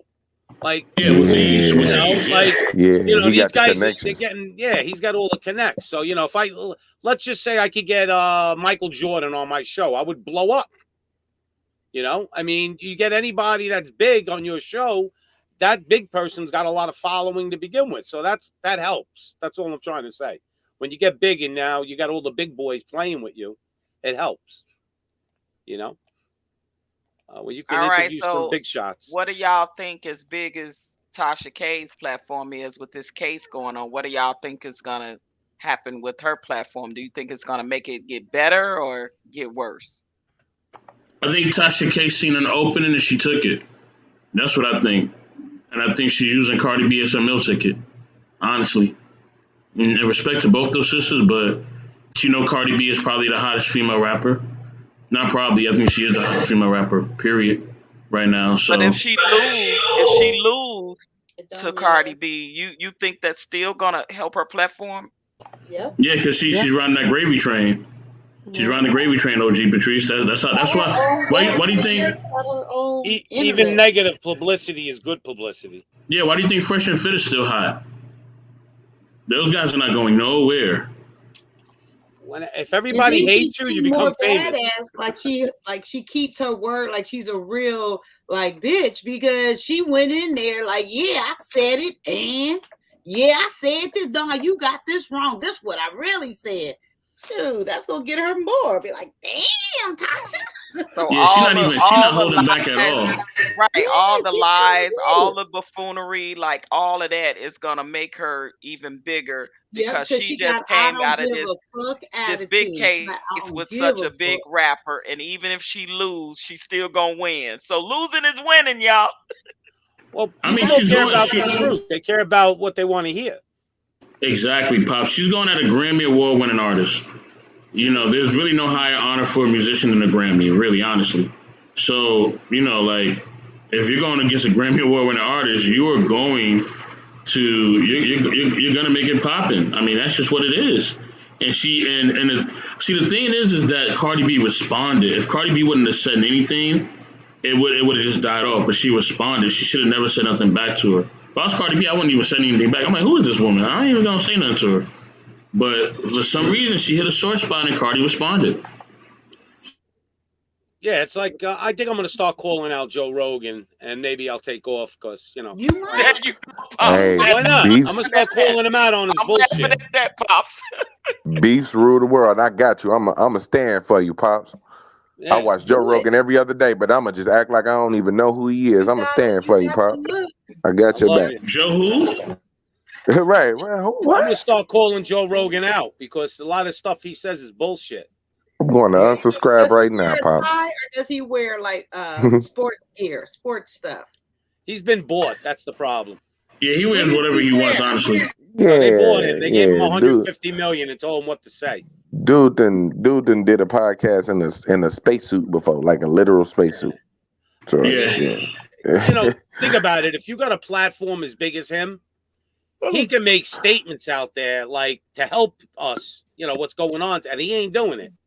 He's being That's- very politically correct when he talks. Can I address something in the comments real quick? Hold on, Yellow. To Miss Rondell Holloway's sister, I'm not saying that, you know, that Cardi isn't wrong or that Tasha K is wrong or right. I'm just saying that Tasha K is an opportunist, and she took the opportunity. She's riding the gravy train. That's all it is. And Cardi should have never responded, or Cardi should have did it behind closed doors. She should have found out her contact, hit her behind closed doors. But when you do it in public, and it becomes a sling fest, it's all, the gloves is off now. It's a wrap. It's over. Yeah, bad publicity. It's still good publicity. I don't care what anyone says. If everybody's talking about you negatively, you're still getting famous. So everybody can hate her. It don't matter. She's blowing up. You know? Yeah, she probably is wrong for that, Miss Holloway. She probably is, sis, but she doing what she wants to do. That's what she does. That's right. You know what I mean? I mean, it's no difference than like when you see like Wendy Williams. When Wendy Williams was running that gravy train. Yep. You know, she wrote it for over 2 decades on the radio and on television. You know what I mean? When you got it popping, you got it popping. That's just what it is. And you got to understand, Wendy Williams stepped in the spot once Oprah left. Wendy Williams took that spot. You know what I mean? I don't like Wendy Williams stuff, but she took that spot. Wendy Williams was there before Oprah left. And now I think Tasha trying to take Wendy's spot. So, Exactly. yeah. What's your next question, Kaya? Oh, that whole thing is gone. It can't be revived. You said you had it written down. You had a list. I know I do, but the whole thing is gone. So what about Kaya? Sister Kaya? Huh? Sister Kaya? Yeah. Miss Holloway, can I say one thing? Miss Holloway, can you please come up? Because you're saying a lot in the comments, and I really want you to come up, sis. Please. Yeah, come on up, Rondell. She comes up. So come on, me. what did Kaya, she say? maybe you're going to take Wendy's spot. Not. Nah, Kaya's too ladylike. She's too ladylike for that. That's true. Kai gonna get canceled the first week her show on air. That part. That part. She said she's not camming, guys. She's not She camming. doesn't have to cam up. She could just You if ain't she got the wants camera to Yeah, middle of cam the up, day just come all up. I don't night. cam up ever. Come on. Never but seen this she dude face. Wait, she said whatever. What happened? I don't even see what is she saying? so No, Then she No. was she was talking about Wendy Williams, and then first she was talking about Tasha K, then she was talking about Wendy Williams. So I'm like, okay, sis, come up. You know, we want to hear your perspective. And listen, I don't have nothing against any of these sisters. Like, let them do whatever they want to do. It's all good to me. I think it's karma on both sides. Who For cares? both Cardi and for Tasha K. Yeah, because Cardi got some stuff that she did that folks just completely ignored, bro. that's Oh, they're not true. ignoring it. It's I mean, Nah, listen. With her, bro. I'm gonna say this. Let me say this. With her, and even with the Britney Renners, even though they have done predatory stuff or creepy stuff to men, you know what I mean? Like, it'll never be treated as what they do with with the man from Chicago who used to sing. I ain't gonna say his name, and for anybody else. Like, it's never. You'll catch on, Kaya. Step in the name of love. That's what I'm gonna say. Anyway, Oh, anyway, you have female predators, and female predators are not treated the same way as male predators, unfortunately. You know what I'm saying? But Predator, it, like it's how? Because the What? things Yeah. she did should get you going to jail. Like that should get you canceled. Society we live in, because you heard what she said she did while she was like, you know what I'm saying, No, I know doing she her did. old She career. said, yeah, she said the Set them setup dudes thing. up, right? Yeah, Yeah. yeah. That don't just get But swept up the rug. Brittany groomed PJ before he was in the league, and he was basically a oh minor. God. See, here you guys go. Here you He was in guys go. college though, Here you at guys. least. When did she meet him though? And then she puts posts that says hide your But boys. see, that's always been I ain't gonna give you no pushback on that, because that's honestly always been a thing up in the air for me. I don't know if she met him at Kentucky or if she met him in high school. See, that's my girl B9. Come on, B9. That's my So girl right there. That's what I'm talking about. you know what I'm saying? Hide from y'all. We ain't running from no damn Ellen. What it be, B9? Come on. with that being said, you don't be doing nothing with no other people's B9. while Wait, they under Yella. the. I'm gonna back down though, No, cause hold yeah, I'm gonna on. respect the lady joining. Let's get this Rogan battle started. Come on, Sister B9. Holloway, welcome. You a long time, B9. Don't start now. Okay, hi, Rodale. She struggle streaming bad. No, I'm waiting for you guys to stop talking, and I just want to respect you guys. Oh, that's better, Rondell. How are you? I'm good. Thank you for asking. I was just waiting for all you guys to, get your fill in. But I have a few things I want to say.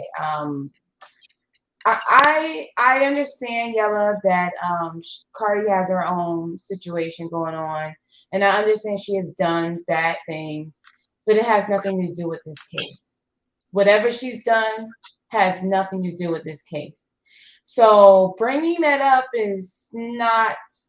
It doesn't mean anything.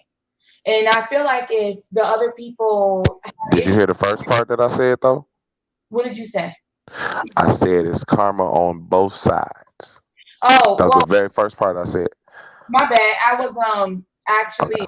I had to exit out, and I then was loading up. That's cool. No, that's cool. It's all good. and It's all good. Yeah, I definitely said it was karma on both sides though. um I kind of get what you're saying, but again, it doesn't have anything to do with that. If Cardi did something wrong to other people, they need to sue her for whatever she did wrong to them.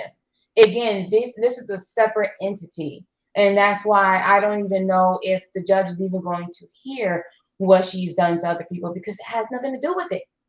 So when it comes to Tasha, I've been looking at this. I've been looking at this case, and I've been looking at her social media platform, only on YouTube, and there are a lot of people still following her. A lot of people supporting her, no matter what. They'll support her, even if it sounds like to me, even if she goes out there and kills somebody, type of thing. And I'm like, I just that's why I asked that question to Kaya. Are we going to blindly follow people no matter what just because of the color of their skin? And that's what is going on. And I didn't get this concept on my own. I was watching another channel who asked that question as well. And I thought it was a good concept for us to talk about here. I'm not saying that she should be damned to hell, okay? That's not what I'm ever saying. And what I hate is when you express your feelings about something, is that it's always perceived as if you're trying to like say that person should go to hell or that type of thing, like the extreme. I'm just voicing my opinion that Tasha was wrong. First, she's over there recording my girl Lovely T illegally.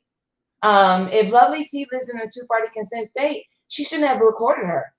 Even if Tasha lives in the one-party consent state, you still have to follow the two-party consent state law because you're calling someone that's living in a two-party consent state. And I know this because I studied law a little bit. So all I'm saying is that was wrong. And Lovely T is brought into this situation. And she shouldn't even be brought into this situation. And then Tasha's lying. I mean, like repetitively lying about a lot of stuff. And for one, I just don't see myself being able to just blindly follow someone who has lied like that. She doesn't even show any remorse. Now, it'd be different if she showed remorse. If she showed remorse and apologized, and she's not just admitting. So I know Kaya said earlier that she's admitting that she did those things, but I feel like she's admitting it because she has to. If she's in court and she doesn't admit it, that's perjury. And from what I understand, she's already committed perjury on some levels, from what I gather. But at the same time, where is the accountability? We're always talking about accountability. Where is it? I mean, like, I'm not seeing that. Rondell. Mhm. Not Cardi. Tasha K is a narcissist. If don't nobody see that, like seriously, if don't nobody see that Tasha K is a narcissist, she will never, because she don't believe she's done anything wrong like that. She don't believe that she's gonna have a reason to apologize. And see, that's She why is a narcissist. See, that's why I wouldn't be able to sit down here and Allegedly. Oh yeah, no, you're right. Well, you can, however, say that she has the traits of a narcissist, even without saying allegedly, because at the end of the day, we're going by what we see. And we're not wrong with saying how we feel about what we see. That's what she's showing us. And it's just to me, it's just really sad. And again, I don't expect her to be perfect, bro. I don't. But she just like full-fledged came out with this stuff against Cardi, and it's just not right. It's just not right. I understand. I understand what you're saying. So I just want to reply to that because you definitely came out and was like, well, yeah, like you said this. So okay, so my thing is, I didn't damn the girl to hell. I simply said karma's working on both sides. So you said that if Cardi's people she's affected have a problem, they need to sue her. Yeah, they absolutely do. Nobody needs to speak up for them. They have to speak up for themselves. I 100% agree. And I 100% agree that Tasha K in the wrong. She should have never did what she did. Right? But you made one statement. You said that you went to Tasha K's page and you noticed that a bunch of people still follow her, right? Like she still got this huge following. You still go to her platform. She got this huge following, right? Oh, I'm sorry. I was just. No, I just want to make sure because I know it's a lot of misquoting on here, so I tend to just like make sure I'm quoting people right. Oh, I apologize now. Don't be throwing that in. No. I'm just asking the question. Okay, but if you said there's a lot of misquoting, and I apologize for what I said earlier. Oh, okay, no, okay, no. I said I ain't attacking or nothing like that, but I just want to make sure I don't misquote you either. You said that you went on Tasha K's Instagram or whatever, and she still had this huge following. No, I went on her YouTube page, and she does have following. That's her biggest platform. Okay, yeah, because I know she'd be on there. I don't rock with her either. But okay, you said something to the effects of you went over there and she still had all these people following her. And it's like, man, they'll just follow her to the ends of the earth like she had killed somebody, right? Facts. Like even if she killed somebody, right? Facts. So you think they'll follow her to the ends of the earth if she drugged some dude and forced him to have sex with a transsexual and stole all their money? But we're still talking about. Wait. I just asked a question. Okay. That's a question. Well, if she kills someone versus drugging someone, those two are pretty much different things as equally bad. Okay, cool. So how many followers right now do Cardi B have on her Instagram? I don't Let's know. see. Let's find out. Let's find out. But where are you going at with this? Because I don't. I'm saying this. You're trying to condemn the people for following Tasha K when you yourself just said that those two acts were equally bad. So if you comparing something that somebody didn't do to something that somebody actually did, and you trying to figure out why somebody who could possibly have done something is over here and they still got their followers, but somebody who went on an interview bragging about what she did, because you got to survive out here as a woman, you don't know what you got to do because you got to handle your business as a stripper. I had to do what I had to do to get mine and all this other stuff. Wait a minute. She still got her followers though. So what's the issue? She got 121 million. I don't disagree with you. She is. Hold on. Wait a minute. It's not just that she got followers. This lady is sitting up having conversations with politicians. But you're not understanding. She has political figures on TV talking about WAP is the women's national anthem. We should change the. We should build a national. We should start a national anthem, and WAP should be the national anthem. Come on, man. Stop trying to overlook what people do. I wasn't even on that. All I said was all I said was karma was what it was, but you wanted to make it seem like, oh, y'all, every time y'all say something, you condemned into hell. Those were your words. You said that every time somebody say something, they condemn you. I let you talk. I did. I let you say everything you had to say. I didn't say nothing to you. Was quiet. But I'm just saying. Mixing up my words, and that's no, I'm not. You can go back and play it back. You said that every time somebody say something, they condemning them to hell. You said about you though. But I wasn't talking about you, and that's the problem. I'm talking about period though. So I'm saying, but you would wonder why somebody would say something about her though, right?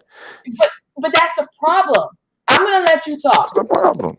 But I'm gonna let you talk, and then I want to have my turn. But when you talking, I'm not. I didn't say nothing the whole time you was talking. Was I not quiet?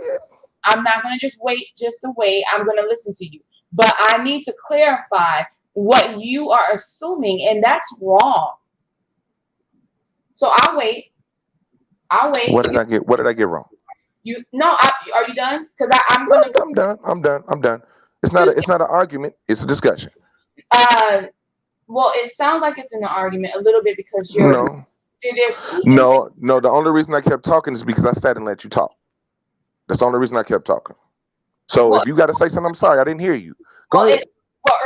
Earlier when I misquoted you, I 100% apologized immediately, and I said it within love. You, however, have misquoted me twice, and there's no apology on your end. How? Where did I misquote you? One thing that you misquoted me was you assumed that I think that Cardi is right for having followers. I never said she was right having followers. I didn't say you said that. I didn't say you said that. You didn't say that? You just you asked me. No. You want me to repeat what I said? You asked me, how do you think it's okay for Cardi to have all those followers? And then you I said no. What I said was, how could you look down on those people for still following her when Cardi has those same amount of followers for something she admitted to. But I never said that I don't look down to the fact that Cardi has followers either. Then why did you bring it up then? Because you was like, oh my God, she got all these followers still after all these bad things she said about this person who does bad things. Because I was talking about Tasha. Just because I didn't say it about Cardi doesn't mean it doesn't exist. The focus is on Tasha. Yeah, but you want us to ignore that though. See, there you go again. Assuming. There you go. Are you hearing yourself? Yeah. You're I am. saying that I want you to ignore something. Yeah, because you specifically said that her actions have nothing to do with the case. It has nothing to do with the case. Hold on. We're talking about the case.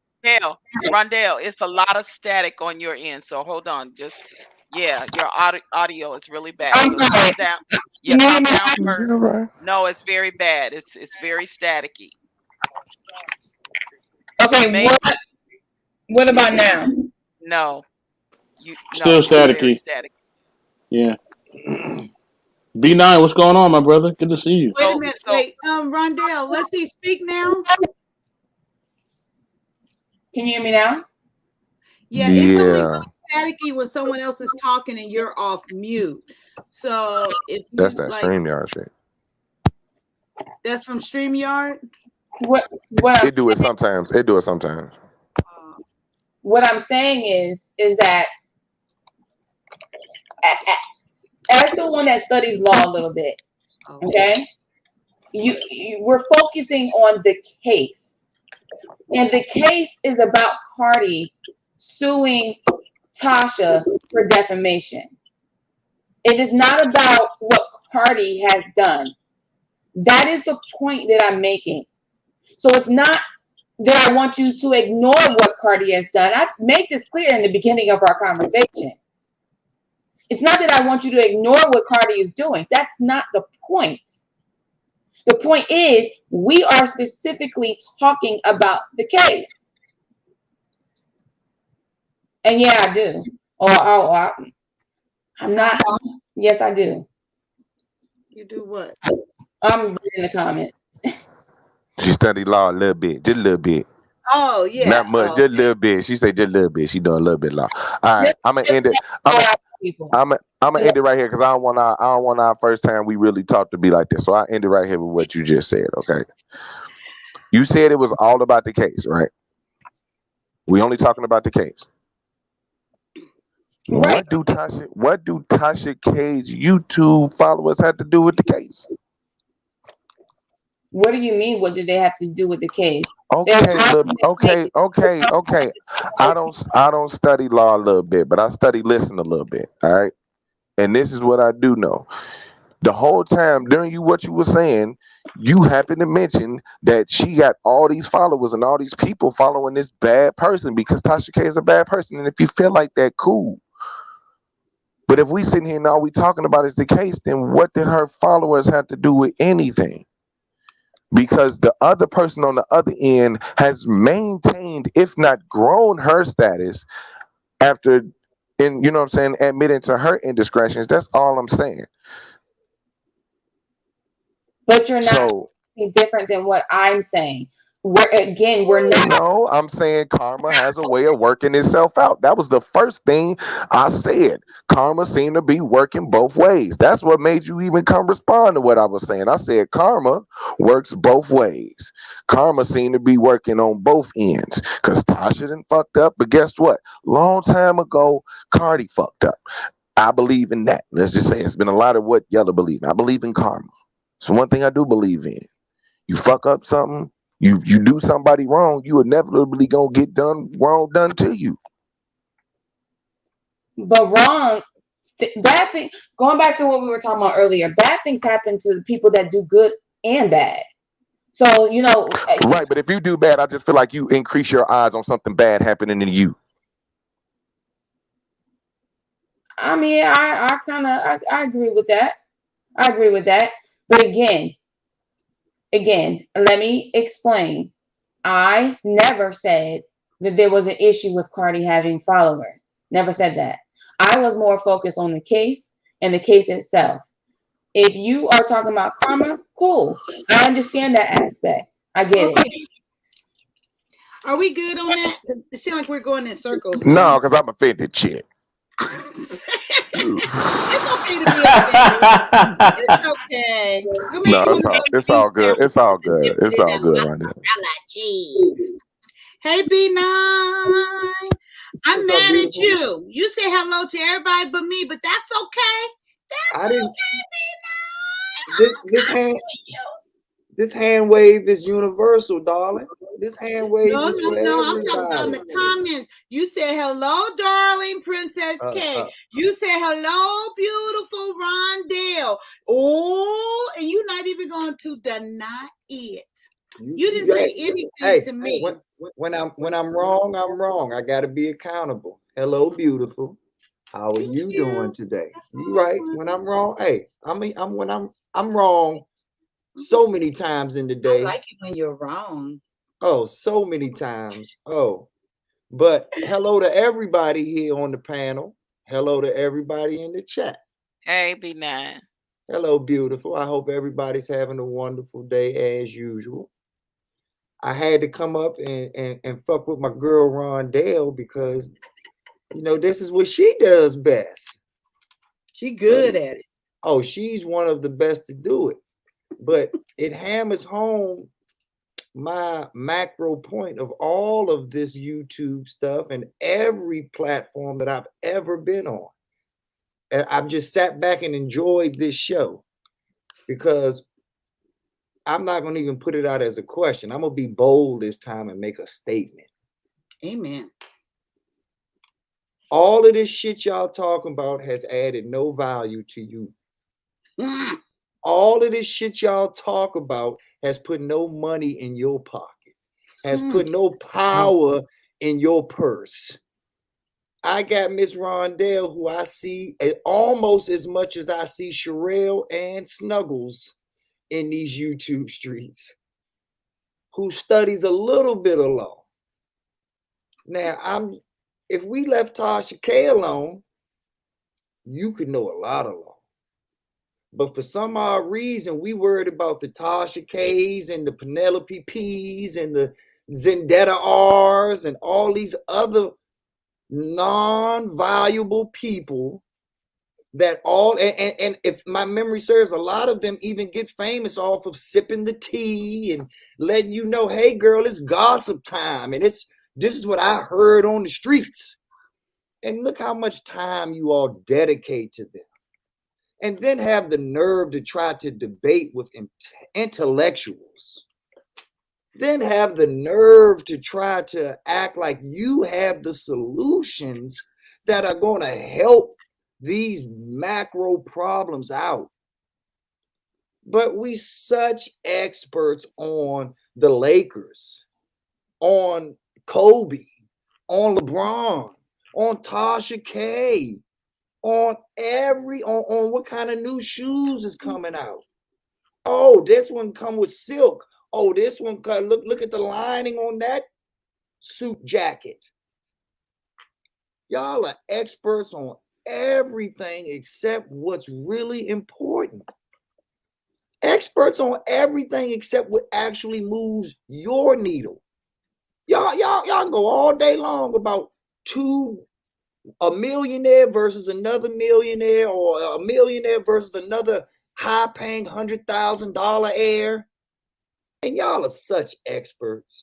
Y'all know so much. Y'all know the shoes they wear, the name of their kids, where they live at, their political party. Oh my God. But what about you? See, this is the whole problem right here. As long as you stay busy with Tasha K and this person and that person and this and that, you ain't never got to look in the mirror at the real problem, at who really deserves your attention. You do. Imagine if you focused on yourself as much as you focus on Tasha K or Kevin Samuels. Imagine if you actually put that energy into making you the best version of yourself. Then coming back to these YouTube streets. What would you be bringing to the table then? What are you bringing to your community or your activist group then? But we got all this time to talk about fashion and talk about this person's opinion and that and is this person did they give him roofies or not? Or did they do this or did they? Oh, y'all are such experts on shit that don't mean shit. And like I said, I'm all about having a good time, y'all. My man Yella keeps me cracking up. Keeps me cracking up. So I'm not about having a good time and laughing and fun and this and that. But once again, you only got 100%. So if Tasha Gay is getting 20% or even 5%, that means at best you can only be 95% to yourself. Because Tasha K getting more than you get. Or Tasha K is getting prioritized more than you are. I can't miss this show. I can't miss. Oh, lead attorney said this. Uh-oh, watch out now. Uh-oh, fresh and fit and preaching Abba. Oh, y'all are experts. Oh, y'all should be writing books,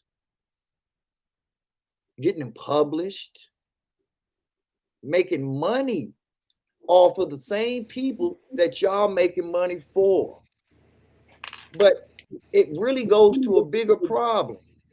You a customer, homie, and you don't want to admit it. You are right where you belong. Hurry up and buy. But you act like you want to be business owners.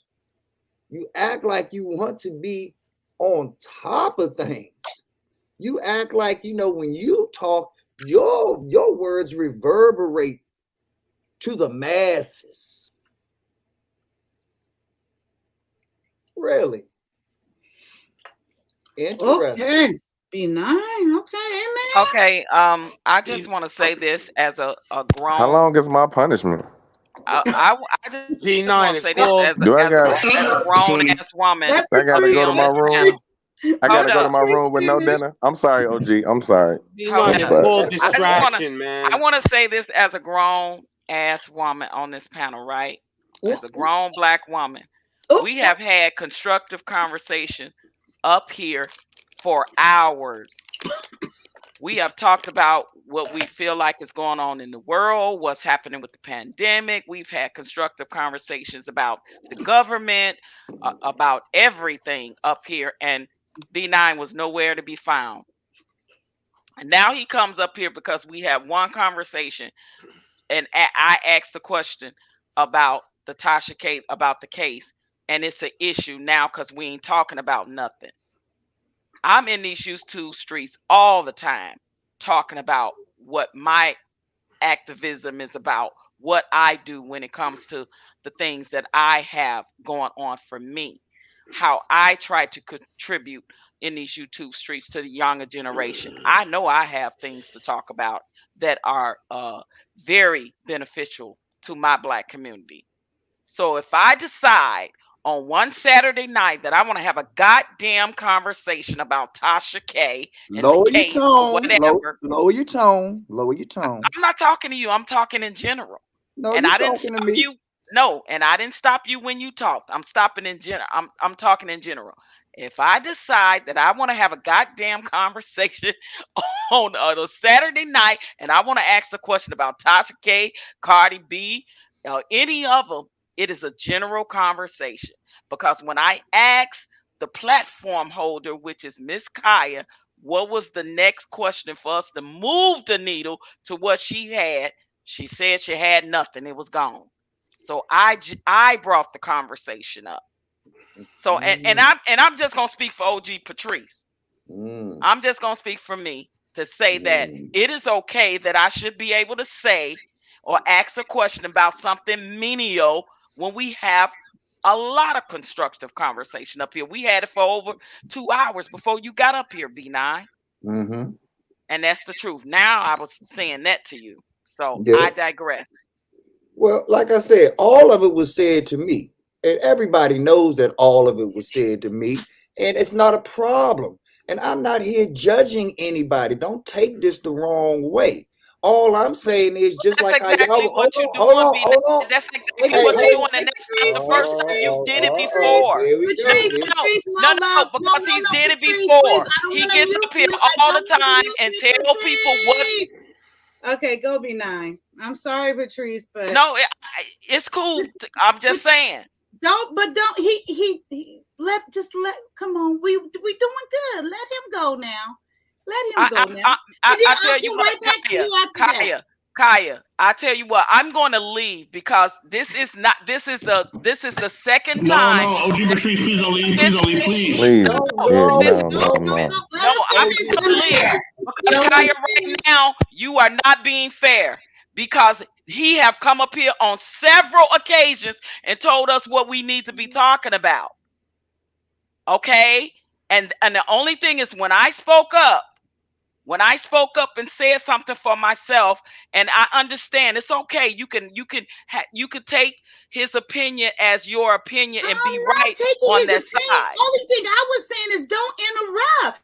You were done and he started talking. That Okay, was well, it. okay, I was well, I agreeing apologize. with you. It doesn't matter. I Okay, just didn't want you Kaya, to interrupt. That's I apologize for interrupting B9. I apologize for interrupting. You all have a good night. I'm gonna step down and go in the chat. No, OG, please stay. Please stay, OG. no, Please. OG, Please. no, stop, we will stop. not Hey, beg. stop, No, stop, we will stop. not. No, No, we will stop. not. Stop, We will not. stop. This We is will why I not. did not, Kai, this is why I did not come up in the first place. No, Hold on. it No, shouldn't stop. be No, this Kai, way. stop. Just stop, though. Just stop.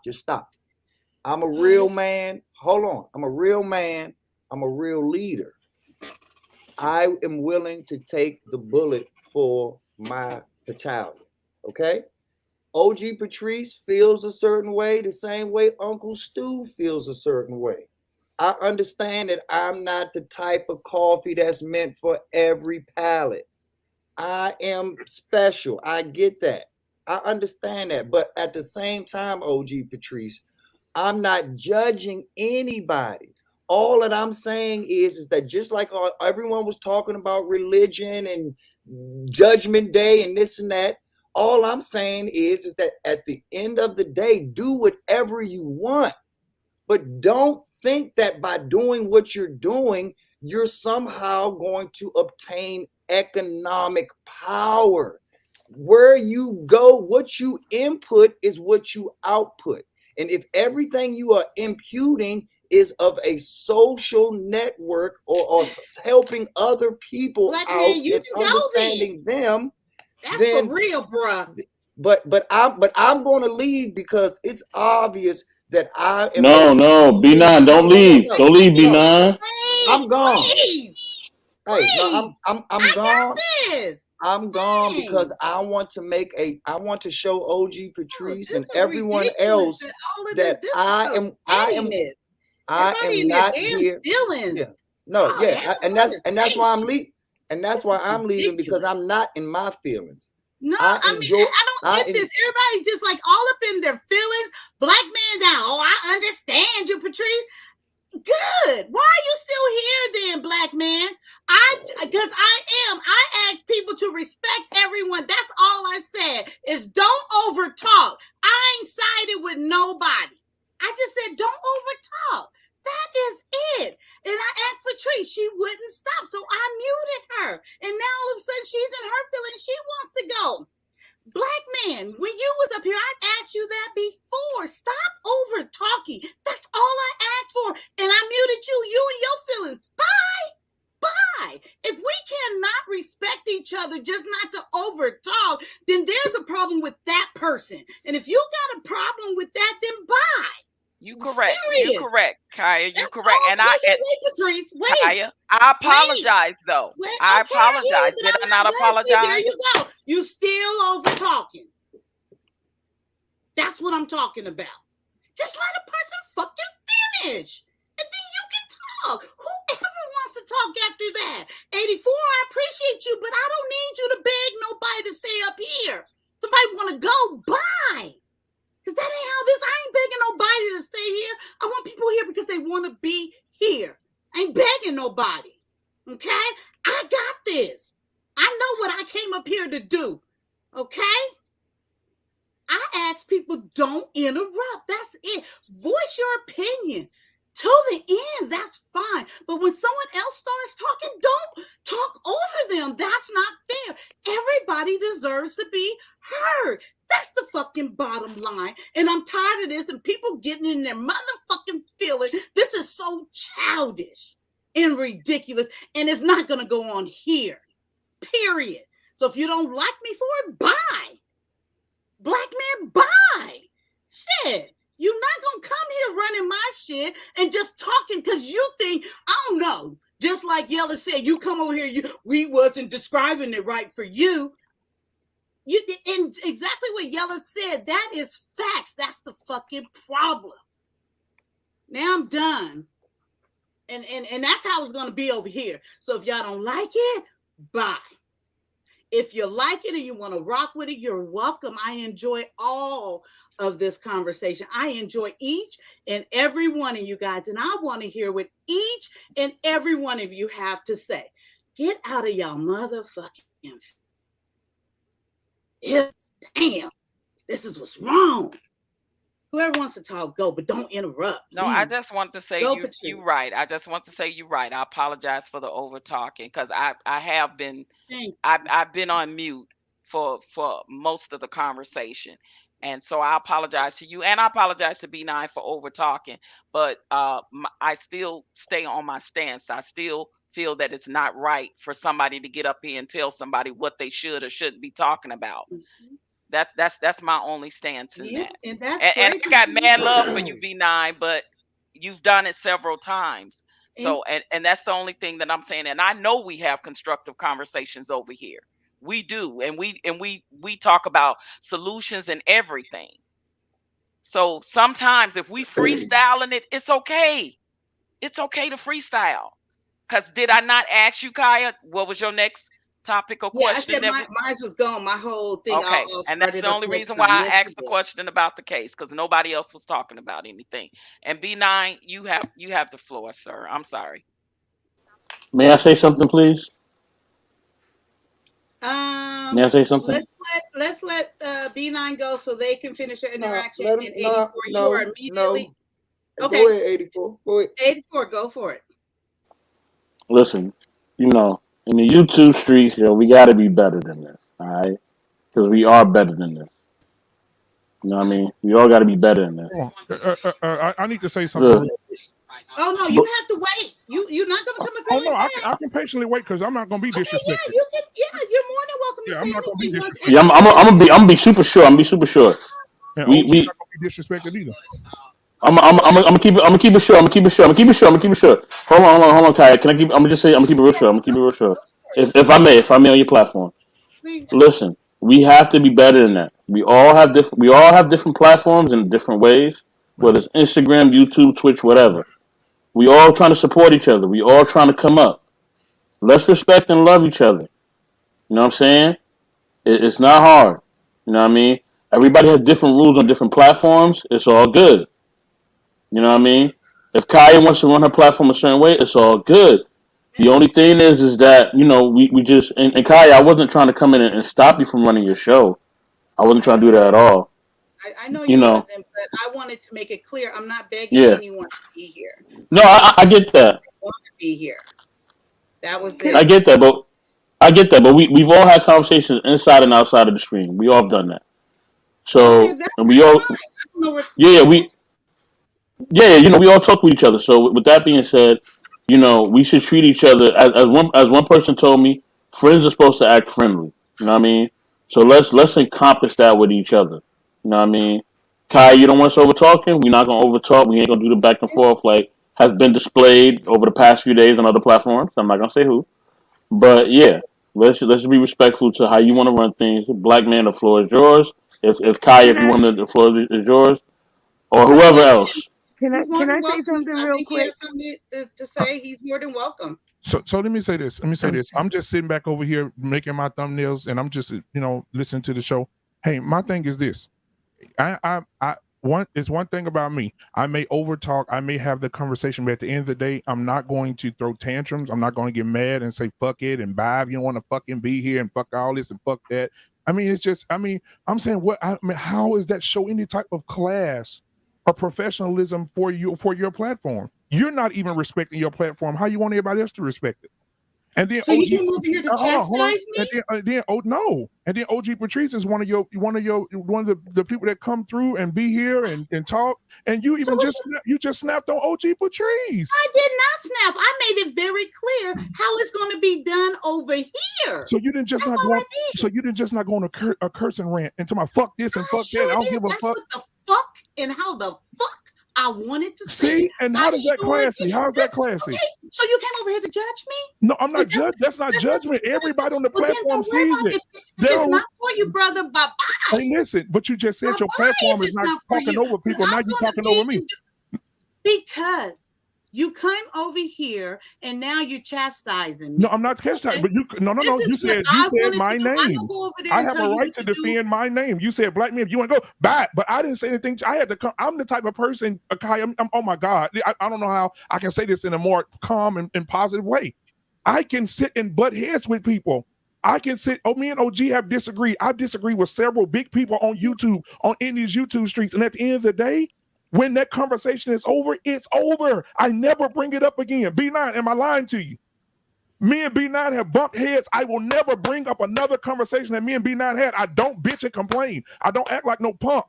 When me and B9 have a conversation, when I have Black Men Unfiltered on my platform and we have a conversation, I never hold nothing against nobody. When the conversation, me and B9 can go at it back and forth, bump heads. The next day, you said it 4 times, please. I'll email him. See what I'm saying? I'm being overtalked, but your rule is not to overtalk. You have to lead by example. I don't have to do anything. My point exactly. But you just asked on your platform that you said you wanted. You said the same thing 4 times. It does. Why? B9 and you 4 times. Right. I said B9 because he's the only one here. B9 is the only one here. Even what the funk? Have we disagreed before? Yeah. Okay, we disagree. What the fuck? Have I brought anything up that we've talked about before? Again? Have I ever cursed you out, snapped on anybody, got mad, anything? I am not you guys. So what's your point? My point is that you have to be respectful for the people that you have conversation with, discord with, you have to debates with, and even though you may be mad or in your feelings, you have to be able to have some type of self-control. I responded and I will continue to respond the way I want. I do have self-control if I wanted it. I said it. Yeah, I said it, and I said it the way I wanted to say it, and I will continue to do me. Okay, I'm not going to go over to your platform and tell you how to do you. Take me out of it, because I'll let you talk on my platform. I won't interrupt you and mute you. But OG Patrice, I don't interrupt nobody on your platform. Do you think OG Patrice deserved for you to go off on her like that? Seriously. This is my motherfucking platform, okay? You're going to run people off with that kind of attitude. You're going to run people off with that type of attitude.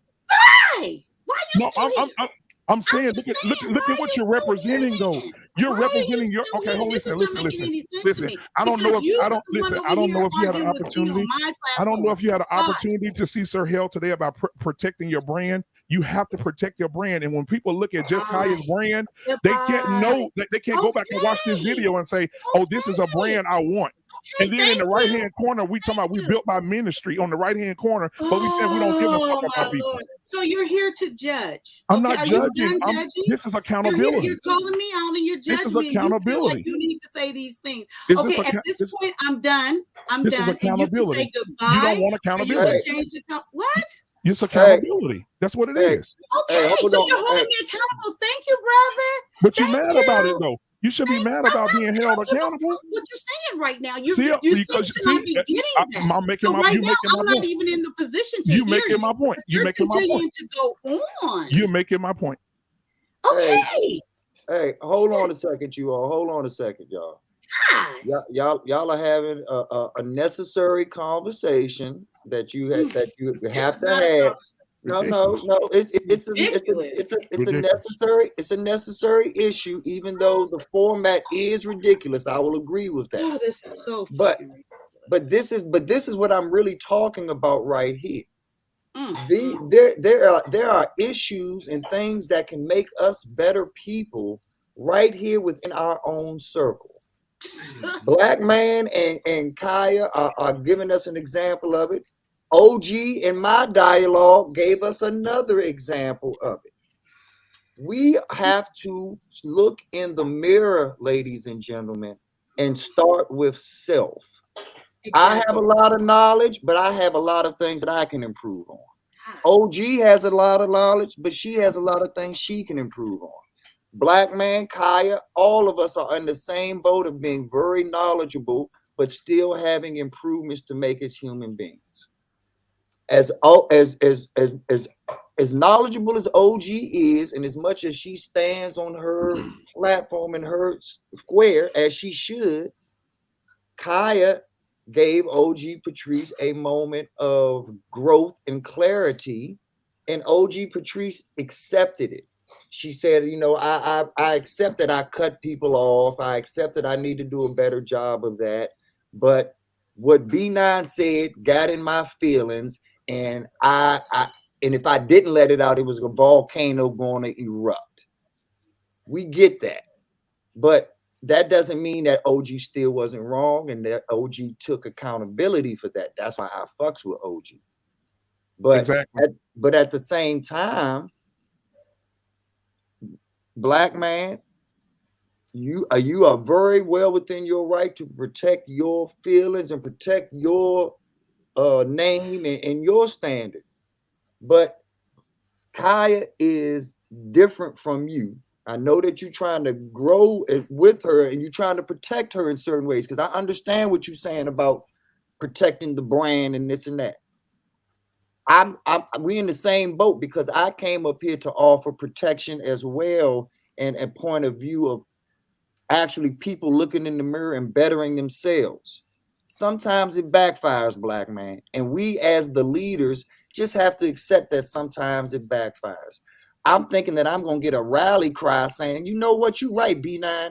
This is the time where we need to stand up and look in the mirror and really help ourselves. OG Patrice went the other way. She said, wait a minute, nigga, who the hell are you to tell me who I can talk about and nigga, I talk about what I want. So it happens sometimes. You don't always get the results that you want. And in Kaya's defense, I'm not saying that she handled it the best way either, but she was handling another situation. She was handling how OG Patrice got in her feelings and wanted to just jump off the platform just because the stench of B9 and his words were in the atmosphere.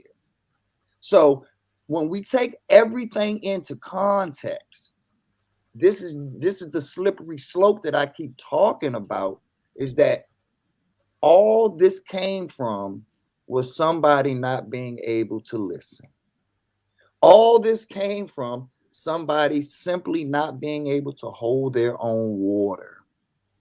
All this came from a hurt dog hollering. Because truth be known, I never said your name, OG Patrice. I never made reference to you, OG Patrice. So for you to be the first one to come to the forefront and be defensive and wanting to get off, you kind of told on yourself, because I never brought you up. I never brought you. And what you went on today, and I'll be honest, this is deeper than just today, OG Patrice. This is many, many platforms, many, many conversations that we've had. And the shit just hit the fan today. And I can deal with the truth. I now know how you feel about me for real, OG Patrice. We can definitely have Wait, conversation. what? No. I now know how you feel, because if my mere presence alone is enough to push you away on a platform that will comfortably spend hours upon hours upon hours on, and then I come on and within 10 minutes you like, I'm out. It speaks volume. It speaks volume. So that's why I said I'm a grown ass man. And I know that this is your comfort zone, OG Patrice. So I will be the one that will gracefully bow out, because I'm not a real man if I tell a woman that she can't be comfortable in her comfort zone. It's not my intent to make you uncomfortable, but your reaction made that painfully obvious that my intent is not matching the results. So, on that note, like I said, I hope and pray y'all work all of this stuff out. I will be the keyboard warrior in the chat because you, Uncle Stu, and others have made it painfully obvious that I'm the Sudafed that you need to come behind the counter to get versus the Tylenol that you can just go grab on your own. So I'm gonna put myself behind the pharmacy counter where I belong. Hold God up, bless. B9. Hold up, hold up, hold up. You don't get to just say that and then don't let me respond. B9, don't do that. I, You got to come back. Don't do after and all this, of that. Wait, Patrice. B9, you must come back, and that is disrespect. Now you got to come back. Go ahead, Patrice. But he should come back. B9. That's not right. my Give her thing an is, opportunity to respond. yeah, my thing is, when have I ever? I have never had an issue with B9. Never. And I have let a lot of things slide that he has said regarding when he feel like Okay, he the came back. He came when back. he Let him come. Let him okay. come up, Patrice. Okay. Thanks for coming back, B9. Sorry about that. I didn't know OG was talking. Go ahead, OG. B9. Yeah. Yes, ma'am. I have Go ahead, Patrice. yeah, no. Yeah, I don't know where you feel like something has went on between you and I because that has never been the case. Now, Yes. I know this is the second time you have made a comment in the chat that suggests when we are all up on the panel, you're making a general a comment in the chat that you feel like we need to be talking about something more, I guess, sustainable to you. You B9, you just did that in the chat tonight.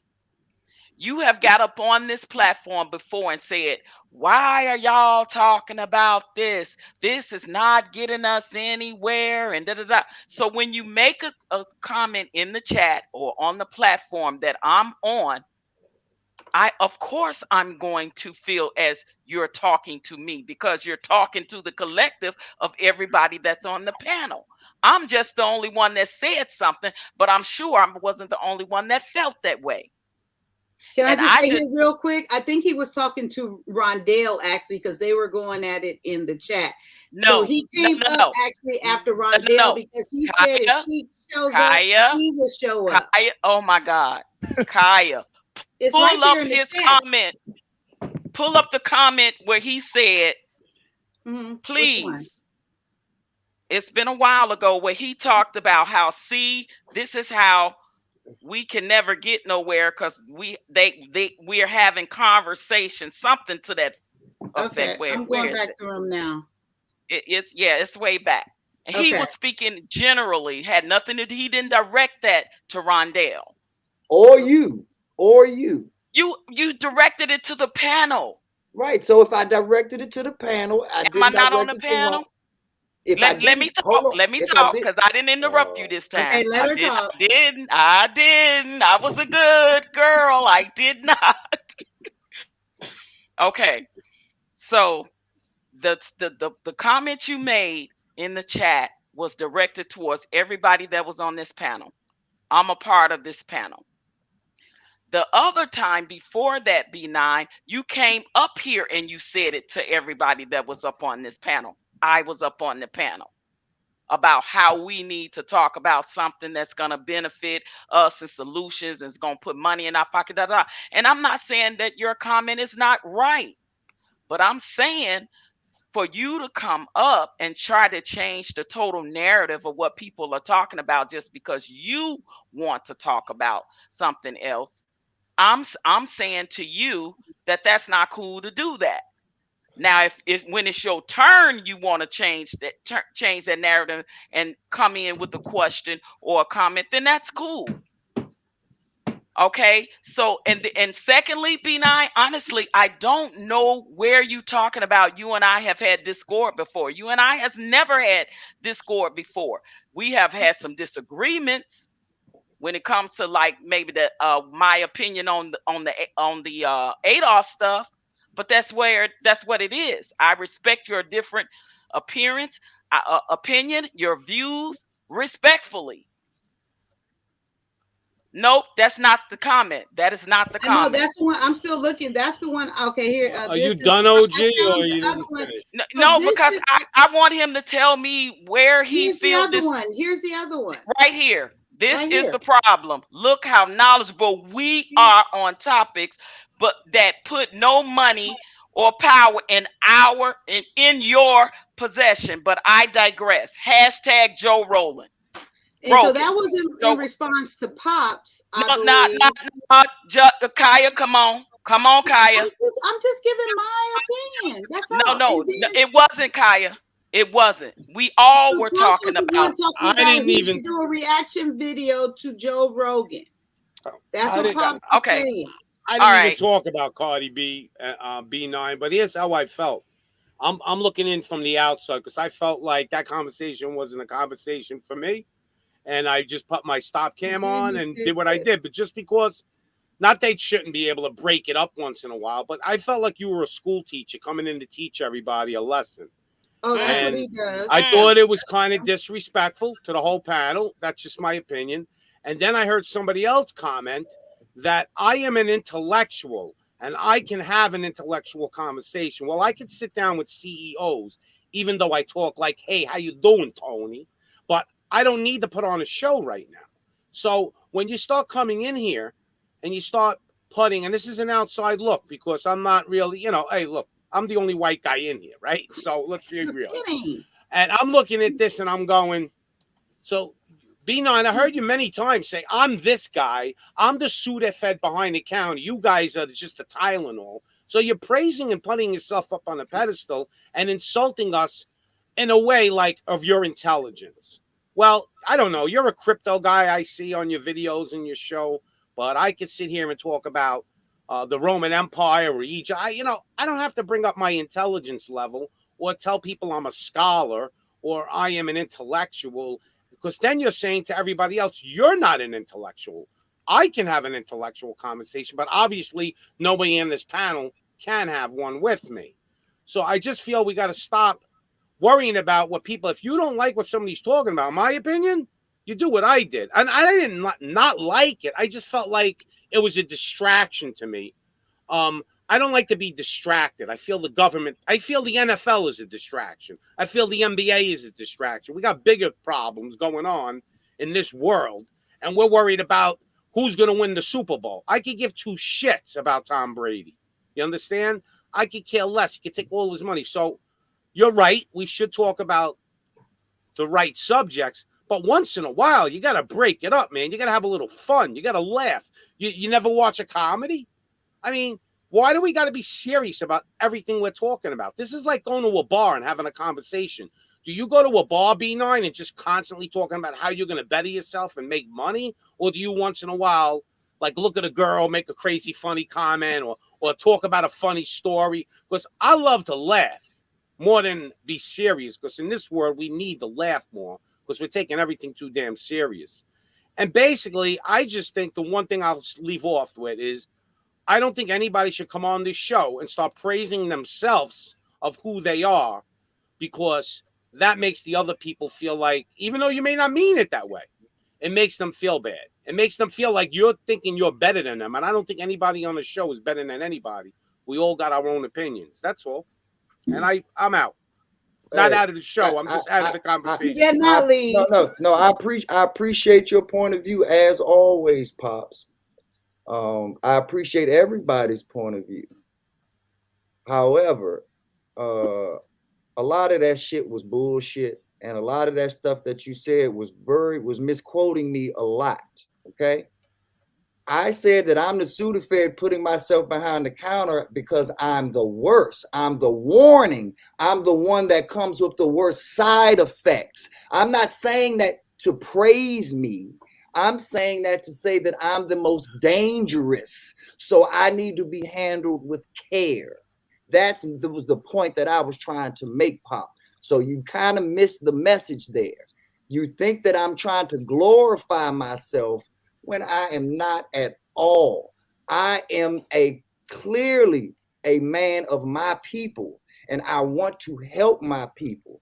And no, I don't go around in bars and kikiing and laughing and joking and this and that, because I understand what I'm trying to get everybody else up here to understand, that there's a chronology to things. First, you work hard, then you play hard. We just want to get to the play hard part and the kikiing and the conversation and the throwing it up, but we don't have the same amount of commas. We don't have the same amount of in our bank account. So if we go to that bar, we will be leaving way before you leave. And if we're leaving way before you leave, we're really missing the real party. We're really missing what's really going on. So I'm trying to get us to focus on getting our money right, getting our mind right. So when we finally get to the part where we get to go to the bar and celebrate and kiki and joke pops, that we can stay at the bar with you, so that we can all leave together at 3 a.m, because we all have the unlimited pockets, because we've all put our 24 hours to good use. Chronology is the key. You work hard first, then you play hard. And now to OG Patrice. Miss Patrice, as usual, you are on point. We do not have any issues, at least as far as I knew either. However, when you took the action, because actions speak louder than words, when you took the action of, oh shit, here go B9 up here, I'm out. That action spoke volume to me. We have never had a discord where I felt that we were beefing OG Patrice. You're absolutely right. We're two intellectual people that can have the conversation. So when I come on a platform and you automatically say I'm out, that lets me know, wait a minute, it might be a little deeper than that, because my mere presence alone and me being on a panel for 10 minutes that you've been on for hours upon hours, and then I come up for 10 minutes and you like, meet me in the chat, I'm out, fuck this. I'm not gonna, we can't, and y'all can try to talk around it all y'all want. But like I said, the actions definitely spoke volume. And the final thing that I want to say, OG, and this is going to come off a little harsh, and I'm sorry in advance, but I really mean this in the most respectful way. You give us a great example of what Kevin Samuels means when he says, put your dick away. Wow. Put your dick away. Yeah, I said Wow. it. Yeah, oh wow. Put your dick away. And Wow. and so many people, hold on. And so I just told OG Patrice, in the words of Kevin Samuel, put your dick away. Wait, where did that come from? And I'm about to tell you where it comes from. Okay. OG Patrice is a champion. She is accomplished. She's intelligent. No, none of that is questionable. But in too many platforms, has OG Patrice has felt the need to be the one to step up and represent when there are other men on the platform. Those men are never going to have the chance to step up and let their nuts drop the way that they supposed to. If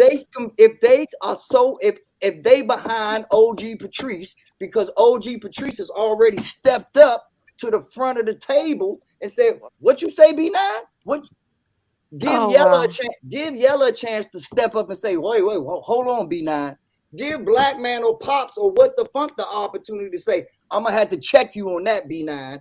But before any man gets an opportunity to even be a man, OG Patrice done already knuckled up. OG Patrice done already said, nah, B9, you wrong, and I ain't gonna stand for it, and you da and you da. And she knows that I'm not gonna argue with her, because she is a woman. She is a true lady. So I'm not going to argue with you when you step up to the forefront and you want to check me. It's going to be a one-way argument because I have nothing but respect for OG. So when she steps up to the plate, all of a sudden it kind of puts me in a son mother role because I'm not going to talk to OG Patrice the way I would talk to Pops. I'm not going to talk to OG Patrice the way I would talk to Yella or Black Man. And it's not even a disrespect thing when I'm talking to Yella or Pops or Black Man. It's just a different way of doing things. That's why we have the barbershop in the first place, because we do things differently and we can react differently and not hurt feelings. If I say to OG Patrice what I really want to say, the way she steps up, it would hurt feelings because at the end of the day, OG Patrice is not, she's different, she's extraordinary, but she's not a man. So there's certain things that she needs to stay out of. Certain arenas she needs to stay out of. And vice Okay, versa. And may I vice versa. respond? Hold on. And vice versa. Okay, let and vice Patrice. versa on B9. There are certain circles that B9 needs to stay out of, that B9 needs to be listening more. I went on Black Man Unfiltered thing last week with Brianna and Mother and them. And I went in there and I started talking my talk and it threw them off. And I said, you know what? Out of respect, I'm going to still support. I'm still going to listen, but I'm not going to be that involved in what's going on because that's their space, that's their time. And if I can respect them and I'm supposed to be the leader, then everyone else should be able to respect them as well. Let Patrice respond to that. Patrice, So go ahead. thank God this girl from the south side of Chicago do not get offended by something that you just totally disrespected me all in the same time while you saying you were respecting me. Thank God that I have the kind of tenacity that I do have, because I never would have called you any other organ part name or anatomy of a name, because I listen, I'm just not built like that. But so in the same time you disrespected me, you was giving me respect. So yeah, whatever that meant, that's an oxymoron and it's a negative, and I don't receive that from you, B9, because I have never sit on a platform and act like I was some man. I have had conversations about my people, uplifting my people, reparations, and all those things. I don't, and the black man them was just all men on their platform the other night, and I was in the chat, never came up. I let men talk. I let men be men. Now, if I'm having a conversation with a man, that's different. If I'm involved on a panel with men, I'm gonna engage in the conversation. I have never told a man what to do, how to do it, when they should do it, or anything like that that has been out of place. I have never disrespected any of these men on this platform or anything like that. B9. So for you to say that I do that, I believe that's being disingenuous on your part. Because you sit up on a platform and you could tell everybody else how full of shit they are, how disingenuous they are, and all of that. And you are the same way. You did it. You did the very same thing when I was on a platform to we ain't signing ish. I'm a man. You You just right. criticized yourself, Hold though, on. B9. Hold Let on. her finish, you Hold guys. on. And I didn't say a word, but I knew what I heard and what I saw. But I let two men have that, and I didn't say anything. Kaya was up here and witnessed that. So please do not say that I jumped in that and all. No, I voiced my opinion on something. You jumped in it. I didn't jump in when y'all was going at it. I did not. B9. I did not. remember. Well, I have B9, a you got to great memory. practice what you B9, preach. are you Let her gonna let me finish, you finish? guys. Go ahead, OG.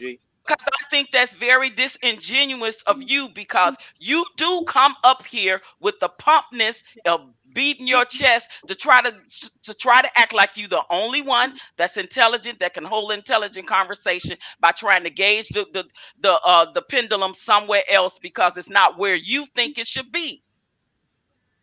And if you want to change the narrative when it comes to you, it's okay to change that narrative. I have no problem with that. We could talk about that, but we just happen to be talking about that because the lady of who platform we're on saying there was nothing else she wanted to talk about. So what you're saying now is very disingenuous. B9, I think you put your foot in your own mouth. I'm going to tell you why. They were talking about Cardi B. It's a girl thing, kind of, right? And I stepped out. I put my stop cam on, right? And you just came on and said that. You said men sometimes talk about men things and women shouldn't come in. And then women talk about women things and men shouldn't come. But you came in right during the Cardi B conversation. What did I say about Cardi B? You came in and said they shouldn't be talking about it. Well, that's a woman type conversation, and let them talk about it. You put your foot in your own mouth, man. So you're like a lawyer, man. I tell you, you're good. If I ever get in trouble, I'm hiring you as my attorney, because you got to practice what you preach, and you just put your own foot in your. Didn't you not just say that men should talk about men stuff and women shouldn't get involved, and women talk about shit? Let me finish, and you can say. And women talk about stuff, and we shouldn't get involved. But yet they were talking about Cardi B, which was kind of like a woman thing, and I get it. And I stepped out and didn't even participate. And you jumped in and just criticized the whole panel about it. So explain that to me. Go ahead. I would love to, Pops. Wait, just because I come, just because for the next hour. No. This is just because I come in and I tell you to better yourself doesn't mean that I've involved myself in your dialogue. I did not come up here and say one motherfucking word about Cardi B or what Cardi B should be doing or what I came up here and said about what you all should be doing. I said that me included, we all should be looking in the mirror, pouring into ourselves.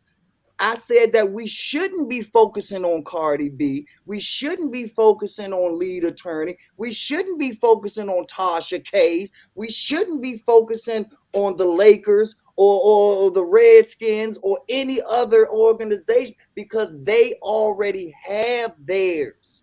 And we are in the position of a customer. All we do is we are the little ants that support these various queen bee ants other places versus becoming our own entity and pouring that same information, that same energy, that same hours of the day that you're watching Tasha K or Cardi B. You could take those same hours of the day and improve yourself. That was the only point that I was trying to make. Well, I like the way you just said it. I did not enter myself into no female conversation talking about Cardi B or nothing. So, like I said, Pops, you was here the whole day. So what are we should be watching the same thing, Pops.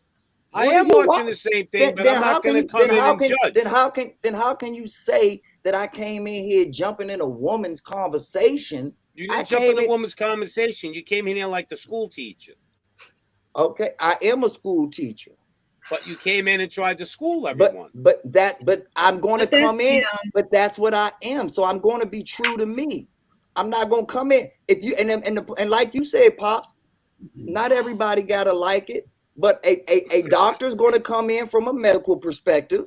A legal professional is going to come in from a legal perspective.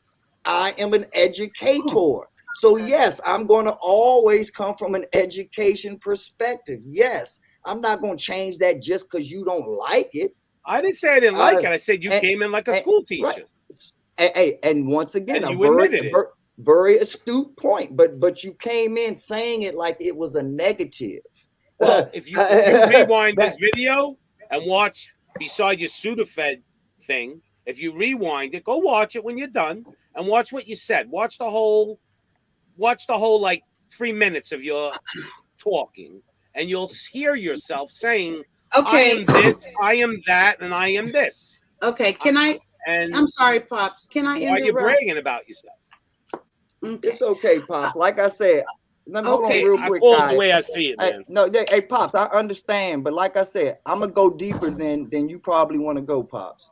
Yeah, I because understand. Okay. I This is you understand. guys. I Let Miss Guys. understand. Kaya speak. Okay. Wait, Okay. let just Kaya speak. It's Please. YouTube, man. I really want Not to that serious. move on from here.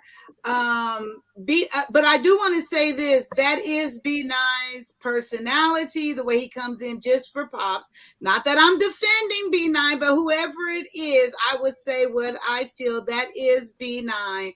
Pops. That is the way he kind of I comes on got the it. platforms. Just to share that with you. Constructive criticism don't hurt. Jay has been up here for a while, and I would like to get Jay's input and see what he would like to say.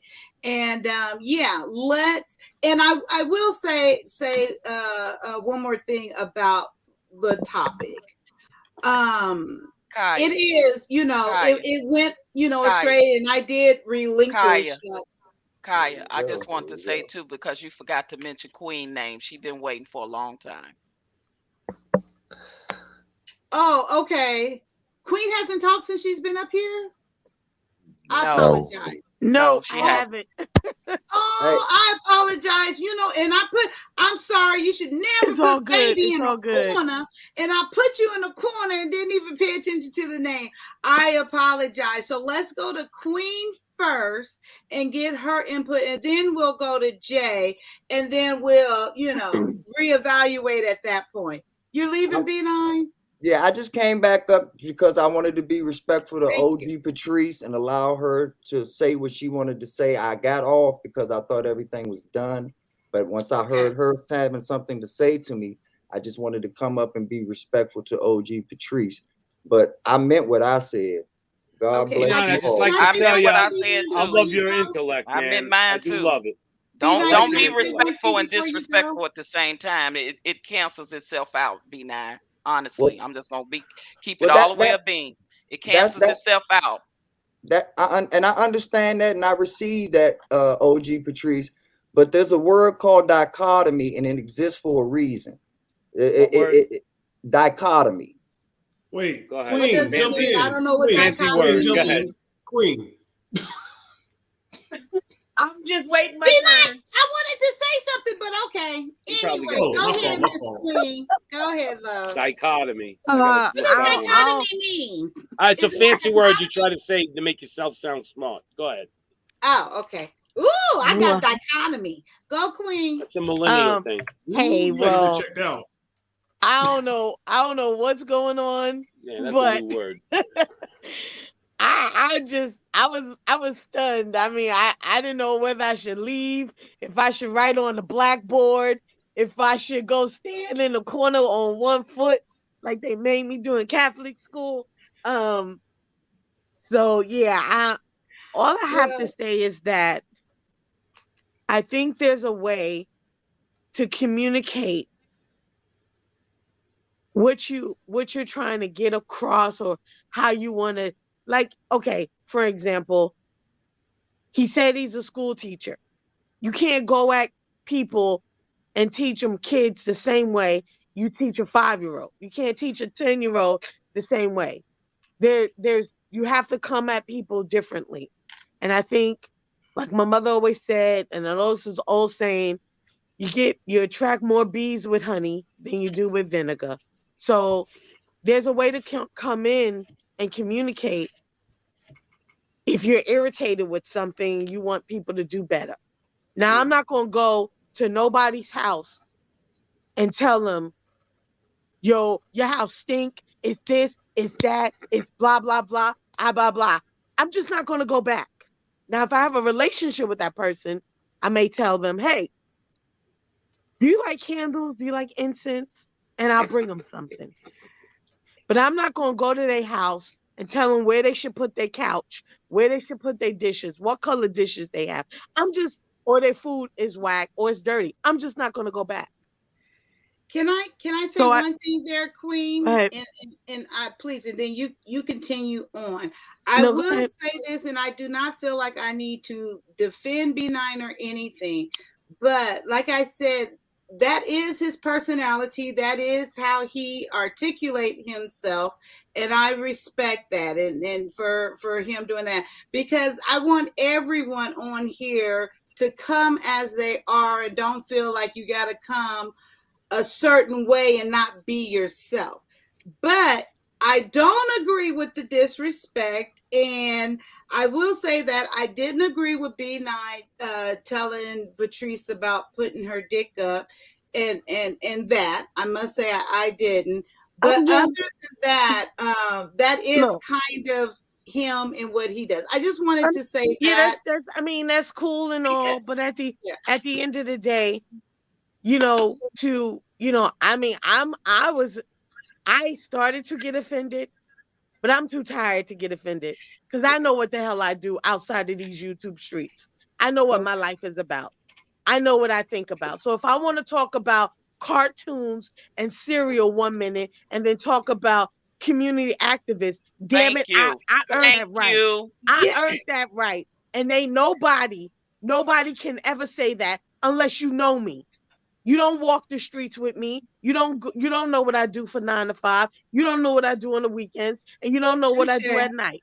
So if you know nothing about me, to come in somewhere because we're having a jovial blonde, I call it a blonde moment conversation. You know what I mean? Like, who the hell are you? Come in with a little more respect and then to play the game. Like, I hate that. Don't play the game like you don't know what you did, because you know what you did. You know how you came across. So let's not play that. You know, at the end of the day, come in the door, blaze gun, kick the door down with your Timberland boots on. I'm cool with that. But don't sit here and tell me, because I'm on the panel, but I'm not saying anything, but I'm still offended because I'm on the panel.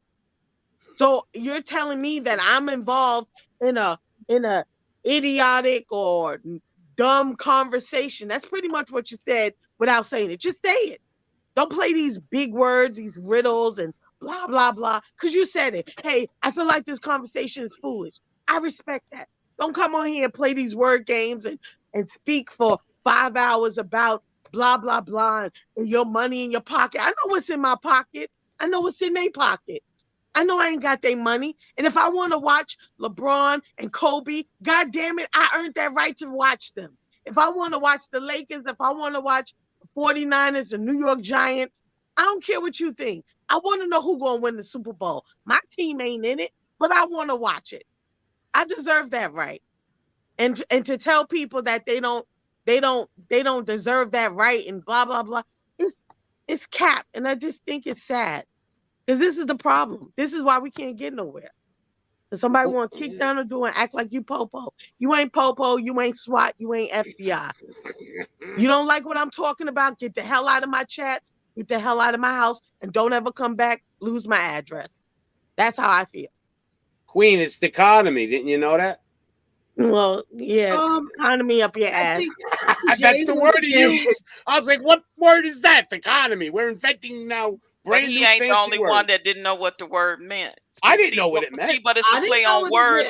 It's a play on words that when people think they more intelligent than other people they are. use fancy words to make themselves sound smart. I've seen it all the time with the millennials. They do it all the time. Now, how did he use it? How did he say the word? What did he say? I don't know, but at the end of his conversation, he wanted to leave us off with the con. Look, I love his intellect, but there's a way to go about it. Like Queen said, you got to come in, like, kill the bear with honey first. I knew I wasn't the only. I knew I wasn't the only one on the panel that felt that. I was just the only one that said something. That's the only difference. Let Jay talk. I want Jay to get it. I want quickly, to give Jay my I wanted to say something, but I'm sorry, I couldn't Queen. get Go past ahead. him. Go ahead, Queen. No, I'm sorry. I was like, I wanted to say something, but then it became, where it was, do I jump in? Do I say something? So I just stepped back. So, I mean, I was going to say something. That's why I kept unmuting myself. So, you weren't the only one. The only one I expected to really say something on this panel was whose panel we're on.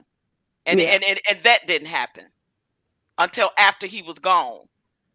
Because as a woman, About jumped him on him. saying what he said to you? No, you jumped on him. Yes, you jumped on him. I'm saying, had I been a platform, I see. a content creator on my platform, I'm not going to allow no man to disrespect no woman or no man on my platform. Right. That's what I'm saying. So, okay. But what do you think I should have said it sooner? Yeah, I think you should have said it while he was up here, because it was plenty time. That's to what do I was trying to do. I was about to go into that once he before he went down, but no, I don't agree with that at all. And I'm sorry if I should have said it sooner. I could have interject, but sorry for not doing it sooner. Well, B9 is who he is, like you said. But to say to drop the dick thing, I think that was a little out of out of context. Go ahead, Jay. I don't want you to stroke out kinfolk. So go ahead, my love. Okay. Look, we had a back and forth with Yella and Sister Below.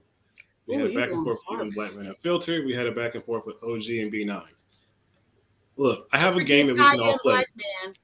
Yeah, I have a little game we can all play. You answer the question in 2 minutes. Every one of you can give me a number that's important to you, and let's kind of get some positive energy going. So my idea is, so I got to set the alarm for 2 minutes. Let's start with Queen first. Queen, what's a number between 1 and 265 that's important to you? 2 minutes is the time limit, Jay? Yes. Okay. Queen, what's a number that's important to you?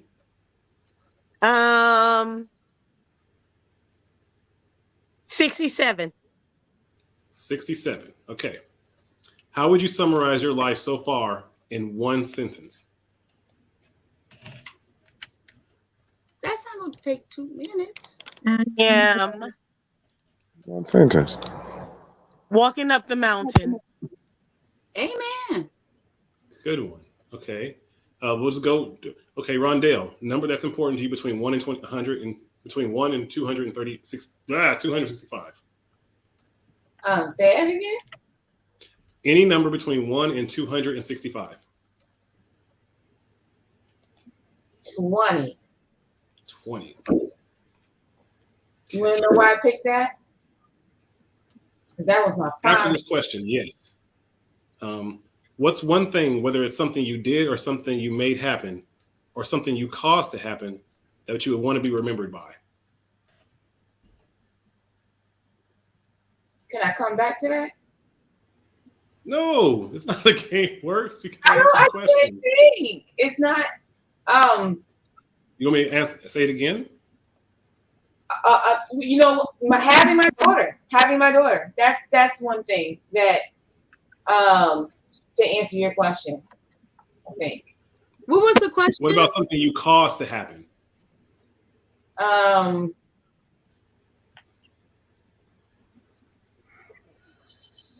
Bro, I don't know. I can't answer that question. Did you ever set up a friend, like you set up a friend with another friend and they're still together, something like that? Or maybe you put into motion something happening in your kid's school, something like that?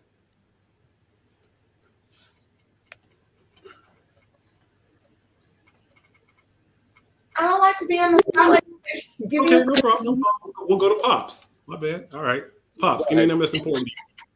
Well, a number that's important to me is 777. No, you got to go between. Can't go that high, Pops. There's not that many questions.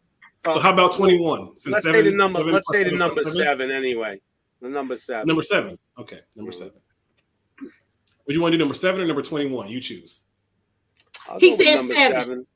Even though I want 777, but go ahead. Okay.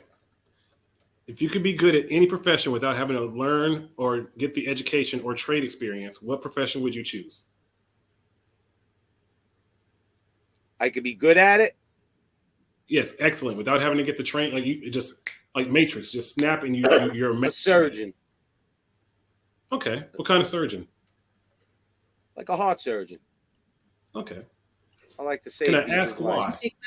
I would enjoy saving people's lives. Okay. If I could be good at that. Okay. Best of both worlds. Well, best of both worlds, baseball player. It's best in the world. It's fine. It's fine. What's up, bro? But My number is 77. I would take a surgeon over anything, though. To help you. Ooh, Pops, all right, here's a good one. What was the scariest moment of your life so far? When I had a shotgun pointed at me. Oh, not you, Pops. We done. You already answered your question. Oh, I thought you were done. I didn't know that. Go ahead. No, you get one. No. So this is. I like. Oh, for me, almost dying last year. How do you feel now that you have beaten that?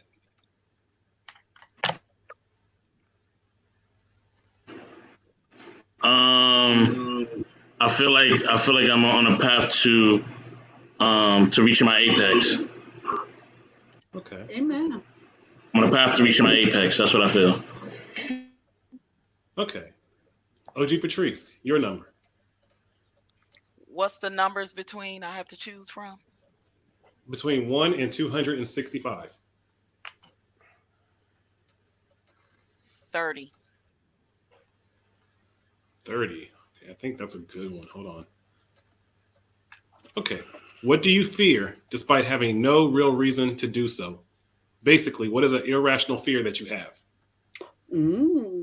Height. It's not irrational. Can I ask why? Because I used to always have dreams that I'm falling off of a high building, a tall building. I used to always have those dreams. And I will wake up before I hit the ground, scared, my heart be pumping. Have you ever put yourself in a situation where you had to confront that fear? Or would you ever do it? Like maybe doing a ropes course or something like walking across a bridge over like a high body of water. No, I've never did that. And I said that I was gonna do the bungee jump in Vegas off of the stratosphere, but I chickened Ooh, out. that's you talking about the stratosphere where they have that thing with Yes, the yes, and I OG chickened Patrice, you out. ain't about that life. You ain't ready for that. Baby steps. Exactly. Ropes course I ain't first. about that life. You're Don't absolutely do that. right. You gonna pee yourself. I've seen that stratosphere. Yes, you're right. It ain't.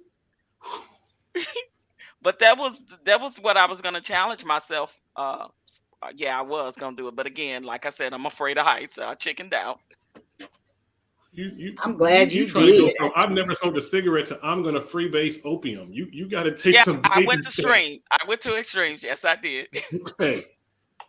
All right, just Kaya. Is my mic on good? Is my mic down low? No, you're excellent. You're good. You good? Oh, All right. OG Kaya. I'm sorry, not OG Kaya. yeah, I'm OG Kaya.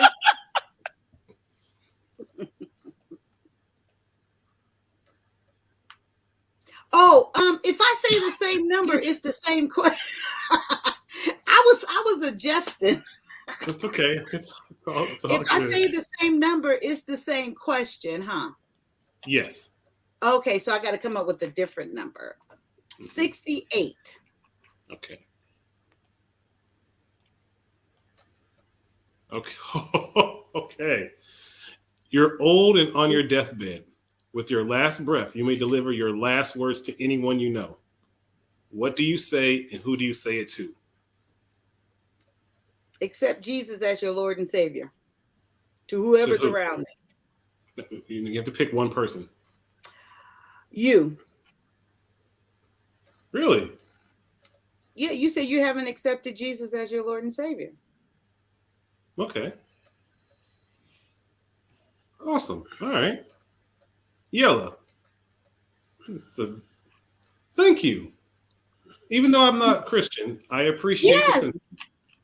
I'm thinking about you. I feel like it's like your last way of shading me, but no, it really wasn't. It really wasn't. See, it really wasn't. Nope. Okay, yeah, I'm gonna make him think about me and be confused for the rest of his days. Like, okay.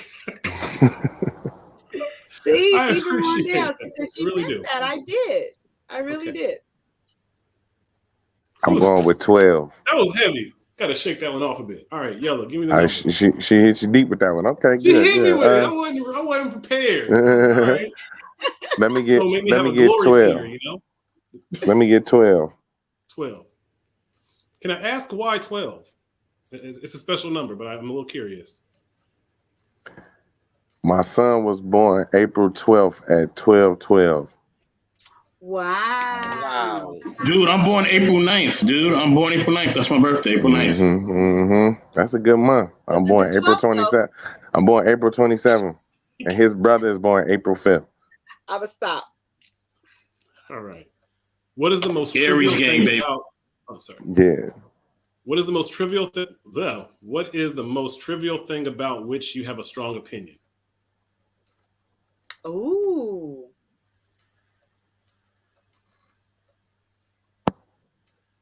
Is that I'm stuck in my opinion. I wish I didn't have such a strong opinion. I wish that I didn't know the things that I knew so I would be able to kind of learn differently. So I deal with I don't know, I ain't trying to be like that, but like kind of seen it tonight. Like it's trivial to me, but it's just like, yeah. I like that you said that because I was thinking that same thing, how you was gun-ho on what you were saying and you were elaborating. I said he's really into that point about bad things happening and why and stuff. Like, okay, I just want to say that. Do you wish that you had a clean slate with women in the opposite sex and you didn't understand them as well as you do? Wow. Do you wish you could be naive to them in their game? Why he went there? Why he went there? And Because I talk a lot of shit because you gotta go too. deeper in the question. Man. That's a good question. Ooh. Yes. Blissfully unaware. Yes. Because honestly, what I've seen has altered my relationship with women. I wish I didn't know the bad things that they do, and I didn't know that they knew the bad things that we did. Man, that was a hell of a question. See that, Kaya? Why you making that face? What? I honestly think that's what I think that's what we need in our community. I think we all need a complete reset. Yo, And, if I was like, no, that is crazy. Like if I You was said like, something there, WT Funk. You said a lot there, WT Funk, for real. Like, said a lot there, I don't brother. want to reset. I'm just throwing that out Yeah. there. Oh wait, no, okay. It's Queen's turn. She switched. Okay, hold on. Man, if I could be a simp, bro, damn. No. You want to be Simp C, not Pimp C? Yeah, look, bro, that'll be. You got me thinking, man. It was all good in 4th grade, wasn't it? It was so simple then, man. Ignorance is bliss, huh? All right, Queen, how you doing? I'm good. All right, give me your number. Another number? I'm in the club. Give me your number. Ooh, look at you. Give me your number. 555. Hell no, I'm sorry. I didn't give out my He number in shaded the you. club. No, wait. Do you remember that number back in the day when women was giving us the No. Wait, Man, what the funk? What the funk? 93, 47. No. Remember this one? This one from my day. 222 mother F you. I remember that. Wow, I never heard that one. Yeah, Oh, wow. 222 mother F you. Well, I used to get that one on napkins. That was a fun one to get when I was a kid. All right. My number is 8. 8. Okay. Do. Okay. What is something that you're terrible at, but you wish you were good at it?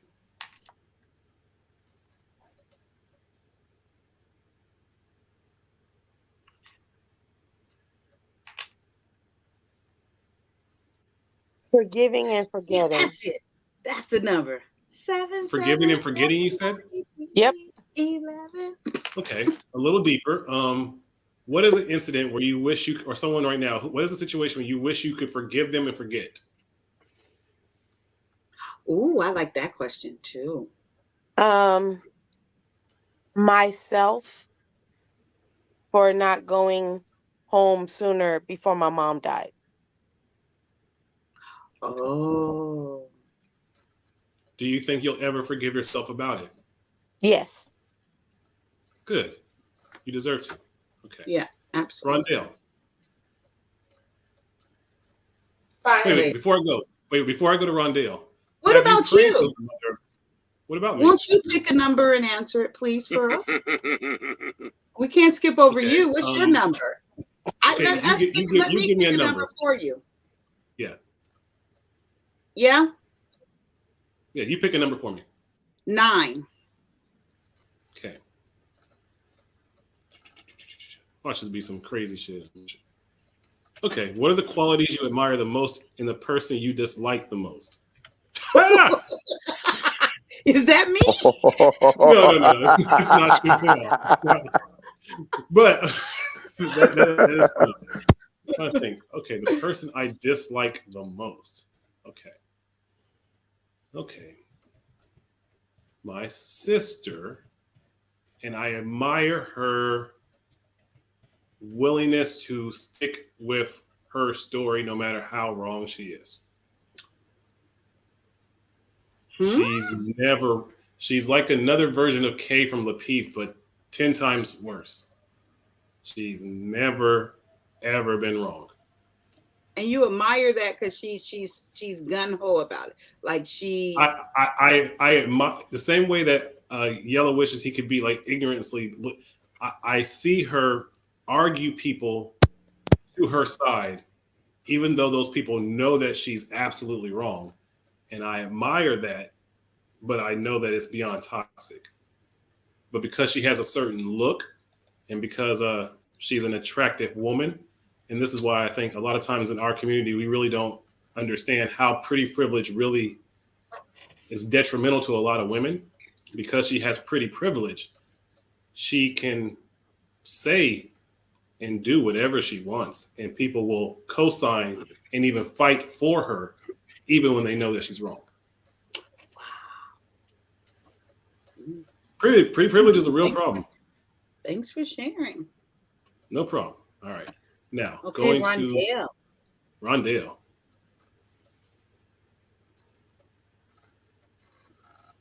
Sorry. Rondell sleep. No. Go ahead. I was doing something. Okay. What's your number? Let me do 60. 60. Okay. Okay. You ready? What scientific or technological advances blow your mind? Is there any technology that seems so futuristic and so advanced that you truly are surprised that it even exists? Oh, that's a hard question. Why am I always getting these hard questions? You pick 60. It ain't my fault. That's a hard one. Okay. There is one, honestly. When 3D TVs came out, I was like amazed by it.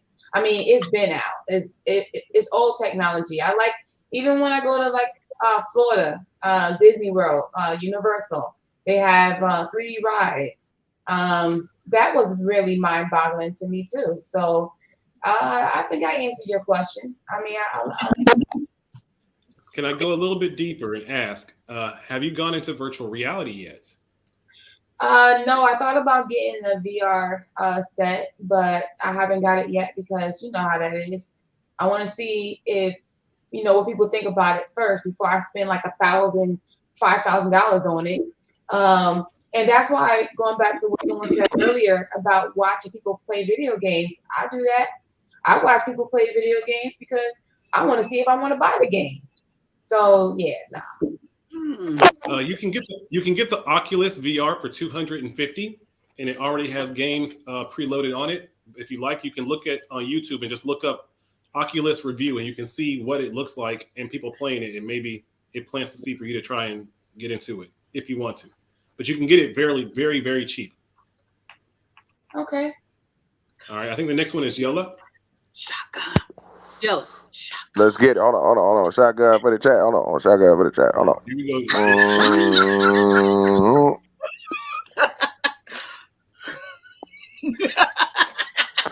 Shotgun for the chat. Man, I just got a contact.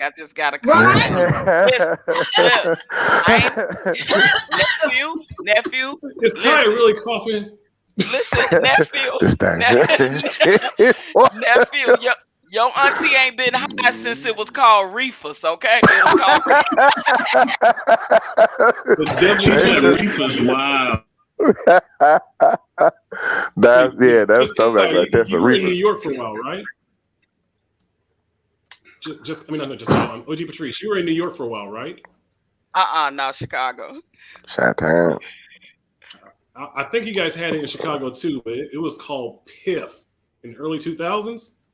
Man, in New York and Chicago, that Piff is stronger than anything that is out today. It's something about that Piff way back in the day was the bee's knees. Hey, look, what the font? I'm serious. Reefers. It was called reefers. Last time I had some. Not Reefers. Reefers. Reefers, yeah. You smoking that Reefers, boy? Yeah, you smoking that reefers? Smoking the Reefers? You smell like that reefer. Okay. All right. Yellow, give me that number. I'm gonna take my old basketball number, 55. Oh, 55. What was you, a center? Yeah. Okay.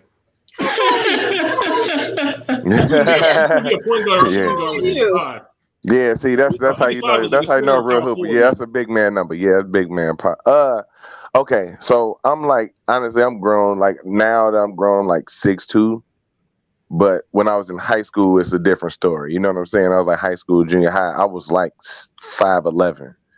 You know what I'm saying? In 8th grade, so I was a big dude. So of course the natural thing is to put the biggest kid at center. So hey, that's me.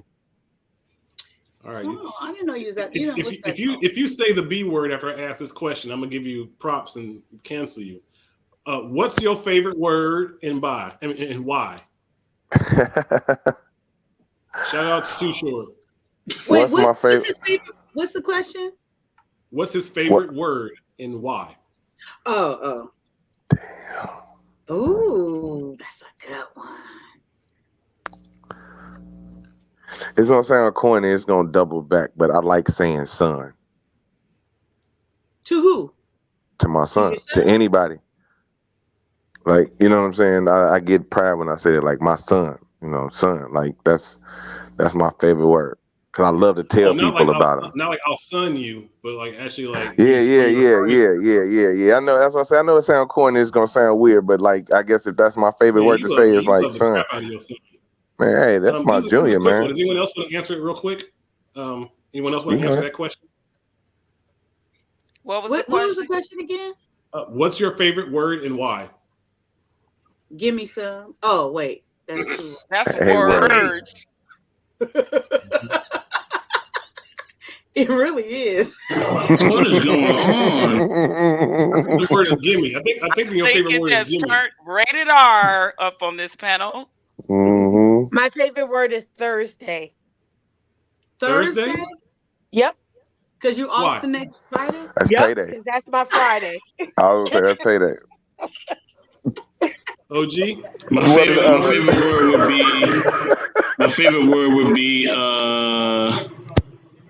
it would be aura.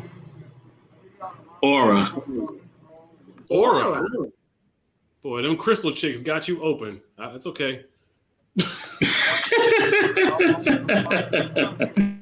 Them crystal chicks got a hold of you. That's okay though. They amazing. Pops, favorite word? Well, my favorite word ain't. I don't know. I mean, I got to say the word fuck.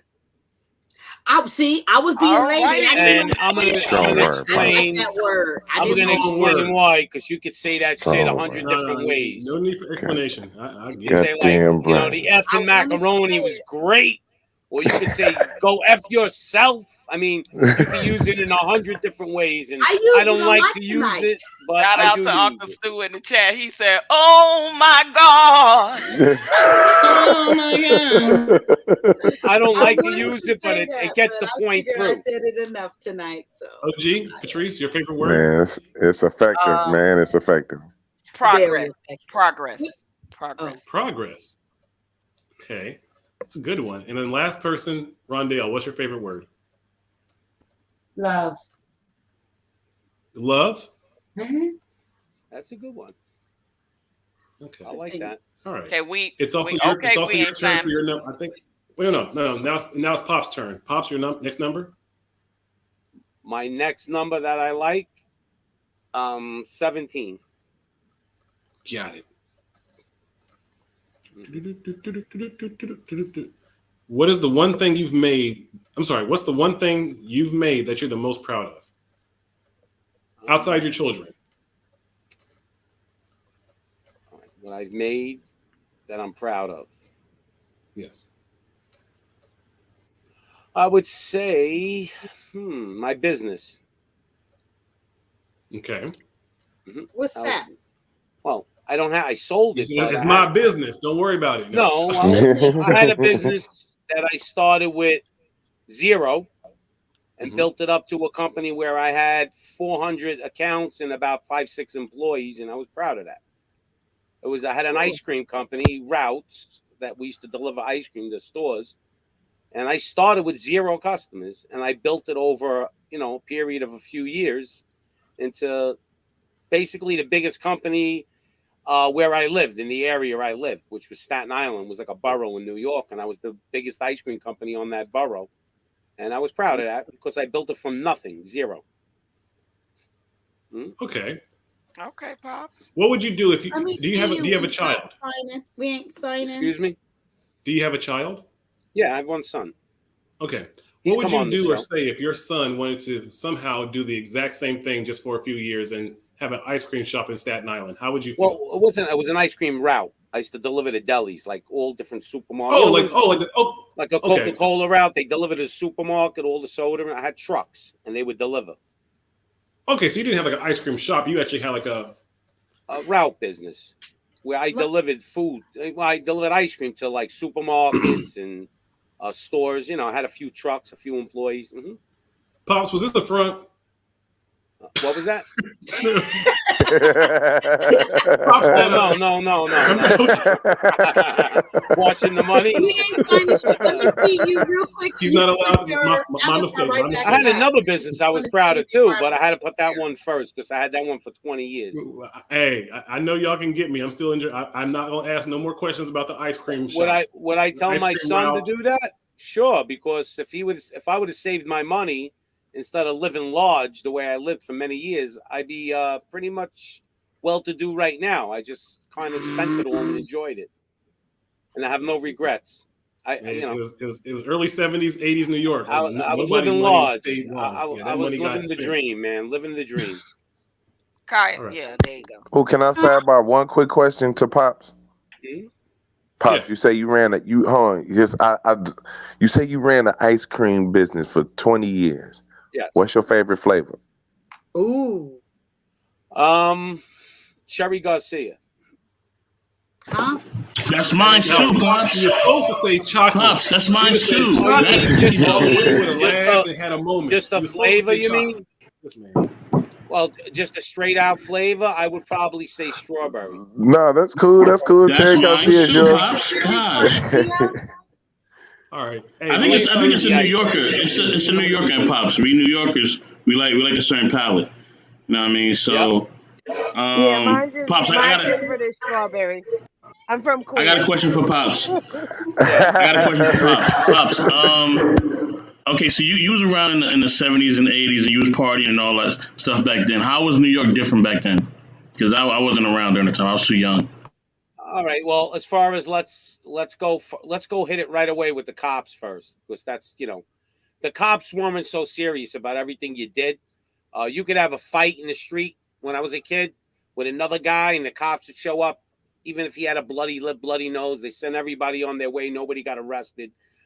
Things weren't so serious where cops, at the end when I left New York, you would get in your car and you would worry about a cop pulling you over as soon as you got in your car.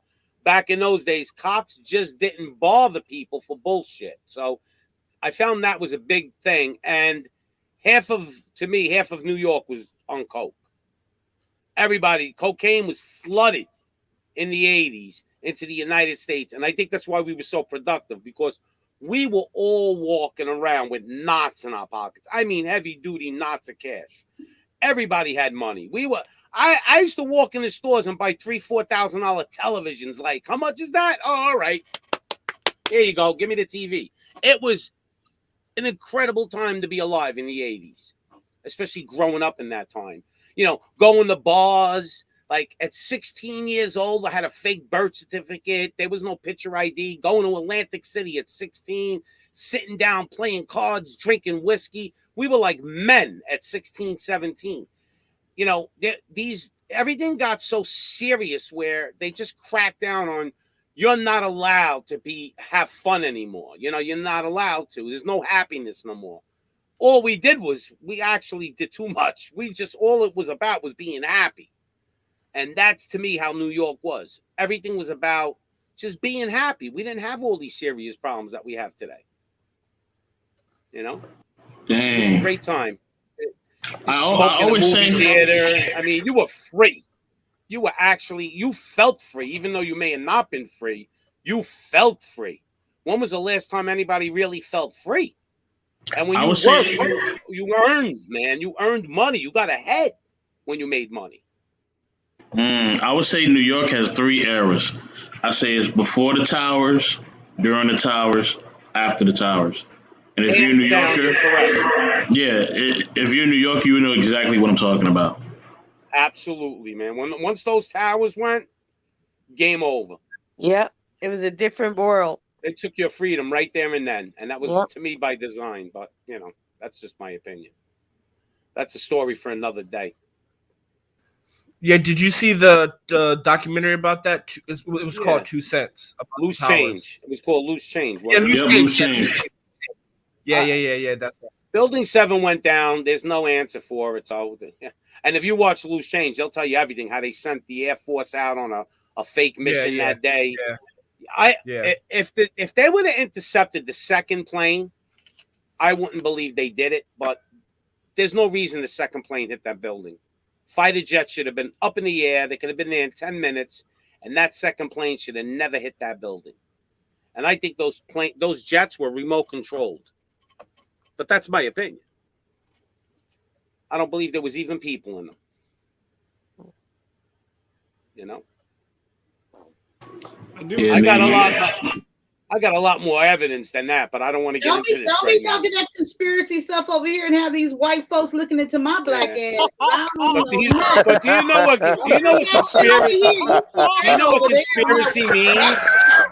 Black folks, You know what conspiracy means, though? It means committing a crime. Don't be bringing that bullshit over here. That's right. It's not bullshit. Kai, it's too late. It's too late. You're already on YouTube. It's too late. It's not bullshit, though. Don't get Pop started.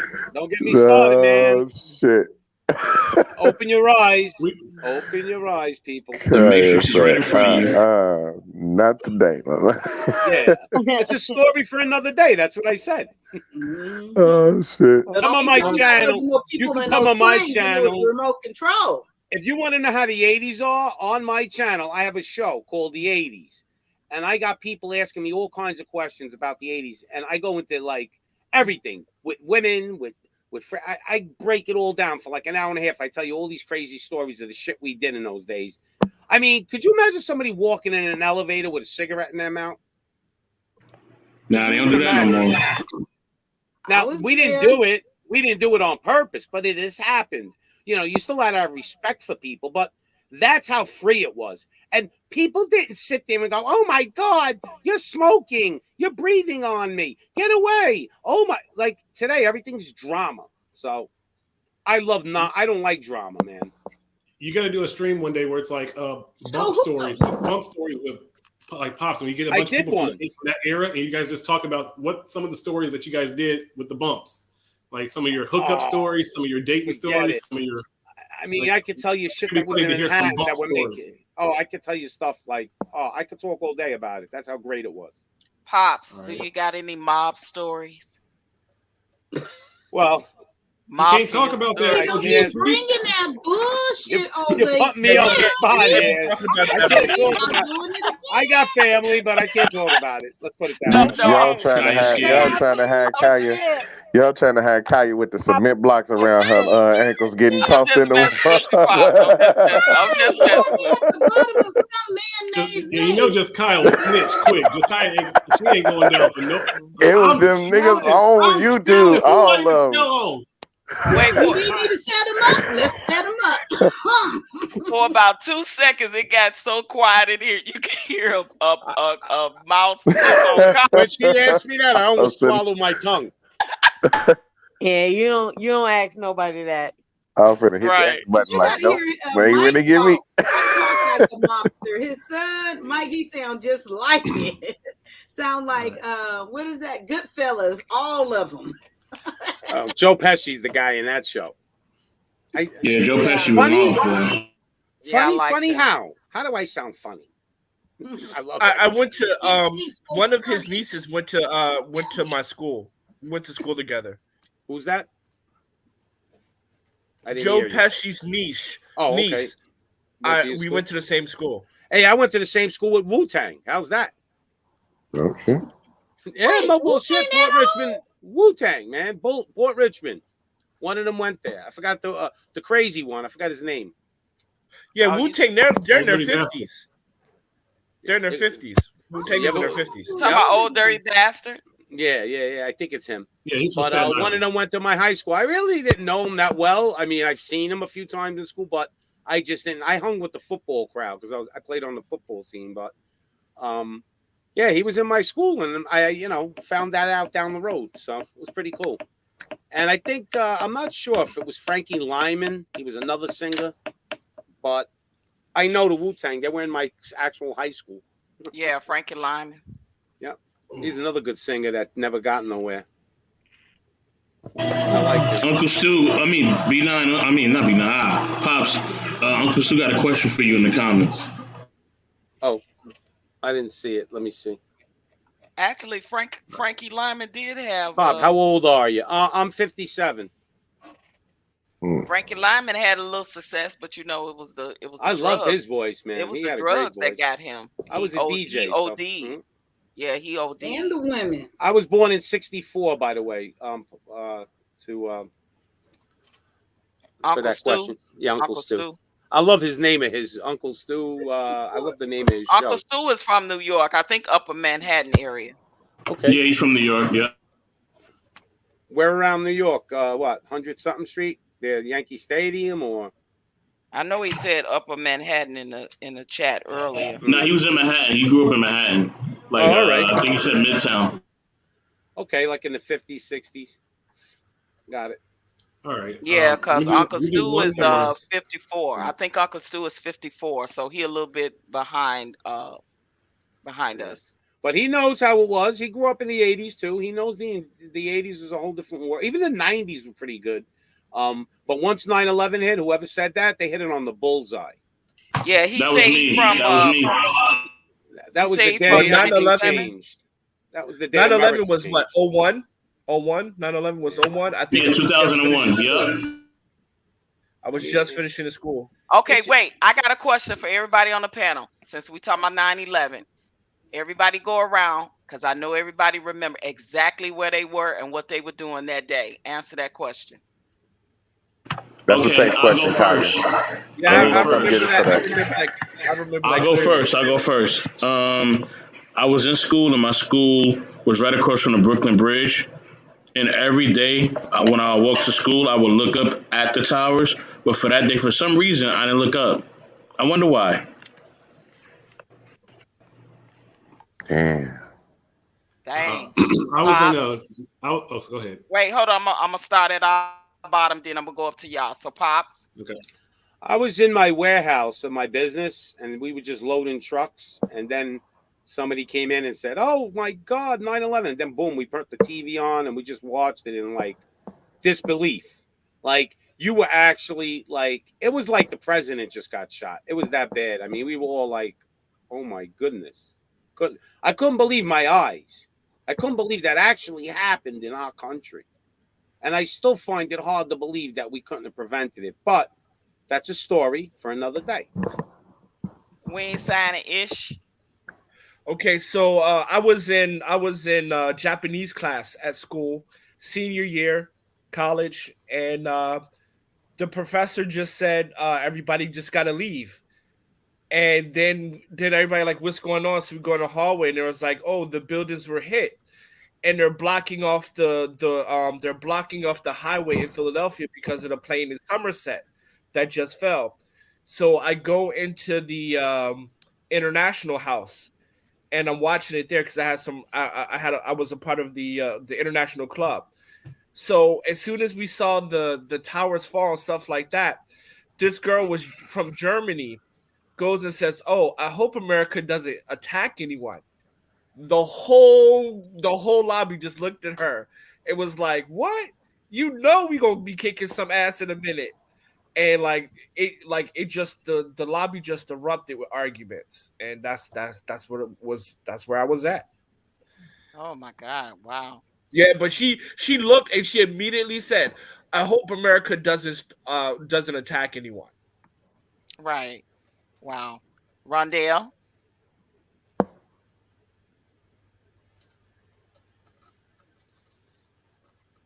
I'm sorry, I was doing something again. So I was at home with my mom. Um, I was actually pregnant at that time with my daughter in 2001, and yeah, I was at home. The only thing I remember is seeing that lady that was full of debris, and she was just.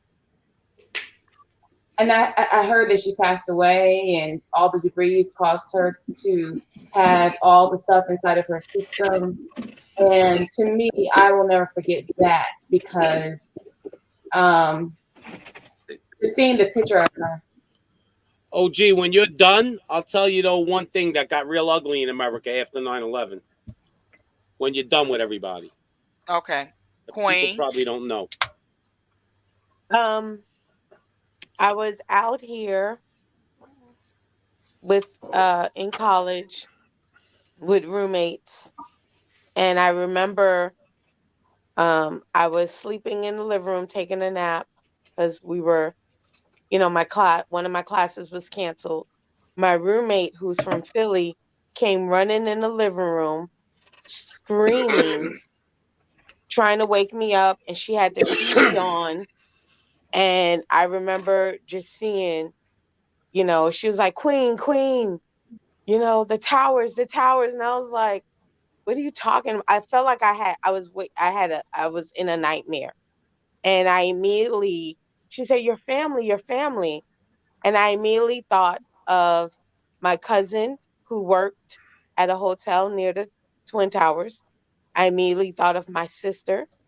I immediately thought of my aunt who worked at the Pentagon. And I immediately thought of a few friends that worked in the towers. And none of them were at work that day. Amazing. Wow. And I just Wow. remember blowing them, like calling and calling. I had her calling. I mean, I called some other friends, say, "Hey, call this number. And if you get a hold of her, tell her to call me. It's my sister." Like everybody, I had like 10 people calling my family. Wow. That's crazy. Yella. Damn. It was the first week of school, my freshman year of high school.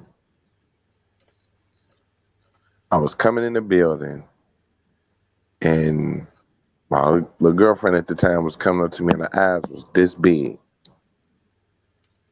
And she was telling me what had happened. So before I could even get to like opening period, they evacuated the school, sent everybody home. I ended up going to one of my buddies' crib, and we pretty much just sat in front of the TV and just watched all the news, just everything. We was just sitting there watching that crazy stuff, man. It was so crazy though that the time frame of when it happened so fast. It was like by the time we had got home, by the time we had got to his house, the second plane had hit. So it was like that shit was crazy. But it's crazy that Queen said that because my aunt worked at the Pentagon too. She had worked at the Pentagon and she wasn't at work that day. Oh. Now that's crazy. Oh, was they in Yeah. Let's see. What I think I farm? was just turning 20, and I was in Klamath Falls, Northern California, because I was firefighting in the California Conservation Corps, where it was pretty much where they had a lot of people, young people. They would either clear the brush, and some would fight the fires, or some would clear the brush before the wildfires would come, so the fires wouldn't have anywhere to start burning. Right. And they told our unit, and it was just like, yo, because it was a strong possibility that we were going to get flew out to New York to help clear out the debris, because they just needed hands on deck. And they picked there's about 8 different units, and they ended up picking two units of like 20 something people to go out and end up clearing the brush there. And ours did not get picked, thank God, because a lot of the people who were young at the time, they inhaled a whole lot of deadly gases, fumes, whatever you want to call it, and a lot of them are sick. And that's why I love Jon Stewart from The Daily Show. He's always trying to get those bills passed to help out those first responders. Mm-hmm. But yeah, it was just in California, like, at that time, like it was like a war. It was like anyone that was firefighting, anything that was like doing anything like that, they were like, everyone has to get to New York, and they pulled in a lot of people to go. And luckily, my unit didn't get pulled. God, it seemed like everybody's story up here was saved from something that day. Miss Kaya. Just Kaya, I'm about to get some lunch, but I threw the link to the book of questions. I got it. I was going to say thank you. You can use it however you want. Whenever the energy kind of gets a little weird, just pull it out and use it, and it always kind of puts it right back to a happy space. Amen. Thank you. Enjoy your lunch. Some food to eat. Y'all stay awesome. And all right. Right on. What the phone? All right, later. Yes, later, sir. What the phone? Miss Kaya. For me, 9/11, I was actually at St. Mary's Hospital doing clinical rounds. And I had just so happened walked up to the lobby and saw the TV on and had no clue what was going on. I saw it right at the moment when the second airplane hit and had no clue what was going on. And then when I made it back to the floors, it was on every channel. Did they almost want to fly? Did they almost want to take the nurses? Because I remember they were talking about nurses, firefighters, a lot. They were trying to have them go to New York to go help. Did they almost want to take you too? No, it was volunteer basis. Okay, got it. Yeah, it was volunteer. He's like, I'm volunteering. I ain't going to that shit. I was a new nurse, so I was very new. So, and yeah, no. Okay. All right. I had worked every day that week. I was so exhausted and tired, so I didn't work that day. I didn't even go in to work that day. I was asleep when it happened. My phone rang, and it was my son who was in New York City. Told me he was trapped in the building because he worked downtown, not in the Twin Towers, but they had, they wouldn't let anybody out of anywhere else. And he called me and told me to turn on the TV. And by the time I got my composure and got myself together and cut on the TV, I watched the second building, the second plane go into the building, and I stood there. I thought I was still dreaming, literally. And I said, at first I thought it was a movie, and then I thought I was dreaming. And it was like, what the? And he was like, no, Mom, this is happening for real. It's happening for real. And yeah, I just stood there. I don't even remember like what the conversation, what anything else, like how we got off the phone. I don't remember. I just remember standing there and just looking in utter shock. Yeah, I watched it on Good Morning America with Matt Lauer, and they were reporting it, and then out of nowhere, you just see the second one hit the tower, just out of nowhere. Mm-hmm. Now, what did you want to say, Pops? I'll tell you the good, the bad, and the ugly right after 9/11. I mean, it was this serious. So for days, like 2, 3, 4, 5 days, you would go home every day and watch CNN, and you would watch the same thing. The tower's getting hit, and you didn't want to believe it. And then the whole entire country became patriot. Every single car driving in New York had a flag on the window. They were selling them. You put it on your window and it would stick up. It got like a war rally going on. And every single person had a flag on their car. You couldn't even find a car without one. And then the ugly came, the bad and the ugly. because what happened was people just snapped. It was everybody, Chinese, black, white, I don't care who you are, were against anybody that looked Arabic. And a lot of the Indians were getting, because they wear the turbans on their head and all, they were getting the brunt of it too. And here's what was going on. I mean, I seen it with my own eyes. I seen guys dragging cab drivers out of their cabs, throwing them on the street, beating the shit out of them, and cops would walk by and go, good. This is how crazy it got. It got to that point where if you were like an Arabic-looking person, you were getting hunted. I mean, it was going on for a while. They were getting beat up in the street, and this is throughout any big city. And it kind of ended at a point. But this was going on for a few weeks because people were so upset at what happened, and they weren't using their rational brain, of course, but a lot of people were overreacting to it to the point where they were literally dragging American citizens out of their cars and beating them up in the street. I seen it with my own eyes. And this was constantly going on. Kids were going to school. They were getting beat up.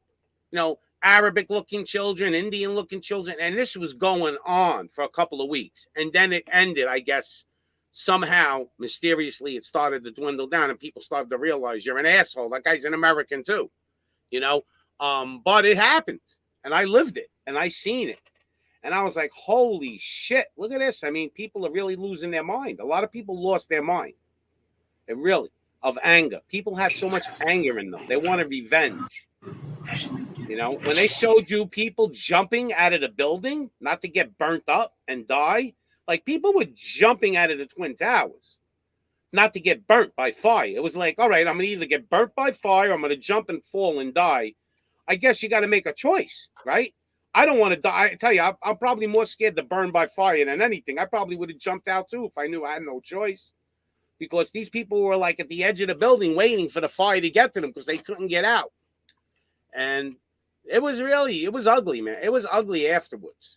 After a couple of days when it sunk into everybody's brain and everybody started getting crazy with the flags, and it got real ugly for a while. I do remember, a lot of them were being harassed at the airport. Oh, that was... I do remember that. They were pulling them in left and right. Everybody overreacted. You still get harassed at the airport. Shit. You're right. They still do. But it was real bad during 9/11. It was real ugly. It was ugly as you can guys, thank y'all for telling the story. It just interests me because I know that that's a day that none of us will never forget. That's a day that we all shared, that we probably can say we remember exactly what we was doing that day, that time, and that year. That's right. We all share I that have in another common as question Americans. that I think, well, you guys might be too young, but I can remember exactly where I was when it first was announced that Magic Johnson had HIV. Mm-hmm. I can remember exactly where I was. remember exactly where I was. Why you trying to tell my age, Kaya? Why you trying to tell my age, Kaya? Okay, so Kaya, when that came out, I was in the hospital again. I'm always in the hospital, but I was in a patient's room, and I think I was putting an IV or something. I'm not sure. And then it said it, and I turned around so quick and pulled the IV out, and he started bleeding. But right then, I was in a patient's room, and yeah, that's where I was. Listen, do we not realize that was almost 30 years ago? Really? Yeah, I was too young. Yeah. Yeah, I was too young. Imagine. Yeah, I was only. What was that? 19? What was that? 90? Yeah, 91? I feel you, Pops. I was with you when you said that. You Because said my what? boy ain't. Nah, Pop saying he's still here. My boy ain't had a sniffle, sneeze, cough, or upset stomach, He got the nothing. cure. Nothing. He got the cure. That's all. Nothing. He got the money. That's what it That's what is. that money do for you. Money. What was that? 91 that happened? What? 90, 91, 92? Mm-hmm. You know what that did in America? 91. It was 91. You know, I was only 7 years old. So once that was Magic seven came years out, old. once Magic came out, sex was like done. Like it ruined every young Big man's time. game. You weren't getting People any. were scared. Yeah, Hey. people were didn't scared want you to could play catch some basketball with saliva. them. It was crazy. Yeah, they was they But got it him out the really ruined league. the game for the young gentleman. It ruined our game, man. It was over. You were like, oh, And man, you gotta understand when you was on the Lakers, you had to do numbers. That's why Will Chamberlain out here talking about 20,000. right. I believe Will Chamberlain. Gotta do numbers. He was doing numbers. Yes, Kaya. Yes. It's He was doing It's numbers. Will Chamberlain. He was doing It's numbers. Will You know what? Chamberlain. I believe it too. I believe it too. No, he ain't About Will lying. Chamberlain. He ain't lying. Him doing So he numbers. kept count. Yeah, I believe 20,000 because you got to imagine all the orgies, all the foursomes, fivesomes, stuff like Y'all that. So I some mean, nasty ass. Y'all He ain't nasty. kidding. He ain't kidding. Y'all Don't do that. Don't do that because it's like if it's an Just attractive reporting woman stats. and she could pull any man. You know what I mean? She could pull any man she wants, like a Holly No, Berry or something like that. Just reporting the Don't do numbers. that. no, these women are nasty. You want to do Exactly. it. You want to allow Exactly. yourself to do it. Yep. I That's, would have that's you. if a woman had sex with 20,000 different men, I would commend her. Cause that takes an amount of I would. Look, hey, I would commend her the same way I would commend Will Chamberlain. I don't Cause think that female is body just can hold up. that is freedom and liberation beyond anything. I can't knock you, goddamn it. Once you have a goal and you set a goal and you reach it, well, I'm gonna be mad at you. No, I don't think Rondell, you people where commend did you send that 20,000, So bro. email she to? wouldn't. Which email, I'm Rondell? capping, John. I'm capping. No dude out here trying to get 20,000 like that. Nah. Hey, I don't Maybe they know. are. You can't I do don't that know. today. It's not possible. Now you can't do that today. Back in the day, though, you used to try to get as much as you could. I'll tell you that. Back in the 80s, it wasn't like this. Yeah, but nobody's looking like, oh, I'm trying to knock down 20,000. No, Come on. I agree with that. But then people were looking like knocking down 1,000. Hey man, a man can dream, Nah, all right? nah. A man Oh, can yes. dream. Yo, Yella is crazy. Stop it. Stop I it. lived in the A man DR can for dream, 5 damn it. years. Don't tell me what my I can't goals even can't give you the be. number. How's that? I want to knock down One 20,000. minute, Damn it, I'ma guys, try. please. 1 minute. Rondell, where did you send the email to? Which email? I posted it in the chat, the private chat and the public one. Oh. Okay, I got a fun question. I got a fun question, y'all. I'm sorry. I got a fun question, y'all. Fun question. Go for What's your favorite holiday and why? We can start with OG. We can start with OG Patrice. Okay, Or whoever. Okay, I'll go after Patrice. I'll go after Patrice. I don't celebrate holidays, but I'll take any of them. They'll get me off at work. So I'll just say that. But I don't celebrate holidays anymore. So for me, it would be the Passover, right? Because that's our New Year. So for me, it would be the Passover. Yeah, definitely be the Agree Passover with for that. me. Yeah, I could agree with that though. Yeah. I know he was talking about traditional holidays. So. Oh, I don't celebrate any kind of Roman or Greek holidays because those are holy days, and I don't worship those gods. So, Brother Yella. I mean, well, if we just picking any holiday, then my favorite holiday is 420. Then shit, what you talking about?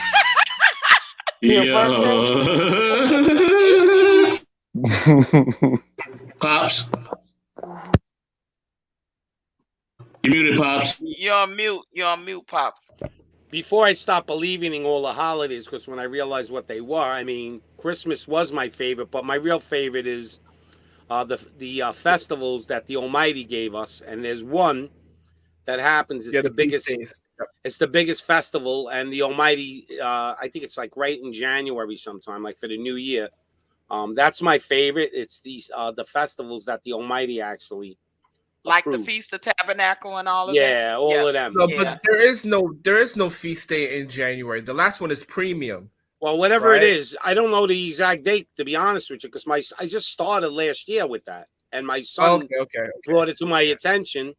But I don't celebrate these holidays anymore because they're pagan. But I did love Christmas, just because people were just nicer when Christmas was around most of the time. But it's a pagan holiday, and I can't celebrate a pagan holiday. I save so much money now that I don't celebrate those traditional holidays anymore. Well, they're just pagan. If they weren't pagan, it wouldn't bother me. Yeah, true. If they were just like normal ass holidays, then I would be okay with it too. But yeah, Mm-hmm. I agree with you. So for me, it's Passover, New Year's, right? New Year, new beginning. Mm. So I have two. Okay. I loved Christmas because no matter how bad I did in school, I had time to catch up and get a Yeah, nice you love Christmas. Christmas. That's right, because I was a spoiled brat and I was number 5 out of 6 kids. And I like New Year's because that's the only time my mother and father wouldn't care how long I stayed out, no matter how old I was. That's Okay. the only time I got a pass. That's okay. Right. Yeah.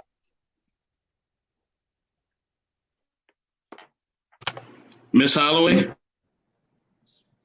I don't celebrate holidays, but I also don't condemn people. I'm not saying that anyone did, but I don't condemn people that still do, because it's each and everybody is on her own mind.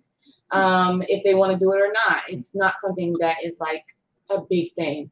Um, but what I do celebrate still is I do celebrate my birthday. I don't see anything wrong with that. So yeah. Okay. Kaya. Okay, for me, it would be, oh, Kai says you don't celebrate. Oh, okay. Yeah. For me, I would say now, as an adult, I would say July 4th. I love July 4th. I love the cookouts, the barbecue, the being outside. It's summertime, everybody partying, the music is loud. You got your liquor or your other preferred beverage, and everybody just celebratory, yo, on the 4th. Everybody celebratory. Okay, another question for you, another fun question. What is your favorite season? You know what I mean? Spring, winter, fall, summer. You know what I mean? What is your favorite season and why? I'll start that off easy. My favorite season is summer. I mean, I was born in August, so that's one of the hottest months, I think. And living in Chicago, I couldn't wait to move somewhere where the climate was warm. I remember saying that ever since I was a little kid. I can't wait till I'm grown so I can move somewhere where it's not so cold. And it happened. So definitely for me, summertime. See, I'll go next. I'm completely opposite. I actually like the fall and I even like the winter. I love the cold. Yeah, I hate the heat. I sweat. Oh my goodness. For me, I would say winter. Um, some of the most rememberable things in my life happened in the wintertime. My first ski trip in Switzerland. Like, yeah, definitely winter. Oh, that's cool. It would be winter for me too if I was skiing in Switzerland. Word, for real. Brother Yella?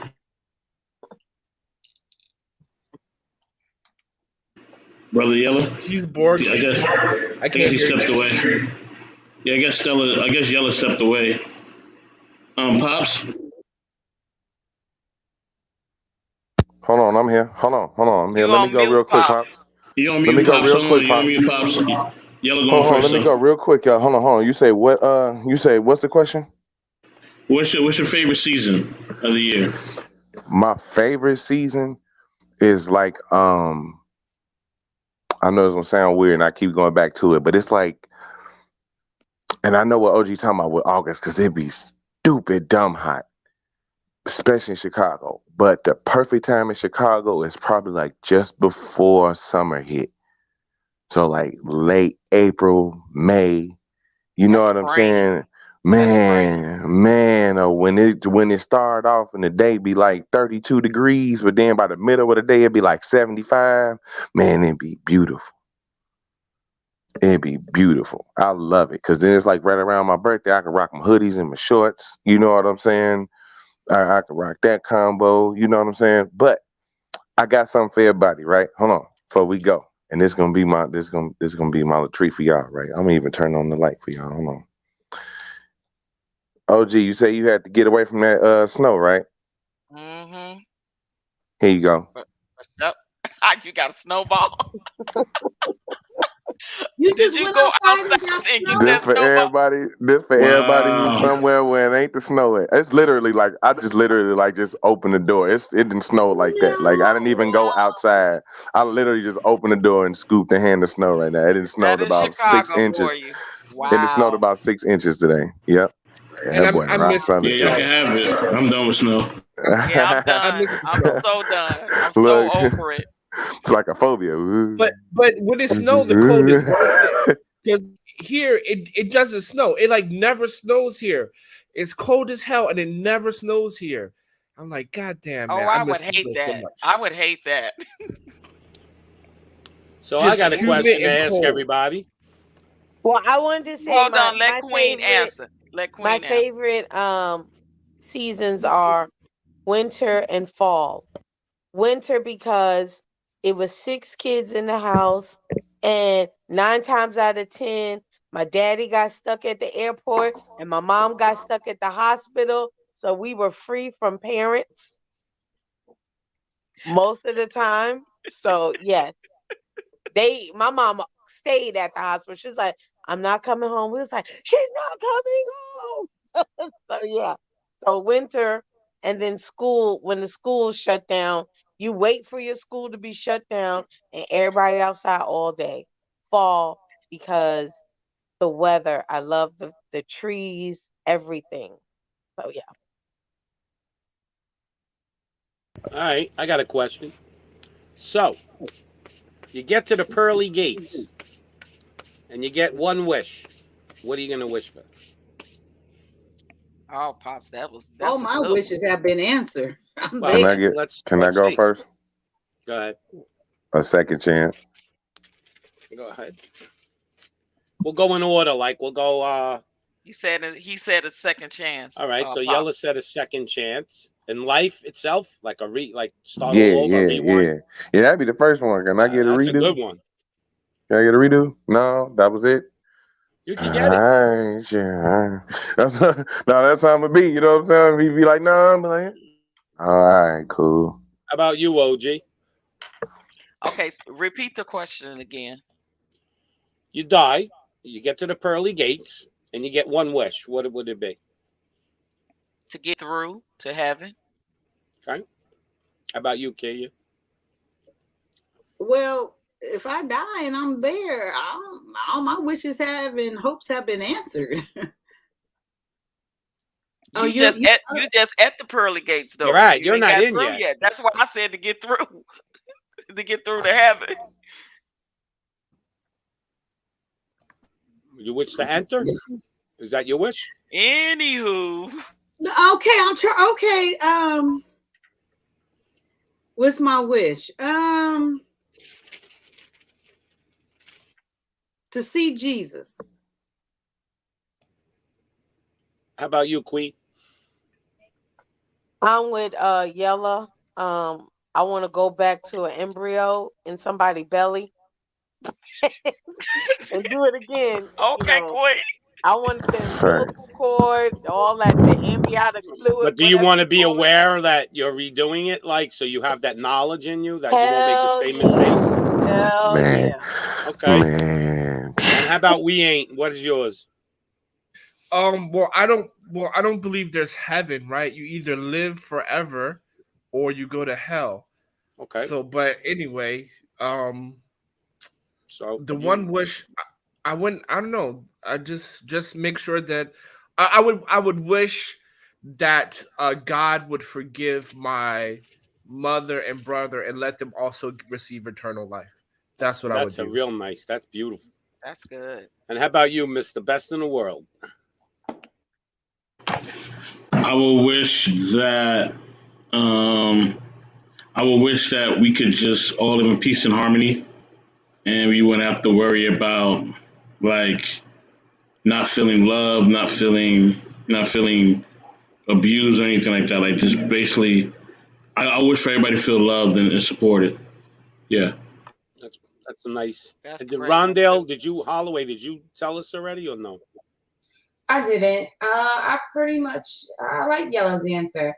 Because if we can do it again, we can get to the pearly gates again. So, but I do also like Just Kaya's answer too. I mean, if I can't get to the pearly gates again, then Just Kaya's answer is my answer. If I could have, you know, the knowledge of how I lived and go back and do it again, I definitely would like to do that as well. Okay. I guess I'm the only one left. Yep. All right, so I say this with a serious conviction. I get up there. I want the Almighty to make me a demon hunter, and I say this with conviction. I want to come back down, and I want to live eternally being a demon hunter. I want to hunt the demons like on this planet. Constantine.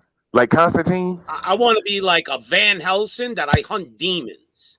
You know, I want to be Blade. I want to hunt. And that's all I want to do. And I will enjoy that for the rest of my life. And I say this sincerely. Okay. I wish I could be that guy. I want to hunt demons. So you believe in demons? Oh, they definitely are demons. There are evil. There is evil and there is good. No, I know that. Well, I just don't believe in demons. But okay, all right, well, I get you, but I do, and there is a fallen, and there are people, I believe, possessing people's bodies, and not like The Exorcist, where their heads are spinning around, where it's more like subconsciously. I believe some of these politicians are already possessed by demons because they're doing things that are just not. No human could be this way. So. If there are demons, anyway, Pops, that's I want to be the demon hunter. That's and a good I say that demon with conviction.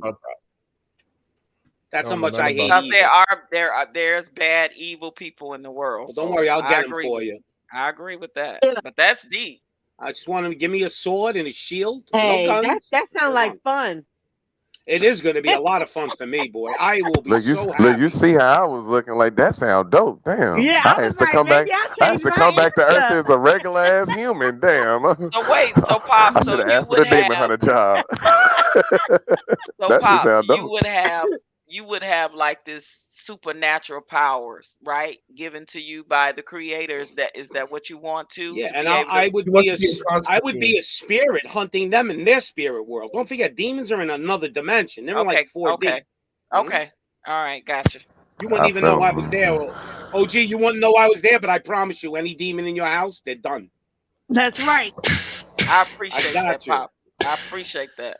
And you hear somebody in the corner say, "I got you." Yeah, you would hear that like, I got you. Hey, I have a question. What's the scariest thing that happened to you? Yeah, something that was the scariest thing that happened. Oh no. Anybody? I gotta think on that. Wow. Anybody? Anybody? Because I got one. Like, that's really the scariest thing. The scariest thing that ever happened to me. Scariest or serious? Scariest. Okay, the scariest thing that ever happened to me was when I think when I was dating this girl, and it was the April Fool's, and she just comes up to me and says, "I'm pregnant." That was the scariest shit. Yeah. And then she was like, "April Fool's." Like oh my god. That was the scariest shit. Because my biggest fear is having an unwanted pregnancy. That is my biggest fear. And she just came and told me I'm pregnant. I'm like, what? And and then like all of a sudden she just like April Fool's, and we broke up. Needless to say, but yeah, you broke up with her because of that. Yeah, like I've never touched her again. I waited till she got on her period, and then I was like, we done. Oh my God! Wow. That is the scariest thing that has ever happened in my life. Anybody else? Because I'm still thinking. You're muted, Pop. Pops, you muted. He's muted on his side. I don't. All right, I'm here. Okay.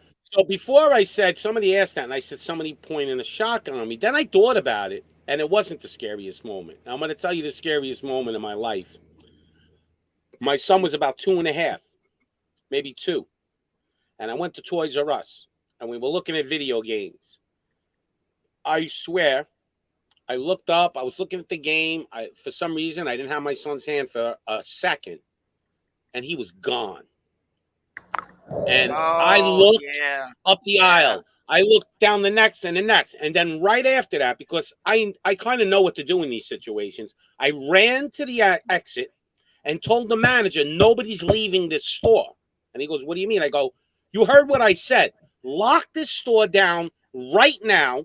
Nobody's leaving. I says, I don't care. Even if they don't have my kid, they may be involved in it. Nobody's leaving until the cops get here. And people were trying to leave. And I told them, you're not leaving. Well, what do you mean? I go, you're not effing leaving. My son's missing, and I don't know who you are. If you were involved taking my son, I won't let nobody leave the store. And most people understood that. They felt for me. They were like, you know what? I'll stay here. You're right. I didn't let nobody leave that store until they found my son. And you know where he was?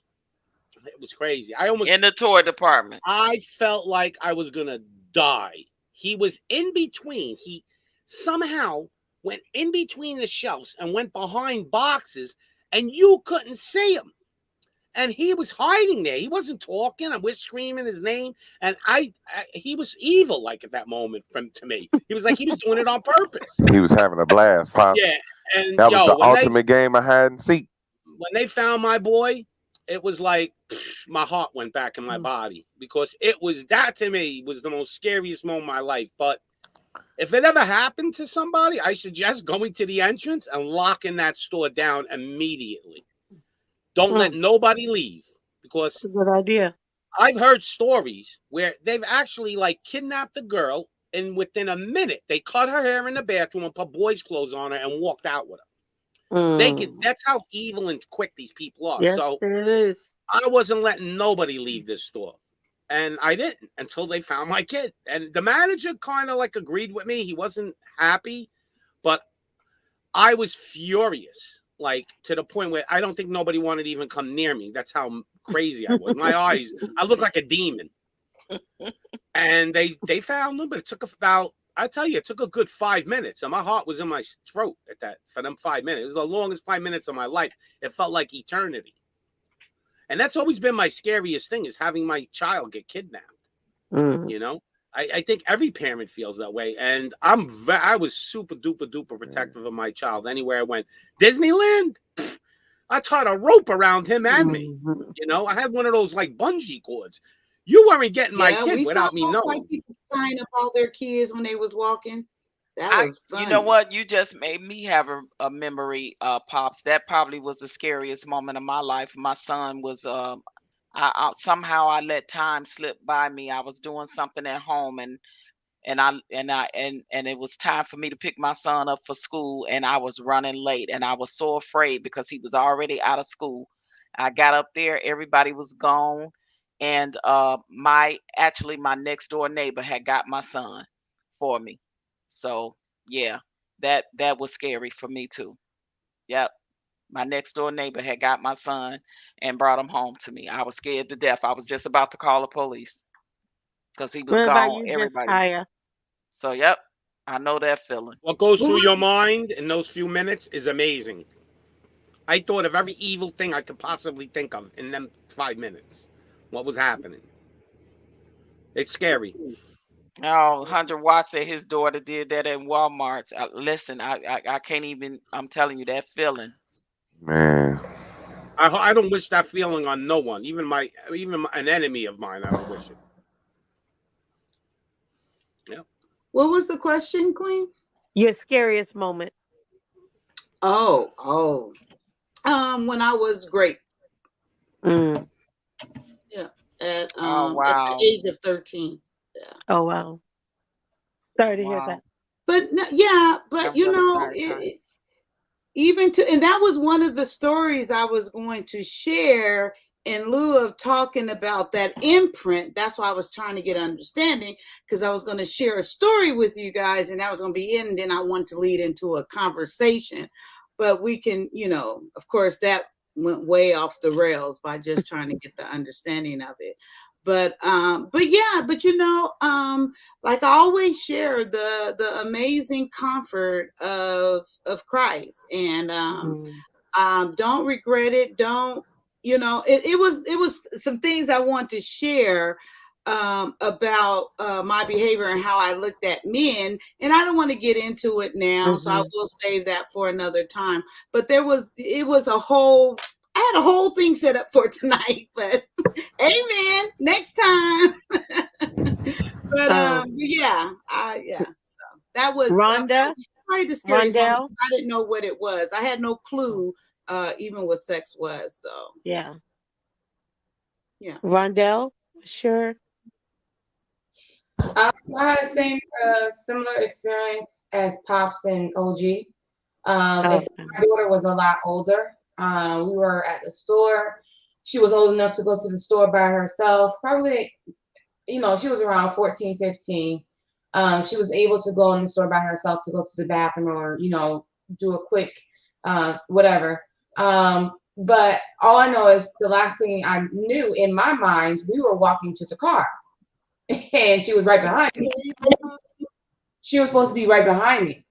And I turn around and I see this white van pull up. And I'm like, where's my daughter? In front of the van, behind the van. I'm going crazy, like losing my ever-loving mind. Just like Pop said. I was yelling. I was going berserk. I was yelling and just calling 911 and everything. All I know is my daughter comes out of the freaking store telling me she went in there to go to the bathroom and that she told me she was going to the bathroom, but I didn't hear her.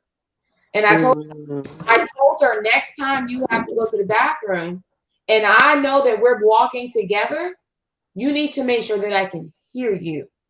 Because if I don't hear you, and then, like I said, I turned around and all I see is a big ass white van. And around that time they were talking about sex trafficking and things like that. So, like Pop said, your mind goes to, oh, she's being sex trafficked. I lost my mind.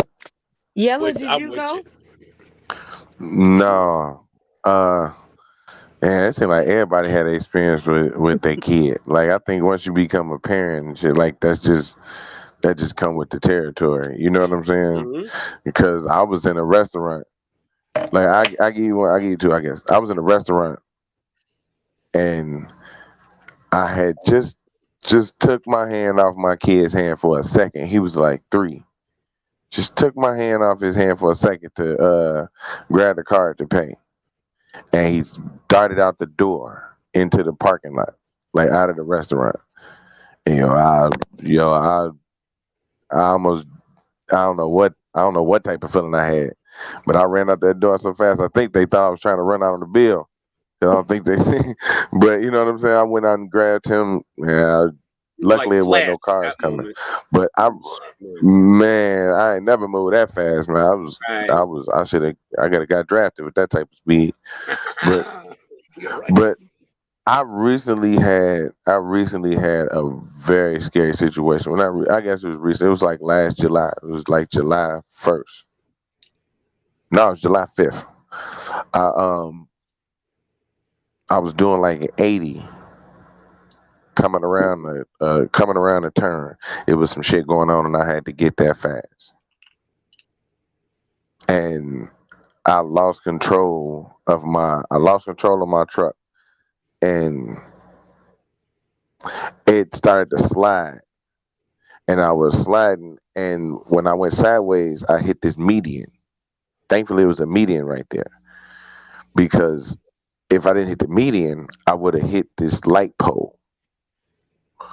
However, I still hit this median and I hit the median and it flipped my car over. Like it flipped my truck over to where it slammed on the hood. Like instead of rolling, it just did one big flip. Wow. It wasn't your time. Thank the Almighty. Pops, I ain't have on no seatbelt. Actually, sometimes not having the seatbelt, it doesn't happen often, but sometimes not having the seatbelt saves your life too, because you get thrown to the other side of the car. I had no seatbelt, and I kind of like I ain't trying to be like, I seen it coming, so I kind of tensed my body up. I didn't have no broken bones. No I didn't have airbags. no bruises. No, did the airbags deploy? I've That's gotten a hit with good one of them. question. They're like, I don't even remember. those things hurt, man. But I got threw around in the truck. By the time I came to, I was laying basically across the top of the car, like across Wow. the inside. But you know what I'm saying? I was laying, the car was upside Sideways. down, and I was turned upside down, basically. You're lucky. Man, yeah, Mr. Best in the world. I don't want to talk about that, girl. I don't want to talk about that. Life is good, man. I'm chilling, man. I'm It don't chilling. have to be that. Talk about it. It could Talk be. It about could it. be Talk about anything. It it. could be from a childhood, whatever. Most scariest moment. What about your first earthquake? Yeah, okay, you're really funny. Anyway, Queen, most scariest moment I would say when I thought something was about to happen in my life, but it didn't happen, and I'm grateful it didn't. Well, Something like what? Like getting married. No. Don't no. Pops up. I'm not. Nah. Standing at the altar. That was the scariest moment. For me, it probably means the second scariest moment. For me, it was. I don't know how old I was, but there was a kid on our block who was like 6'4", athlete, swimmer, and he died at Jones Beach from drinking and getting caught in the undertow. So a month later, my family went to the Jones Beach and forgot about it. And I remember my dad sitting us down when it happened with the kid on the block and just talking to us about what to do if we get caught in an undertow. So I don't usually listen, I'm usually like, whatever, dad, what you're talking about. So we go to Jones Beach. Woo, I'm playing in the sand near the water, and there's a swirl. So I'm all of a sudden I'm in the swirl, like this whirlwind, this circle just going around. And the next thing I know, I'm underwater and it's black. And I think I was 10, 9, 10. And I started screaming underwater and fighting. And then I saw a bubble. You know, the cartoons had the bubbles with the people talking to you. I saw my dad say, if you get caught in an undertow, don't fight it. So I just stopped. It felt like the longest time, but I actually don't even think I was in there that long. And it threw me out to where buoys were. Wow. Like there was a buoy. And so it took me, I want to say, because I was like 9 or 10, so I could swim, I could float, whatever, but I wasn't a fast swimmer. It took me like 30, 40 minutes to get back. So when I got back, I was hyperventilating, I was crying, and my dad was like, "What's wrong?" I was like, "Where's mom? Where's mom?" And I went to my mom and I told her, I said, I got cut in the undertow and it was black and I thought I was gonna die, blah, blah, blah. So for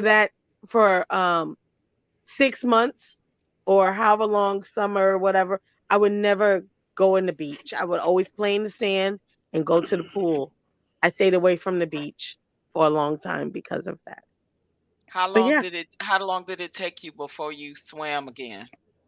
Oh, I could swim in pools, but something about the ocean with the waves and that, and I would freak out even later on if I saw a swirl. I was like, "Oh no, it's an undertow! Get away!" I was like yelling at people, "Get away from that swirl! It's the undertow! You're gonna die! You're gonna drown!" Oh yeah, but I got in water. I got in the pool, but I just wouldn't. Whenever we would go to the beach, it was a thing. My mom would always sit on the beach for a couple of hours. And I was like, I don't want to sit on the beach. I just want to go to the pool. So she was like, well, you got to wait here. So I wouldn't get in the beach water until we got to the pool. Every time But I go to the beach, for some reason, even I'll go in the water, but I'm always thinking about a shark. I don't know mm, why. I get this mm-mm. paranoia with sharks. And I'm like, I can't even enjoy myself I sometimes know, I do unless too. I'm I'm surfing. paranoid about sharks. Like I, Yeah, and I'm yeah. like, and then you feel something bite your foot. It could be a jellyfish or That's a what you got worried crab, and about, you're the like, whoa, jellyfish. yeah, they'll kill you. And I'm Them like, you know jellyfish. what? I love pools. Hell with the beach. I'll go to the beach, but I ain't going in the water too deep like anymore. I'll just Mm-mm. stick my feet in there a little bit, you know. No. So yeah. Uh, but All right. And then Anybody got another question? my mother played me one time. I got lost at the mall. She told me to stay near her. And I don't know how old I was, but I was like, I'm just gonna run over here to the toy section. My dad he would always secretly give me money so I could buy myself a toy and sneak it home. She didn't know about it. And she literally watched me run around for like an hour trying to find her. And when I finally got next to her, I was like crying. I was like breathing heavy. And I even like went to the security and said, can you help me find my mother? And they was like, what does she look like? I don't know. She's a black woman. they taught you a lesson. So she stood there and she was like, are you okay? And I was like, I'm fine. She was like, yeah, okay. That'll teach you. Walk away from me again. So Sometimes you yeah, got to learn the hard way. that's right. Man, so imagine being in Universal Studios or Disney World. I forgot which one. I think it was Disney World. And imagine a young child looking for his mother and everyone watching him by himself, and they're not doing a damn thing. I was pissed. So I took the child by his hand, and I said, I know, honey, this is a big place. Oh my God, it was so packed. And I, calmed the child down, and I found someone that was working there. Found someone that was working there, and then they assisted to find his parents because no one was helping, and it's just sad. And oh my God, that was just crazy because it was so packed. But it happened again when I went to Six Flags. I found two children who missed their parents um, by themselves.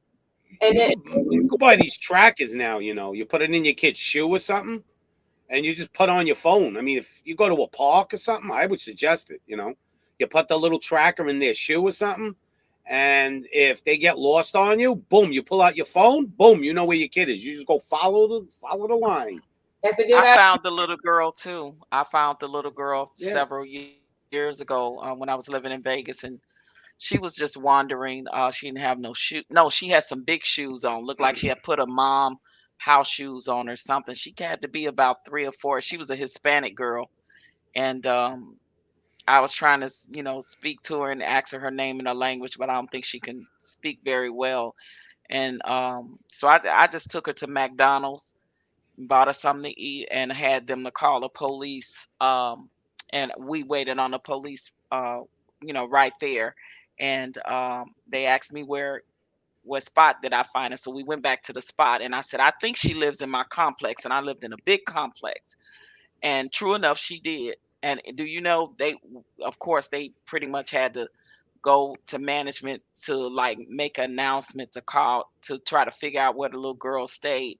And the parents was in the house. They was asleep and had no idea that she had. I guess she was strong enough or whatever. They had the main door open, but the little screen like door. a screen door. She had got out and yeah, had walked all, and she lived all the way in the back around the corner. Wow. And thank God it was daytime, and and I just happened to be in the right spot, and I just saw her just standing there on the sidewalk by herself. I was like, Jesus Christ. But It yeah, happens. but it just make you think, what if I wasn't that person? What if it was what I mean? That's what it made me think. Like, Exactly. Is that I was at the right place, and I'm a good person. Like, what if I was not Mm-hmm. a good person? You know what and I what if it mean? was Mm-hmm. children, what if it was our child? And then how would other people, react if we were in that situation? So I always try my best to put myself in someone else's shoes. But yeah, I mean, it was just crazy. That's crazy. Hey, I got a question. One more question. And I'm gonna get up out of here. This is my what if question. So, if you can have dinner with any two people, I usually do three, but I'm gonna try to save some time. If you can have dinner with any two people, dead or alive, who would it be? Dead or alive? Whoa. I got who I picked. Go Two ahead. people. Yep. I'm gonna say mine right now. Um, two. Damn, I wish you'd have said three. If you got three, I usually do three, but I was trying to save time. If y'all got Since three, the that's cool beginning of too. since the If you beginning of got three, go man, ahead. since the beginning But of man, okay, or like within this. three. But yeah, Um, okay, yeah, come up with three. Yeah, come up with three. three. That's cool. You come up with three people since the beginning of man, since the beginning of existence. Whoever as far back as you can think of. Not necessarily in this order, but my oldest brother that died when he was 12, my father, and God. God, you mean Jesus? They the same. They one and the same to me. I got you, but Jesus is in physical form on the planet, so that's who you mean. Yep. All right. Whatever. Whoever. Yes. No, I'm But just saying because yes. physical form is No. Jesus. Yes. Yes. I know you believe in the Trinity, so I understand where you're coming from. What's All your right. question, Yellow, again? If you can have dinner, Oh. it's you and three people, dead or alive, whoever, famous, whoever, historic, whoever. You can have this is your dream dinner, like the minds that you would want to sit down and have dinner with, or just something like that. Just people you want to see, whoever. Who would be your three?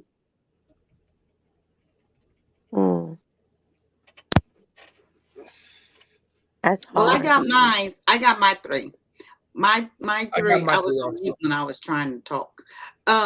Mine would be my grandfather, who was murdered when I was 13, and he would have been the only male figure in my life. So I would love to have that opportunity. My mom, who passed away suddenly from pancreatic cancer, right at the time when we were really getting close with each other, and Jesus, of course. But you know what? Yeah. No, I don't know. No. I want to pick someone else. It would be my my father, whoever he is. That's what it would be. Wait. Did you say whoever he is? Yeah, my mom was great when she got pregnant with me. Oh wow, Kaya. Yeah. So have no clue and never knew him. Wow. But yeah, I would love that. Yeah. You and your mom. I'm so sorry. Yeah. Jesus. Sorry to hear that. Yeah. No. Oh wow. God Sorry is to hear good. that. God is good. I got my three. I got my three also. It'll be Michael Jackson, right? Ooh. I My was aunt waiting. Vaughn. Wait a minute. I was waiting to see who was going to be the first one to pick a celebrity. I promise you, I was. It's got to be Michael. I was gonna say MJ. Michael Jackson, my aunt Vaughn, who's no longer here. I love you, Aunt Vaughn. And the last one would be, it's a real toss up between my grandfather or Martin Luther King. It's a real hard toss up. And he's no longer here either. Who would I pick? I'll pick Martin Luther King. I will. For me, my first dinner would be with Kobe Bryant. Hey. Your first dinner? No, it's all at Wait, you sit this one. Yeah, it's one sit down dinner. You giving it to us in the order? We ain't signing in the order. Yeah. Okay, go ahead. Knock yourself out. Go ahead. Real quick. Trash can proves that abortions are wrong. And yes, for sure, my mother said if abortions were legal, she would have aborted. Okay, go ahead. So I'm sorry for interrupting. Wow, I don't know. Wow, that's hard to begin after that. Oh, I'm sorry. Yeah, okay. It's okay. Kobe, I would definitely have dinner with Kobe to talk about his management style, how he was able to, to get an Oscar in such a short period of time, right? He's just greatness through and through. So definitely talk about team and team management skills. Second person I would have dinner with would probably be Moses and just be like, why the fuck did you sign that covenant? And Okay. How about Eve? Why'd you eat the apple? no, well, I mean, Oh, that's a good one, Pops. That's a good one, Pops. Yeah. It was all meant well, to because be. How about like Adam and the- Eve? What and the the fuck did you reason- do? the reason why I would talk to him, because that's the reason why I believe that we're in the position that we're in now is because we broke the covenant. So I would have been like, nah, don't do that. We good. Let us be the Gentiles on this one. We Right. cool on that. And then the third dinner, I would probably have the third dinner with Elon Musk. Probably third dinner with Elon Musk. All right. Yeah. Wow. And that Elon because Musk. it's tough. It's between Elon Musk and probably Julius Caesar. No, I'll take it back. Julius Caesar's. Julius Elon Caesar. Musk is Probably, I don't even want to Julius get into Elon Musk. Julius Caesar. I well, like Julius that Caesar, Caesar. he accomplished more. He accomplished more than Elon Musk. But yeah, I like that One of Caesar those. choice. Then they could bring the salad. Rondell. She back busy again. Queen, did you go? No. Hey, I'm ready. Okay. All right. I got some for you.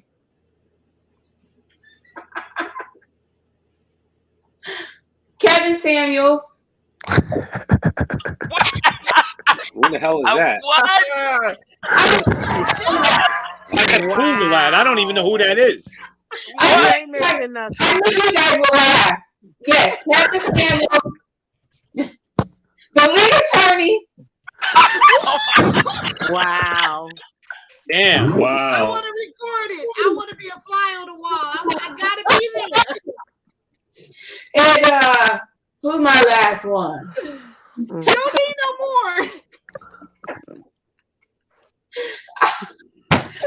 Like Marilyn Monroe or something for me. Who will be the third one? Who you said be the third one? Sasha K.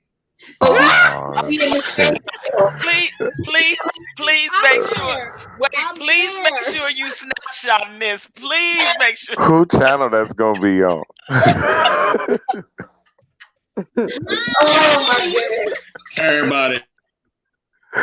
Oh, that's solid. Oh my gosh, I love it. Wait, look what Trash Can Wave says. CNG. Oh my God. Ooh. I don't know. Trash Can. Really? I don't know. I don't know who Cynthia G is. That'll start a fight. Look, even though he spelled your name wrong, but oh, All right, Queen, you got your three? Yeah, I can't pick three, so I'm going out the box. I'm sorry, I'm breaking the rules. It's late. I'm tired. So I had Michael Jackson, Harriet Tubman, Cicely Tyson, my mom, and Coretta Scott King. Okay, you got five. You got five. Okay, Queen, she got five. She got a whole like tribal She thing says going she on. says she too tired. She too tired to narrow it down. She's like, I ain't right. gonna figure. That's my five though. question: have you read Cicely Tyson's her book? I just started. No, it. I'm gonna get it. Yeah, you it's know, starting out yeah. real good. She's It's a really good read. She's just an amazing woman. Yeah. Who's All right. next? Go ahead, All Yella. right. I guess it's me. It's me. All right. So my three is Michael Jordan, Of course. It's a good pick. Bob Marley, Of course. That's an excellent pick. I like that one. It should be three modern day and three old days. and Ric Flair. God damn it. That's my Ric third. Flair. the old Woo! wrestler Nature boy. Ric Flair? Yes, Rick motherfucking Flair. Yes, Who is Ric Listen, Ric Flair. if you go to a popular bar and he's there, you might be able to do it. Who is Red Flair? He's a Ric Flair wrestler. was an old wrestler from back in the day. Old wrestler, bro. Oh, he's He's a nature boy. Are you serious? Yeah, he's still alive. Yeah. Yeah. Is he? Oh my God, I didn't know he was still alive. Oh yeah, Ric I Flair's had still an out here doing this uncle. thing. Look, Yella, I had an uncle that used to take me to see wrestling. I remember Ric Flair wrestling. I remember Ric Flair, Dick the Bruiser, and all of them that used to wrestle at the amphitheater in Chicago. My uncle, I used to go with my uncle. Yeah, see, that's why I used to go watch it at too. That's why I used to go watch it at. My cousin used to work there, and he used to get me. He used to get me in there all the time, free. But hold on, let me see if I can pull it up real quick. Pops, did you say yours, Pops? I didn't say mine yet. Oh, say yours. Well, Who is I that? mean, I'm gonna I not don't know if include y'all my can see family because it's like Yeah, that's it's too cool. complicated not to like say you want to That's see your dope. father and your grandfather and your grandmother, but I'm gonna go outside the box, and I would definitely, hands down, Jesus be my number one pick. Okay. And my second pick would probably be Enoch. Mm. And I find him very interesting. That's a good one. He could tell me That's a a lot of good stuff. And my third pick, it's kind of a tiebreaker between. I'm probably gonna have to go with John the Baptist. That's probably my three. I mean, I was gonna go Jeremiah, but it's kind of he is John the Baptist reincarnated in a way. So I'll go John the Baptist. I like Moses too, but I had to go with John the Baptist. I think he was more fire. I like people that are fire. No, well, I mean, my whole thing with Moses is a personal issue, not Yeah. a. Well, then Adam and Eve would be the real ones to go after. Say, why'd you eat the apple, idiots? I mean, you know. I would have just broke Adam off on that red pill knowledge, but let her go. Now, if I had a weapon and I could do some damage, maybe it'd be Lucifer and I take him out right there. But unfortunately, that's not going to happen. All right, that red guys. pill. All right, guys. Last one for the night for me, and I only need one word. Don't sugar nothing.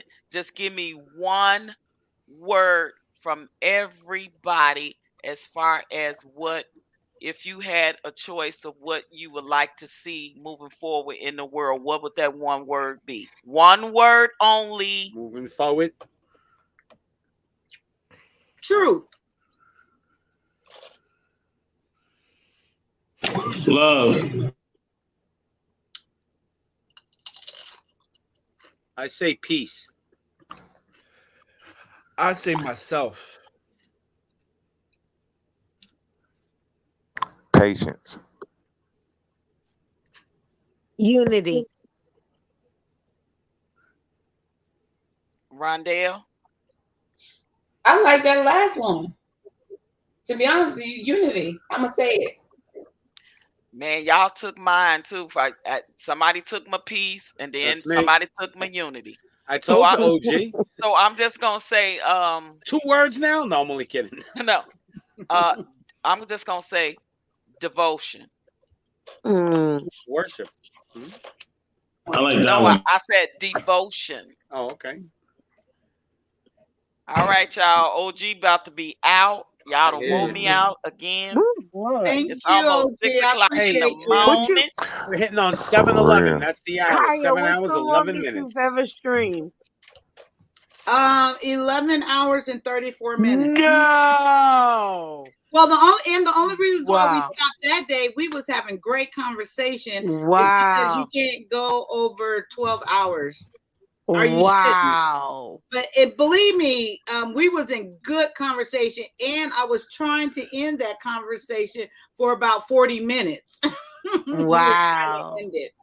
But you could go It's over good 12 conversation. hours, Kaya. They I know put people some- ain't never shut it off. You guys put some good stuff in the chat too. I'm looking. They got love, empathy, weed. Okay, 100 watts, weed. I was going to say unity, Insight, but I thought that would be understanding, boring. growth. Y'all got some good ones in there. That would be a boring life. We were all united. So Rondell Holloway almost had the same people as me. She just put Paul in there. I put Enoch. Not bad. Jesus, So Paul, Rondell, and John is the that Baptist. your three? No, I want to know if that's her 3 that she picked earlier, or if that's her 3 that she put in the chat. Now, did she really mean the 3 that she picked earlier? I mean, modern day, I would have picked Elvis, Michael Jackson, and probably I would have threw in like Mel Gibson. All right. Okay, this is the last one for real. So, You're this is the right. last one. I You're promise right. you. Now, this time you can't pick nobody but celebrities, dead or alive. Nobody but celebrities. Dead or alive. All right. Dead or alive for Well, what? I already said Kobe. Who you gonna have your dinner with? Now it's got to be strictly Oh. celebrities. Ooh. I said 3 celebrities. Washington. I'm going first. I'm going first. Let me go first. Oh. Go ahead, OG. I gotta go first because somebody be stealing my stuff. So all right. Idris Elba. Those my 3. I'm done. I'm through. Oh, Kaya. Okay. Damn, our show was gonna say Idris. Okay, listen, Linda, listen. I would say Marvin Gaye. Ooh. Whitney Houston. And Michael Jackson for sure. Why those 3 though? Why those 3 OG Patrice? I gotta ask why OG. Okay. For Marvin Gaye, I never got to see him or meet him, and I know his sister personally, so she about as close as I can get to him. But he was like, I had a mad crush on him too, but definitely him. I believe his music, he was ahead of his time with his music, and I believe that his music is so necessary right now with what's going on in the world. So when you look at what's going on, when you look at Mercy Mercy Me, when you look at all the things that he sung about even back then in that time, he was ahead of his time. Whitney Houston, because she's one of my favorite singers that I never got a chance to see or meet in person. And Michael Jackson is because I would love to pick his brain on the insight of how he saw the world, and just some of the songs that he sang and the things that he know. I would love to pick his brain. I thought you was gonna say the kids, girl. What? I really did. The kids. Oh, that stuff. Yes, I was like, ooh, I know Patricia goes. No. Who's next? Three Patricia's had to go first. She's not like, who's next? Because I ain't want nobody. You stole Idris Elba already. Look, I see what Cash get put in there. So I would like to go next. Go for it, Claire. I can't do 3. I'm gonna do 4. Oh, we're cheating. Yes. So Mike Coulter. He played in Luke Cage. He is fine as hell. Yeah, I know who you're talking about. Oh man. Problem. He's a rapper. Problem.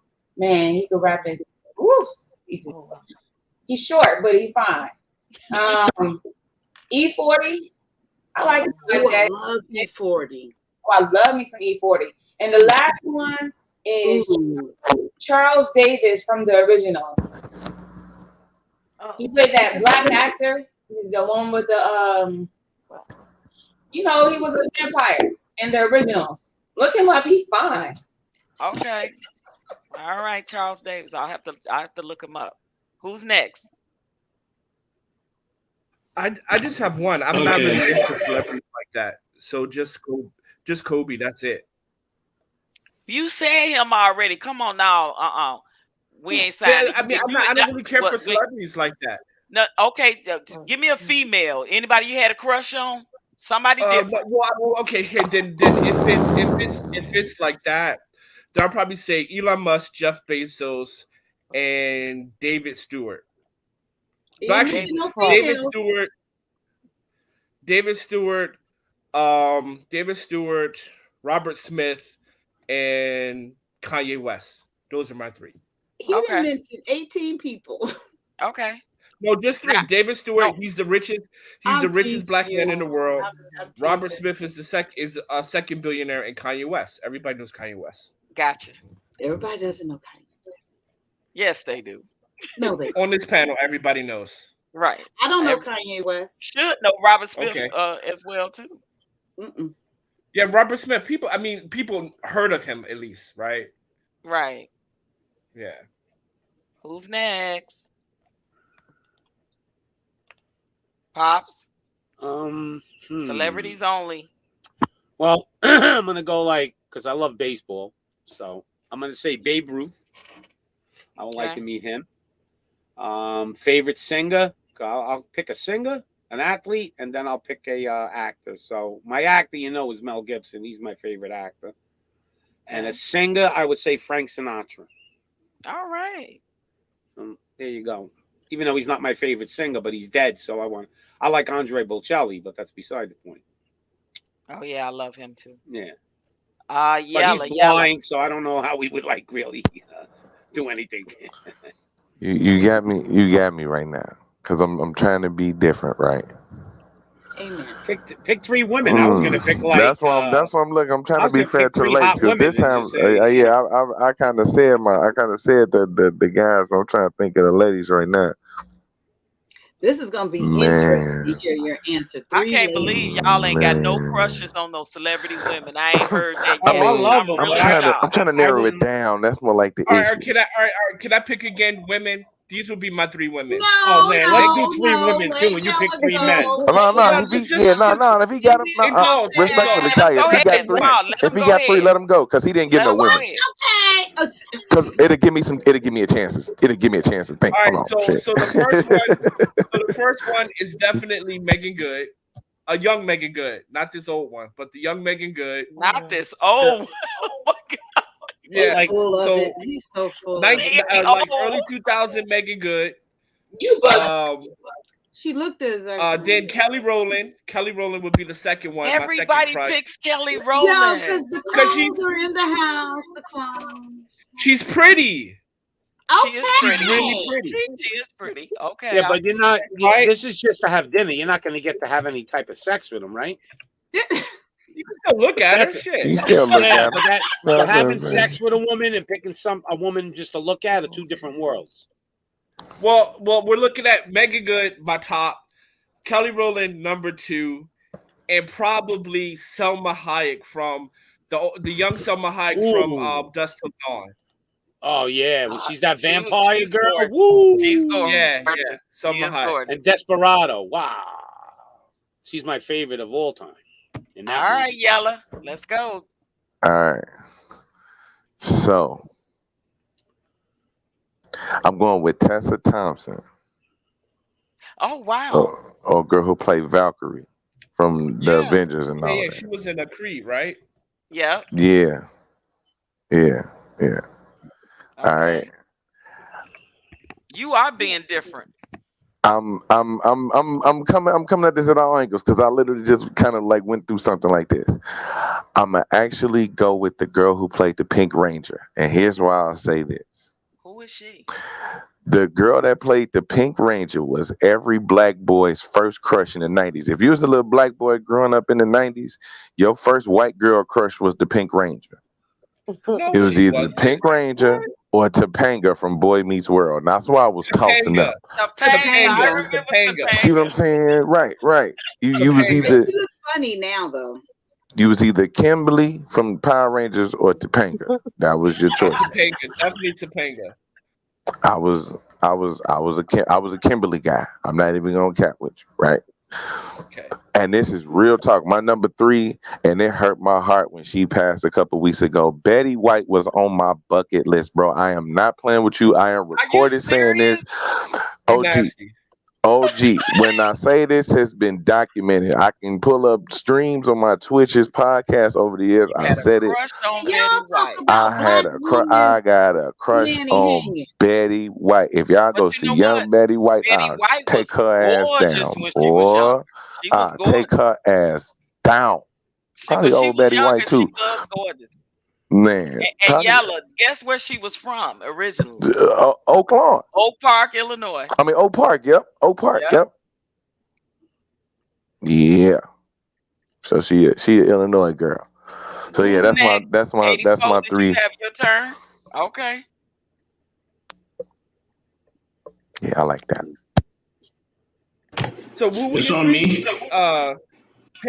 Pink Ranger and who?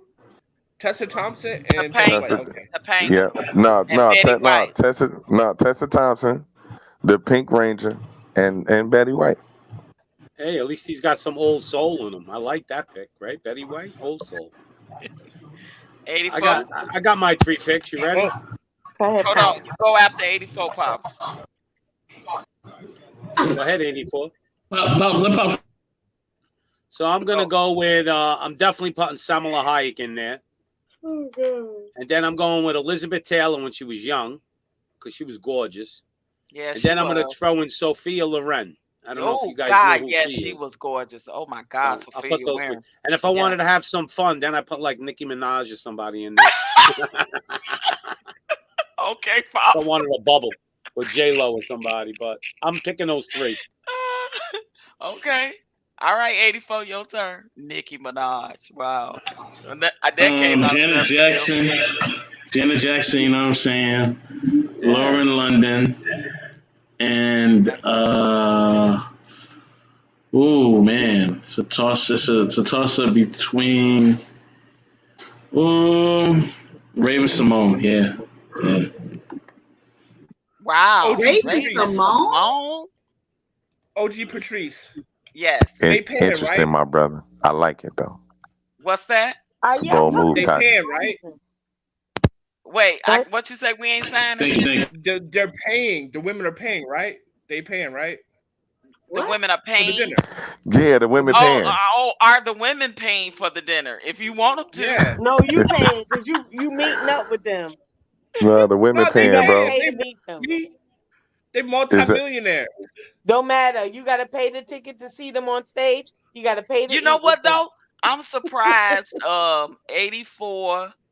Well, and especially Yell. I'm surprised one of y'all didn't say Rihanna. Nah. Y'all don't think she's gorgeous? Nope. Really? okay? Rihanna's All right. not that pretty. Wow. I think she's pretty. I wouldn't throw her out of bed, that's for sure. No. That Yellow, definitely ain't gonna happen. no for Rihanna. Man, okay. Rihanna maybe make my Like top 20. she hold on. Like she pretty. Don't get me wrong. I just don't see it. She's Yeah, always I mean she's and normal I'm pretty. She's not superstar pretty. and I know I'm gonna probably get beat up. And please don't beat me up, y'all. But she's always looked like Chitara from the Thundercats, y'all. Like Yeah. for real, for real. Looks like she what? She looked like Chitara from the Thundercats. What do you mean turn from like Chitara. Not Chitara. turn. It's a Tara. character. She looked like a Thundercat. The I don't the know female. what the cheetah. It's a cartoon, but yeah, she looked like a That could be Thundercat. sexy though. That could be. I know, and No, that's why she's I'm not conflicted. That's why I'm conflicted, OG. It's like Now, I for don't me, know. she seemed like she got an attitude. Like she seemed like she got an attitude. Like how Beyonce seemed like she got an attitude. I don't like attitudes. I don't like no woman with attitudes. I can't do the Okay, attitude can I stuff. go? All right, Thank Kaya. you. We finna get It's beat up. Queen. Queen's going. Oh, Queen. Okay. I thought. It's Richard Branson because he's a multi-billionaire and he's a brilliant man.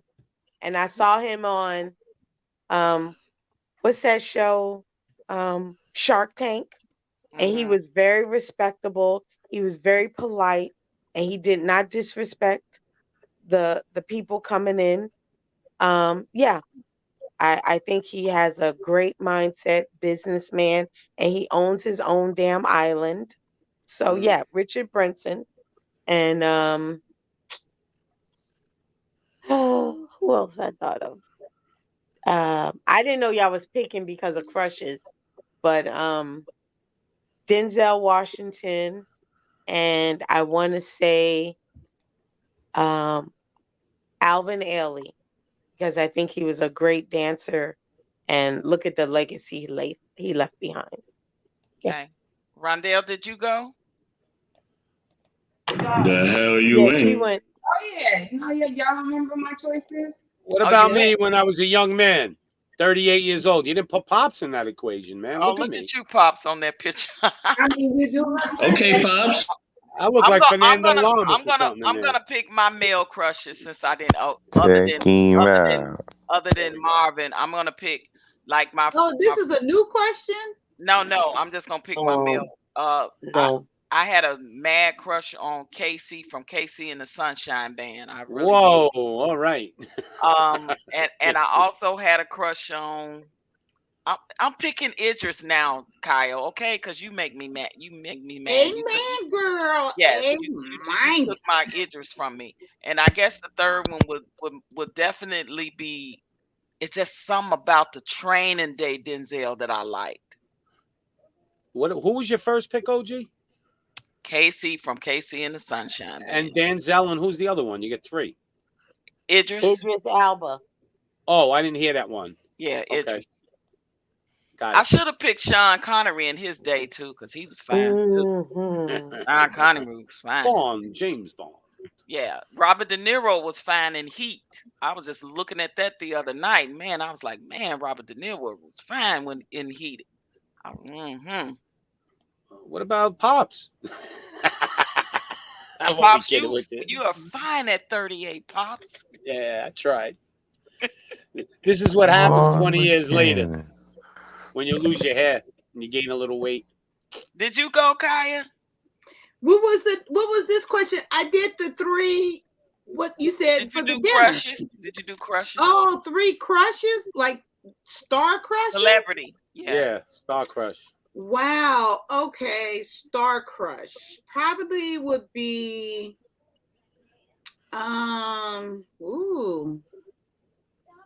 Star crush. We know Idris, okay? We know. No.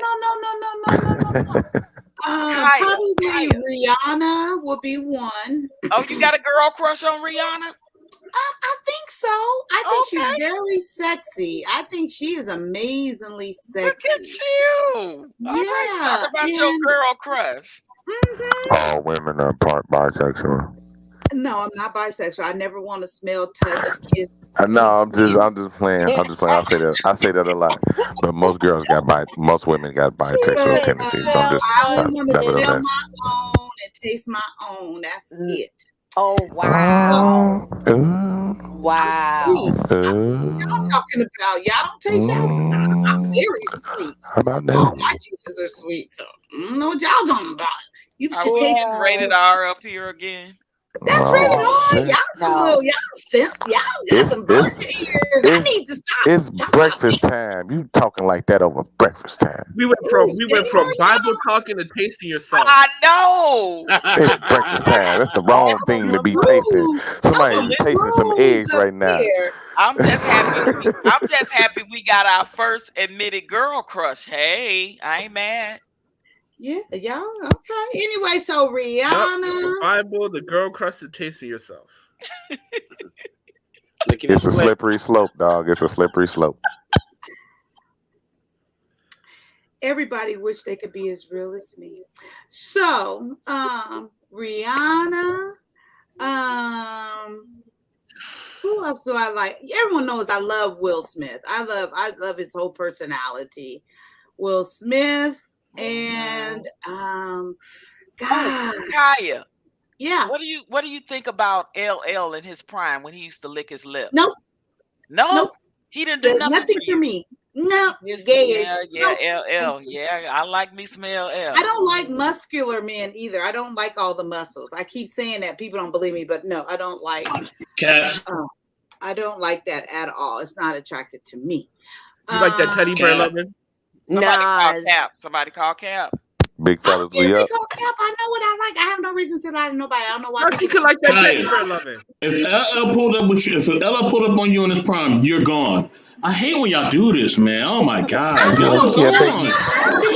like, yeah, baby. Who's Yeah, LL? You're going. yeah, I'm gonna take you You're out. going. Yeah, I'm gonna take you You're out to that going. place. I Go get you am some nice. not. Go Goodness, get you you some guys, nice this little is stuff. Who you talking about, LL? Who is that? Look at Yellow. Oh, He's a rapper. He's a You know LL what is I a mean? rapper. LL Cool J. He's from New York. Oh, I know LL Cool J. Yeah, he's Yeah, from Queens. I think he he grew up looks in great Queens. for his Yes, age. he's from Queens. Oh, Yeah, He's LL. like Come on 60 now, don't years be old, slipping and he on still looks LL good. now. I think he's had Yeah, a couple but of I mean, maybe facelifts. Kaya like that teddy bear loving. She like the big dudes. Ain't nothing wrong with that. I The do drill not like verse. the big dudes, and if I did, I would say it. I know how to speak for okay. myself. 53 Okay. years old, been speaking Okay. for myself most, if not all, of my life. If I like what I like, I would say it. I don't like LL Cool J. Ain't never been attracted to LL Cool J. I don't care if he came up to me naked. I don't know how else to be clear. I'm not attracted to it. I know what I like. I get tired of people talking for me and be calling cat, and I ain't got no reason you to guys. lie. I said what I said, and I meant Yeah, I'm what I tripping. said. You guys, Trash not- Can said he liked Cardi B before she got her teeth fixed. Yeah. Okay, so Oh, I was Lord. That's a and struggle. That's a Patrice struggle is crush gonna right there. change it, but go ahead, amen. What, Amen. Kyle? What I do? What did I do? I was talking. I was expressing. I still haven't said my third person. Oh, I'm sorry. Who was your ahead, I'm first two? Who was your first two? You said Rihanna and who else? Will Smith. Rihanna, Will Smith, or who else? I don't have a third person. Oh my goodness. Yeah, you do. He black as hell too. Yeah, he I is. was really still just thinking I don't have a Who? third person. Could be black. Cause y'all ain't here the other night when she was like, I love me some dark skin man. She, I mean, went in Yeah, on isn't that. Will Just, Smith isn't Will Smith light skinned? Yes. yeah, but she Okay, but she said wait, she like him y'all blacker than the peep what I motherfucker. said.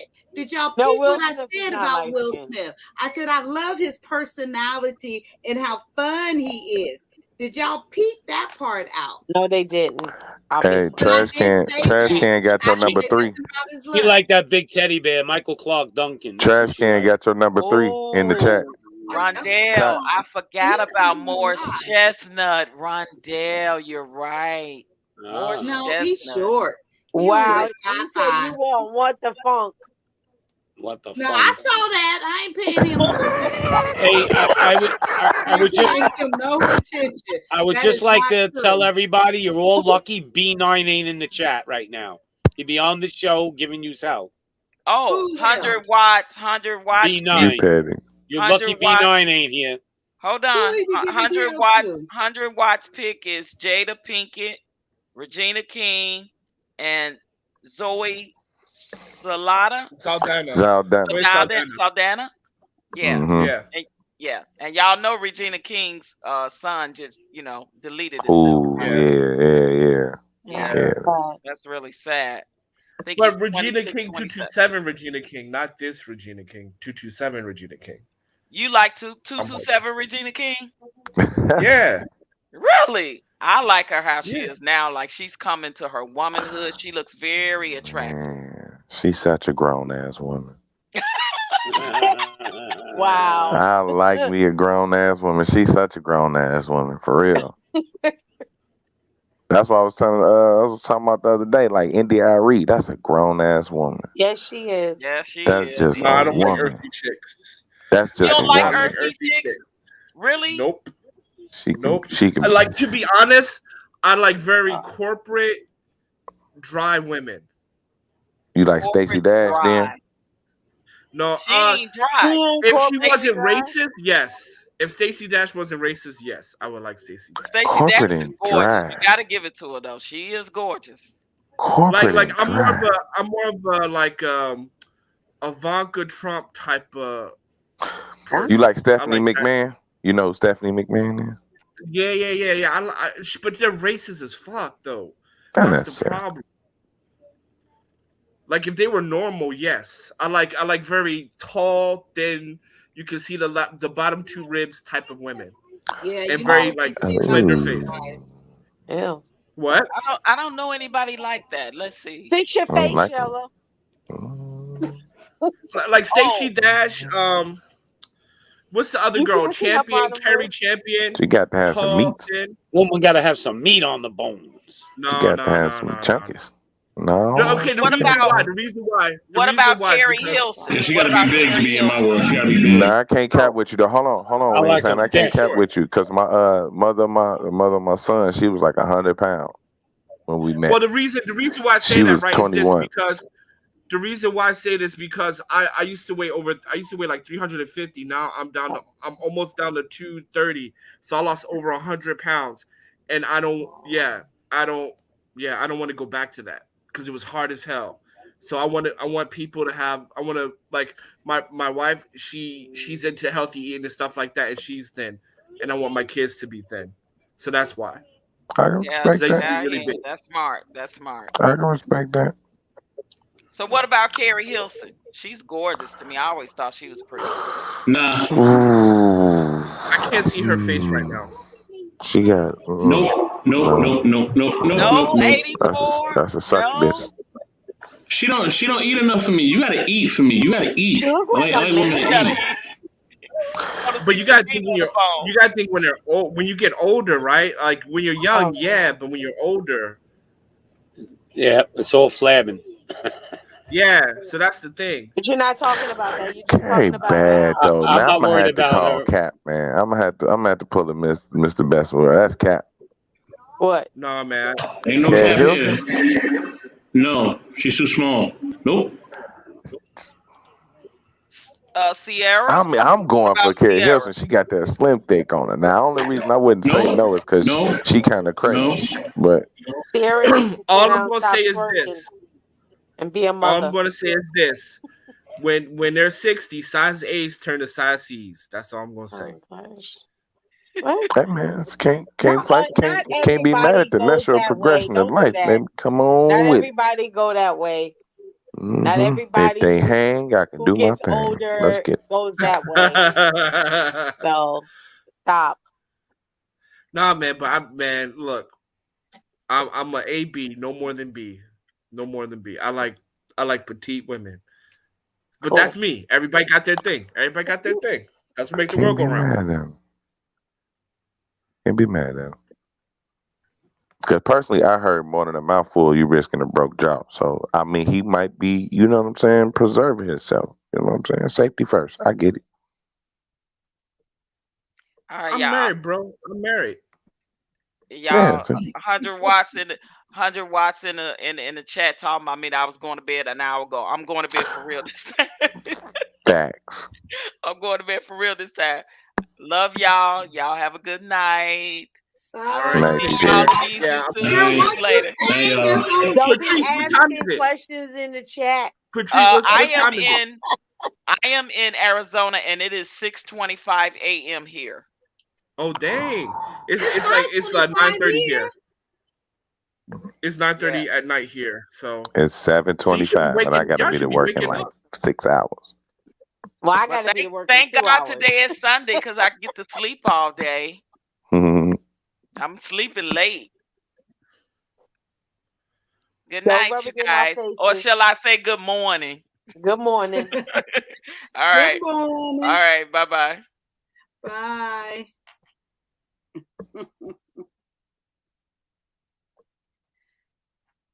So, Pops, you're on mute if you're talking to us. Oh, I said to everybody, good night, and thank you for having me on your show. And Pops out. Our pleasure. I Yep, enjoy I'll be having back. you here. Yep.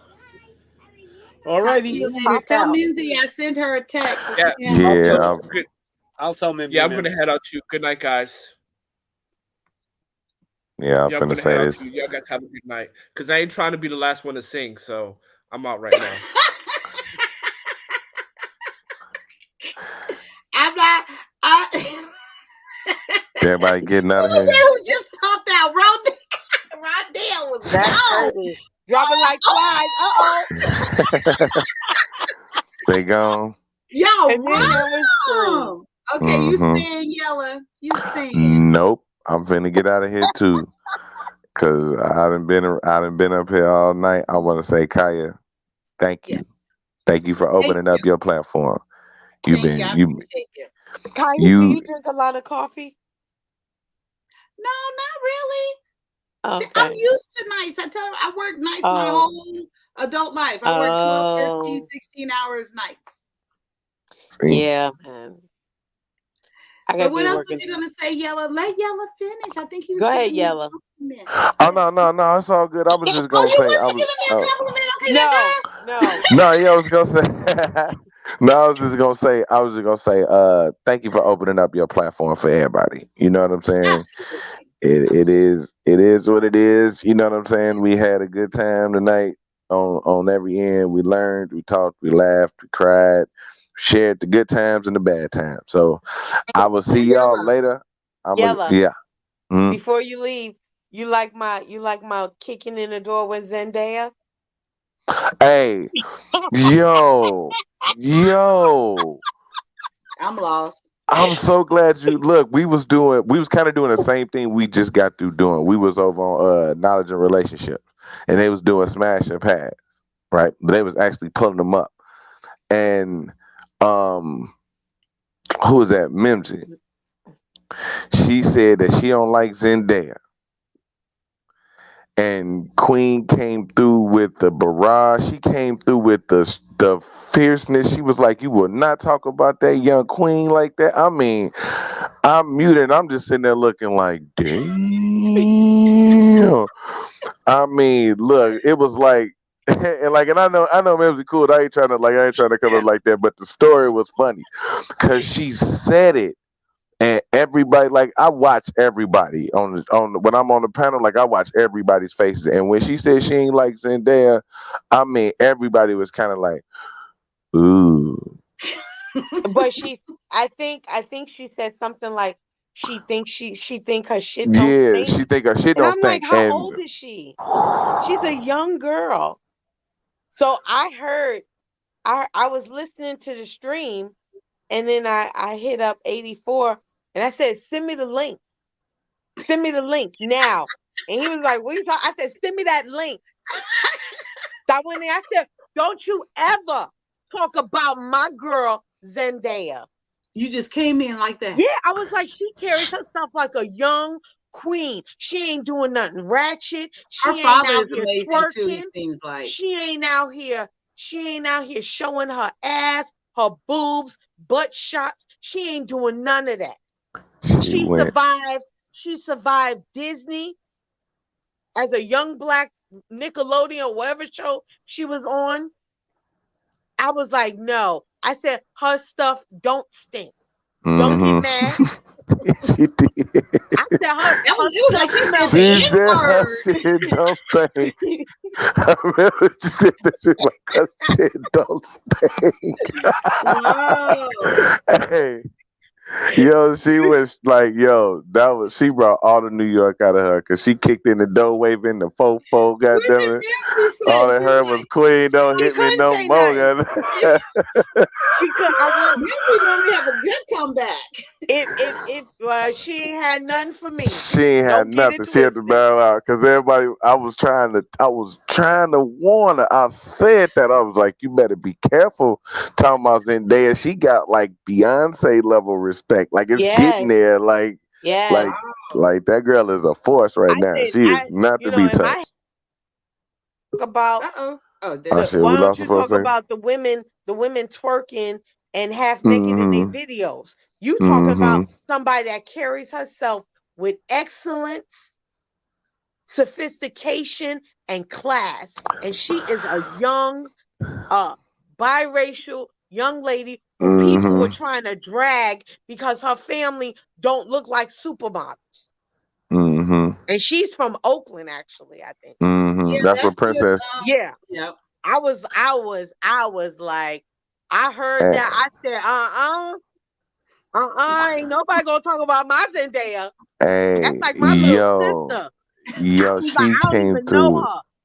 She came through so hard though. Like real talk, I'm gonna give Zendaya this praise though, real talk, because this is something like I know we talk about all that night. I'm not finna get into that, but it's a super Yes. positive example, right? Now in these spaces we talk a lot about femininity, right? Mm-hmm. Man, you see how she got that boy Tom Holland ready to give her the world? Yes. Man, that is. And they ain't even on no like white people, black people, biracial shit. Nope. That woman, that girl, that woman. I'm sorry, that's a grown ass woman. She 25 years old. That grown ass black woman got that man ready to give her the world. Like he is the dude The who plays Spider Man. Spider-Man Oh, that okay. played in the movie with her, and they were Mm-hmm. dating in the movie, like Mm-hmm. their boyfriend and girlfriend in the movie. But did you Mm-hmm. see the one? I don't know if it was a red carpet where she started adjusting her dress, and he like literally Mm-hmm. stood in front of her to block Mm-hmm. other people from seeing. Mm-hmm. And she was like, "No, I'm good." And he was like, "You sure?" And then he walked back to the side. Like Mm-hmm. it's like young love of what it's supposed Yeah. to be. You know what I mean? Like Yeah. respect. You know, you don't see them everywhere kissing and hanging on it. You Mm-hmm. don't see none of that when it come to her. That's why I Mm-hmm. said her shit don't stink. Don't get mad. Don't get mad because her shit don't stink. It smell like roses. It's gold. Don't play with her. I was hot. And And then y'all I just, complain about me tasting myself, and she knows that she smells like hey, gold. I don't know nothing. All I'm saying is how she carry herself is how her shit smell. And then right after I said all that, I just jumped off. I was like, I'm out. Yeah, she did. Yeah. You She did an didn't let her Uncle respond. Stu. You did an She Uncle came Stu in. move, huh? She interrupted the whole conversation. Like she cut everybody off, and then it was stormed out that motherfucker. It was like a fucking tornado. She was not playing about no damn Zendaya. But I tried to warn her. Like I said, I tried to warn her, but Look at trash can. Oh, come on, Queen. Look what trash can said. I'm My pretty sure breasts who don't do this. stink. Wait, they don't. Mine don't even stink, and mine are bigger than hers. So Hey, I'm you just lie. saying. Hey, I'm You with just. the hey, wrong hey, woman. I'm talking about that, I know I said her shit don't stink, but what she was trying to say was her I think attitude. I think Because he I I guess t- she was is reading, Queen. Zendaya was reading some of the Queen. comments that people He's put not about being her, and serious. she said something about it. And it's true. It was Like just a joke. everybody not affected by trolls and haters the same way. It was So just if mhm. I was Zendaya, you know what I would go? it was a Have a nice life. Thank you for coming to my page. it's a joke.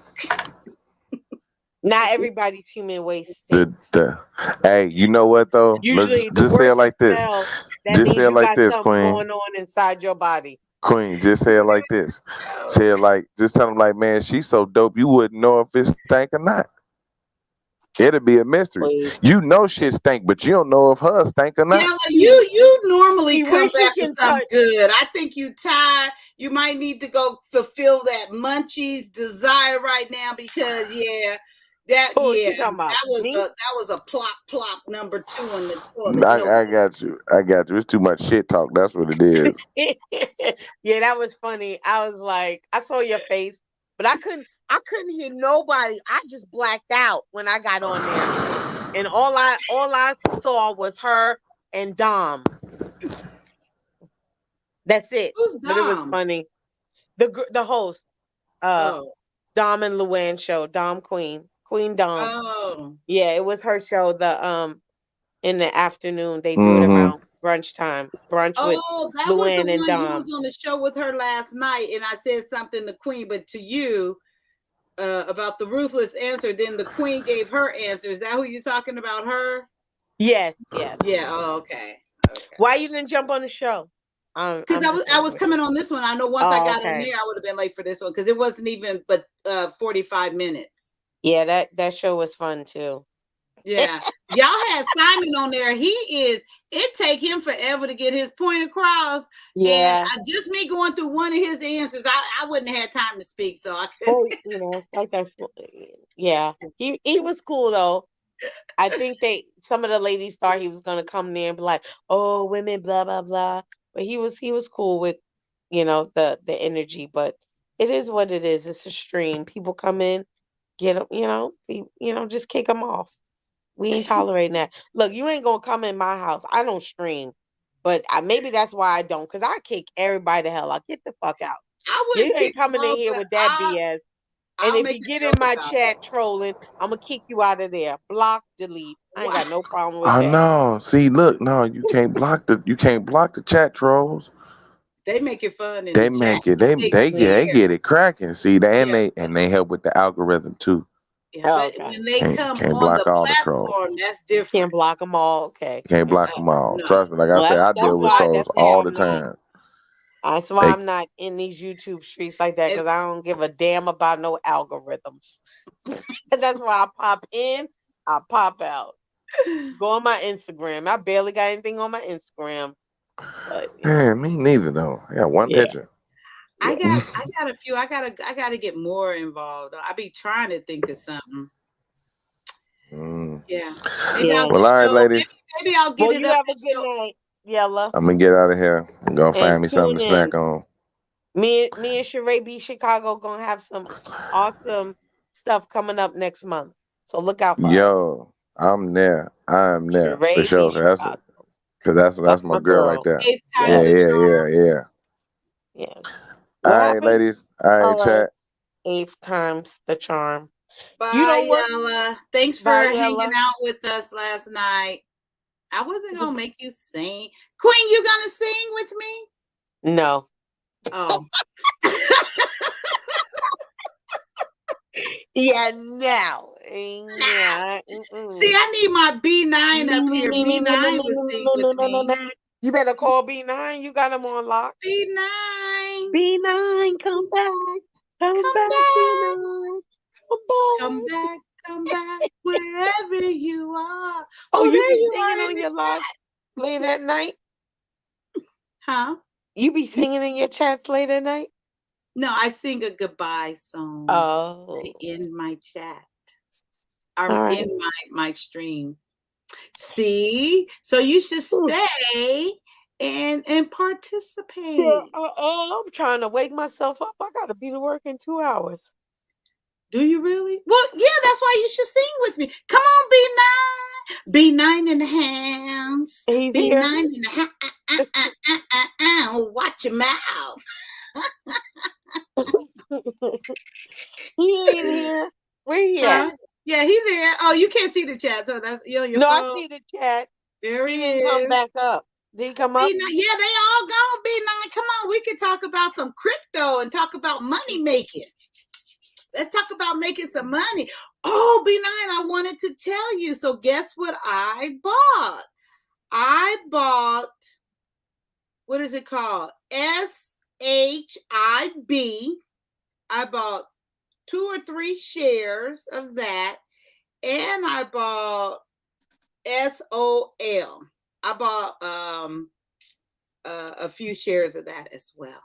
So I wanted to have that conversation with you. What do you think about that? Come on, let's talk money for a little bit. Laugh out loud, kind of. Princess. This is the song here,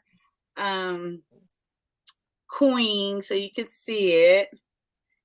And then Yella, yeah, you went out quick, Yella. I don't think you said a proper goodbye, but I'm gonna let it go for now. Y'all have so much fun tonight. I'm gonna play for this later, but worth it. Oh, that is great. I appreciate you so much. Thank you so much.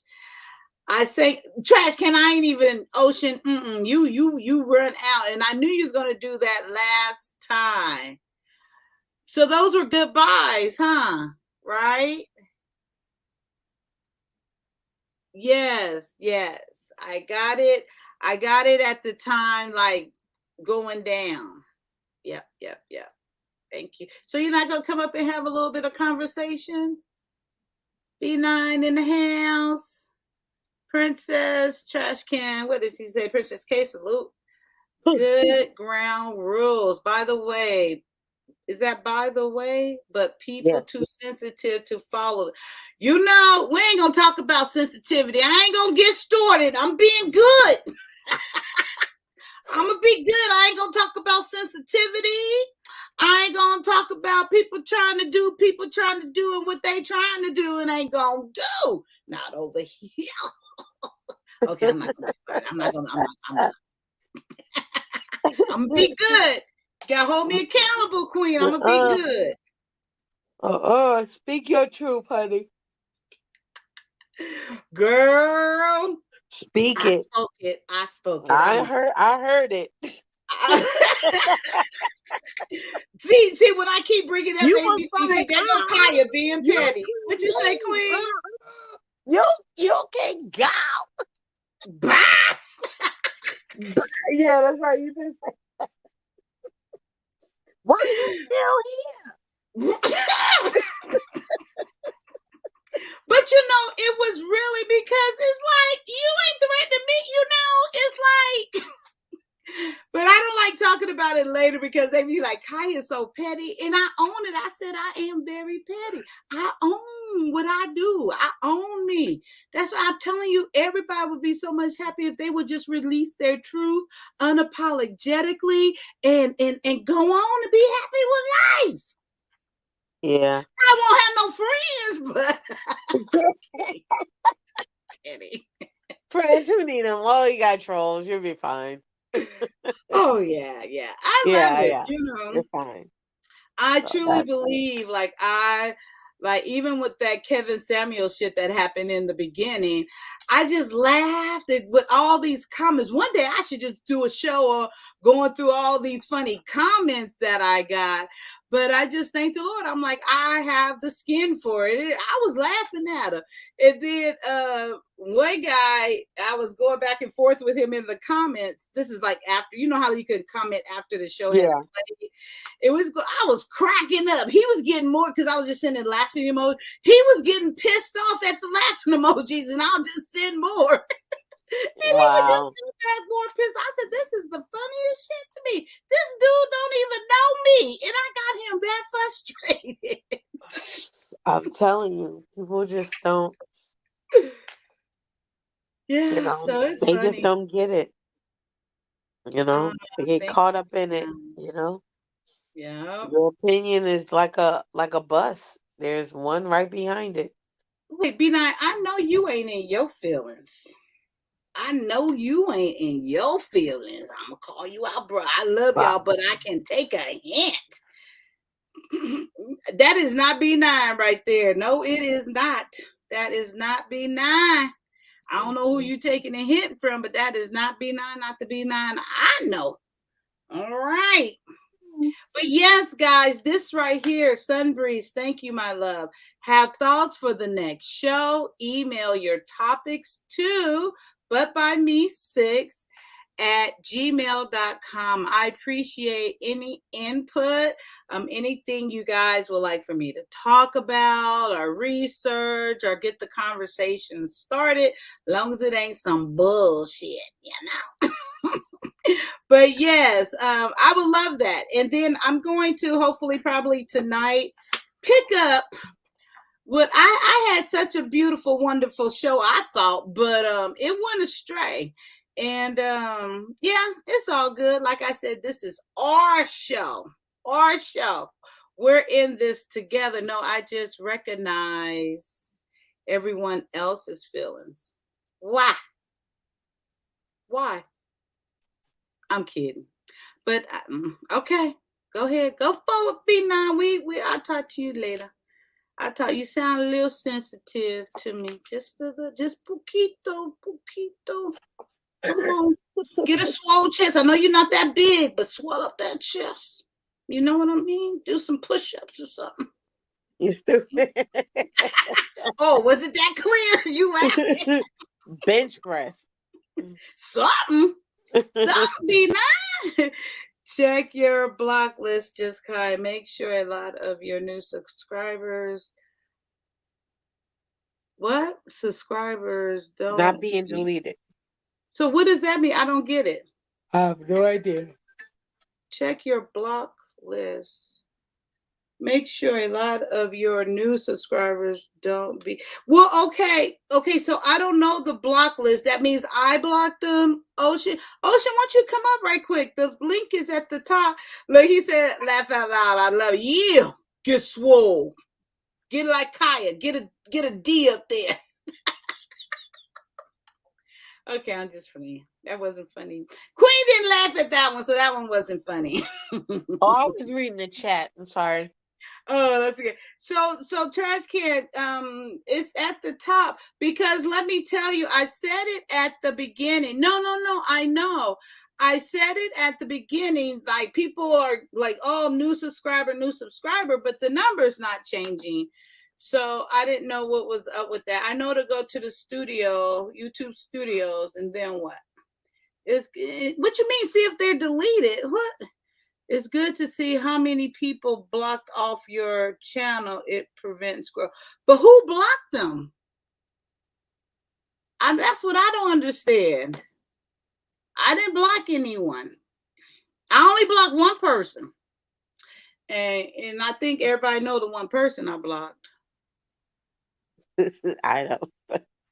You know, huh? No, I don't. Oh, the one you were saying you can leave? Okay. The one that did all that stuff to my channel. Oh, the I white didn't. naked booty. Oh, I didn't know that. Oh, that's why you asked me to show in the beginning. Yeah, that's why I asked everyone. Okay. Yeah, because Yeah. and then got my thumbnail, reported my thumbnail because I had a lady on there with a G-string, and then that same show changed their profile to Wally's name, and I just let them up, and then it turned out to be a video of a white man, and he showed his butt, took off all his clothes, and yeah, so yep. But thank God, that didn't, we caught it. I guess it was just so quick. And then we ended the live, and I made the video private. But by that time, the thumbnail had already been reported. So that got removed, but the video didn't. I think because it went on private so quickly. And then I just blurred that part out because it was a really good live run. So look at that. That's right. It was chalky butt. Chalky butt. Yeah, but it wasn't cool at all. And so that had happened. But yeah. So I'm gonna check that out, a block list. I don't know anything about it, but I'll look into it and see what that is about, Ocean, and I thank you. All righty, so you guys, like I say, I hate haters. What? B9, what are you doing, B9? Like I always say, you guys, our time is very valuable, very precious. And I truly, truly, truly do appreciate you choosing to spend this time with me. I do not know how to express to you how much that I learned here. I learned so much more from you guys than I can ever give out to you guys. And I appreciate each and every one of you for being authentic, for coming up on my platform and sharing who you are. I thank you. I thank you. And Queen, you up here, so you got to sing. Let me get the words for you. The rule is, Queen, who's ever here, they have to sing the song with me, and you can't dip out now. Okay, here's the words. I can do anything I want. And you go sing this song with me. I'll sing it first, and then we'll sing it the second time. We'll sing it together, okay? Okay, y'all heard her. She said, okay. Ding, ding, ding, ding, ding. I'm so glad we had this time together.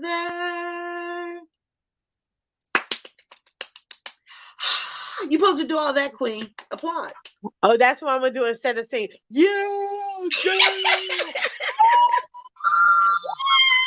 Go, Kaya. Go, Kaya. You can sing. You can sing. My flowers up. Throw my flowers on the stage. Throw my flowers on the stage. My flowers on the stage. Hey, and on that note, I'm out because I ain't singing the second verse. Love you. Second verse? Let me ask the first. Bye, Kaya. I gotta go to. I gotta get I a nap. appreciate you. Bye, guys. I'll see you guys tonight. Queen, do you have a topic for tonight? Okay, guys. Bye. If anyone thinks of a topic that you could think of, I appreciate it. Bye. I'll see you guys tonight. Tomorrow, I love you. Tomorrow, you're always, or is it only? You're only a day away. That was my daughter's favorite movie. I know that whole movie. Okay, bye. See you guys. Have a great, great, great day. Live in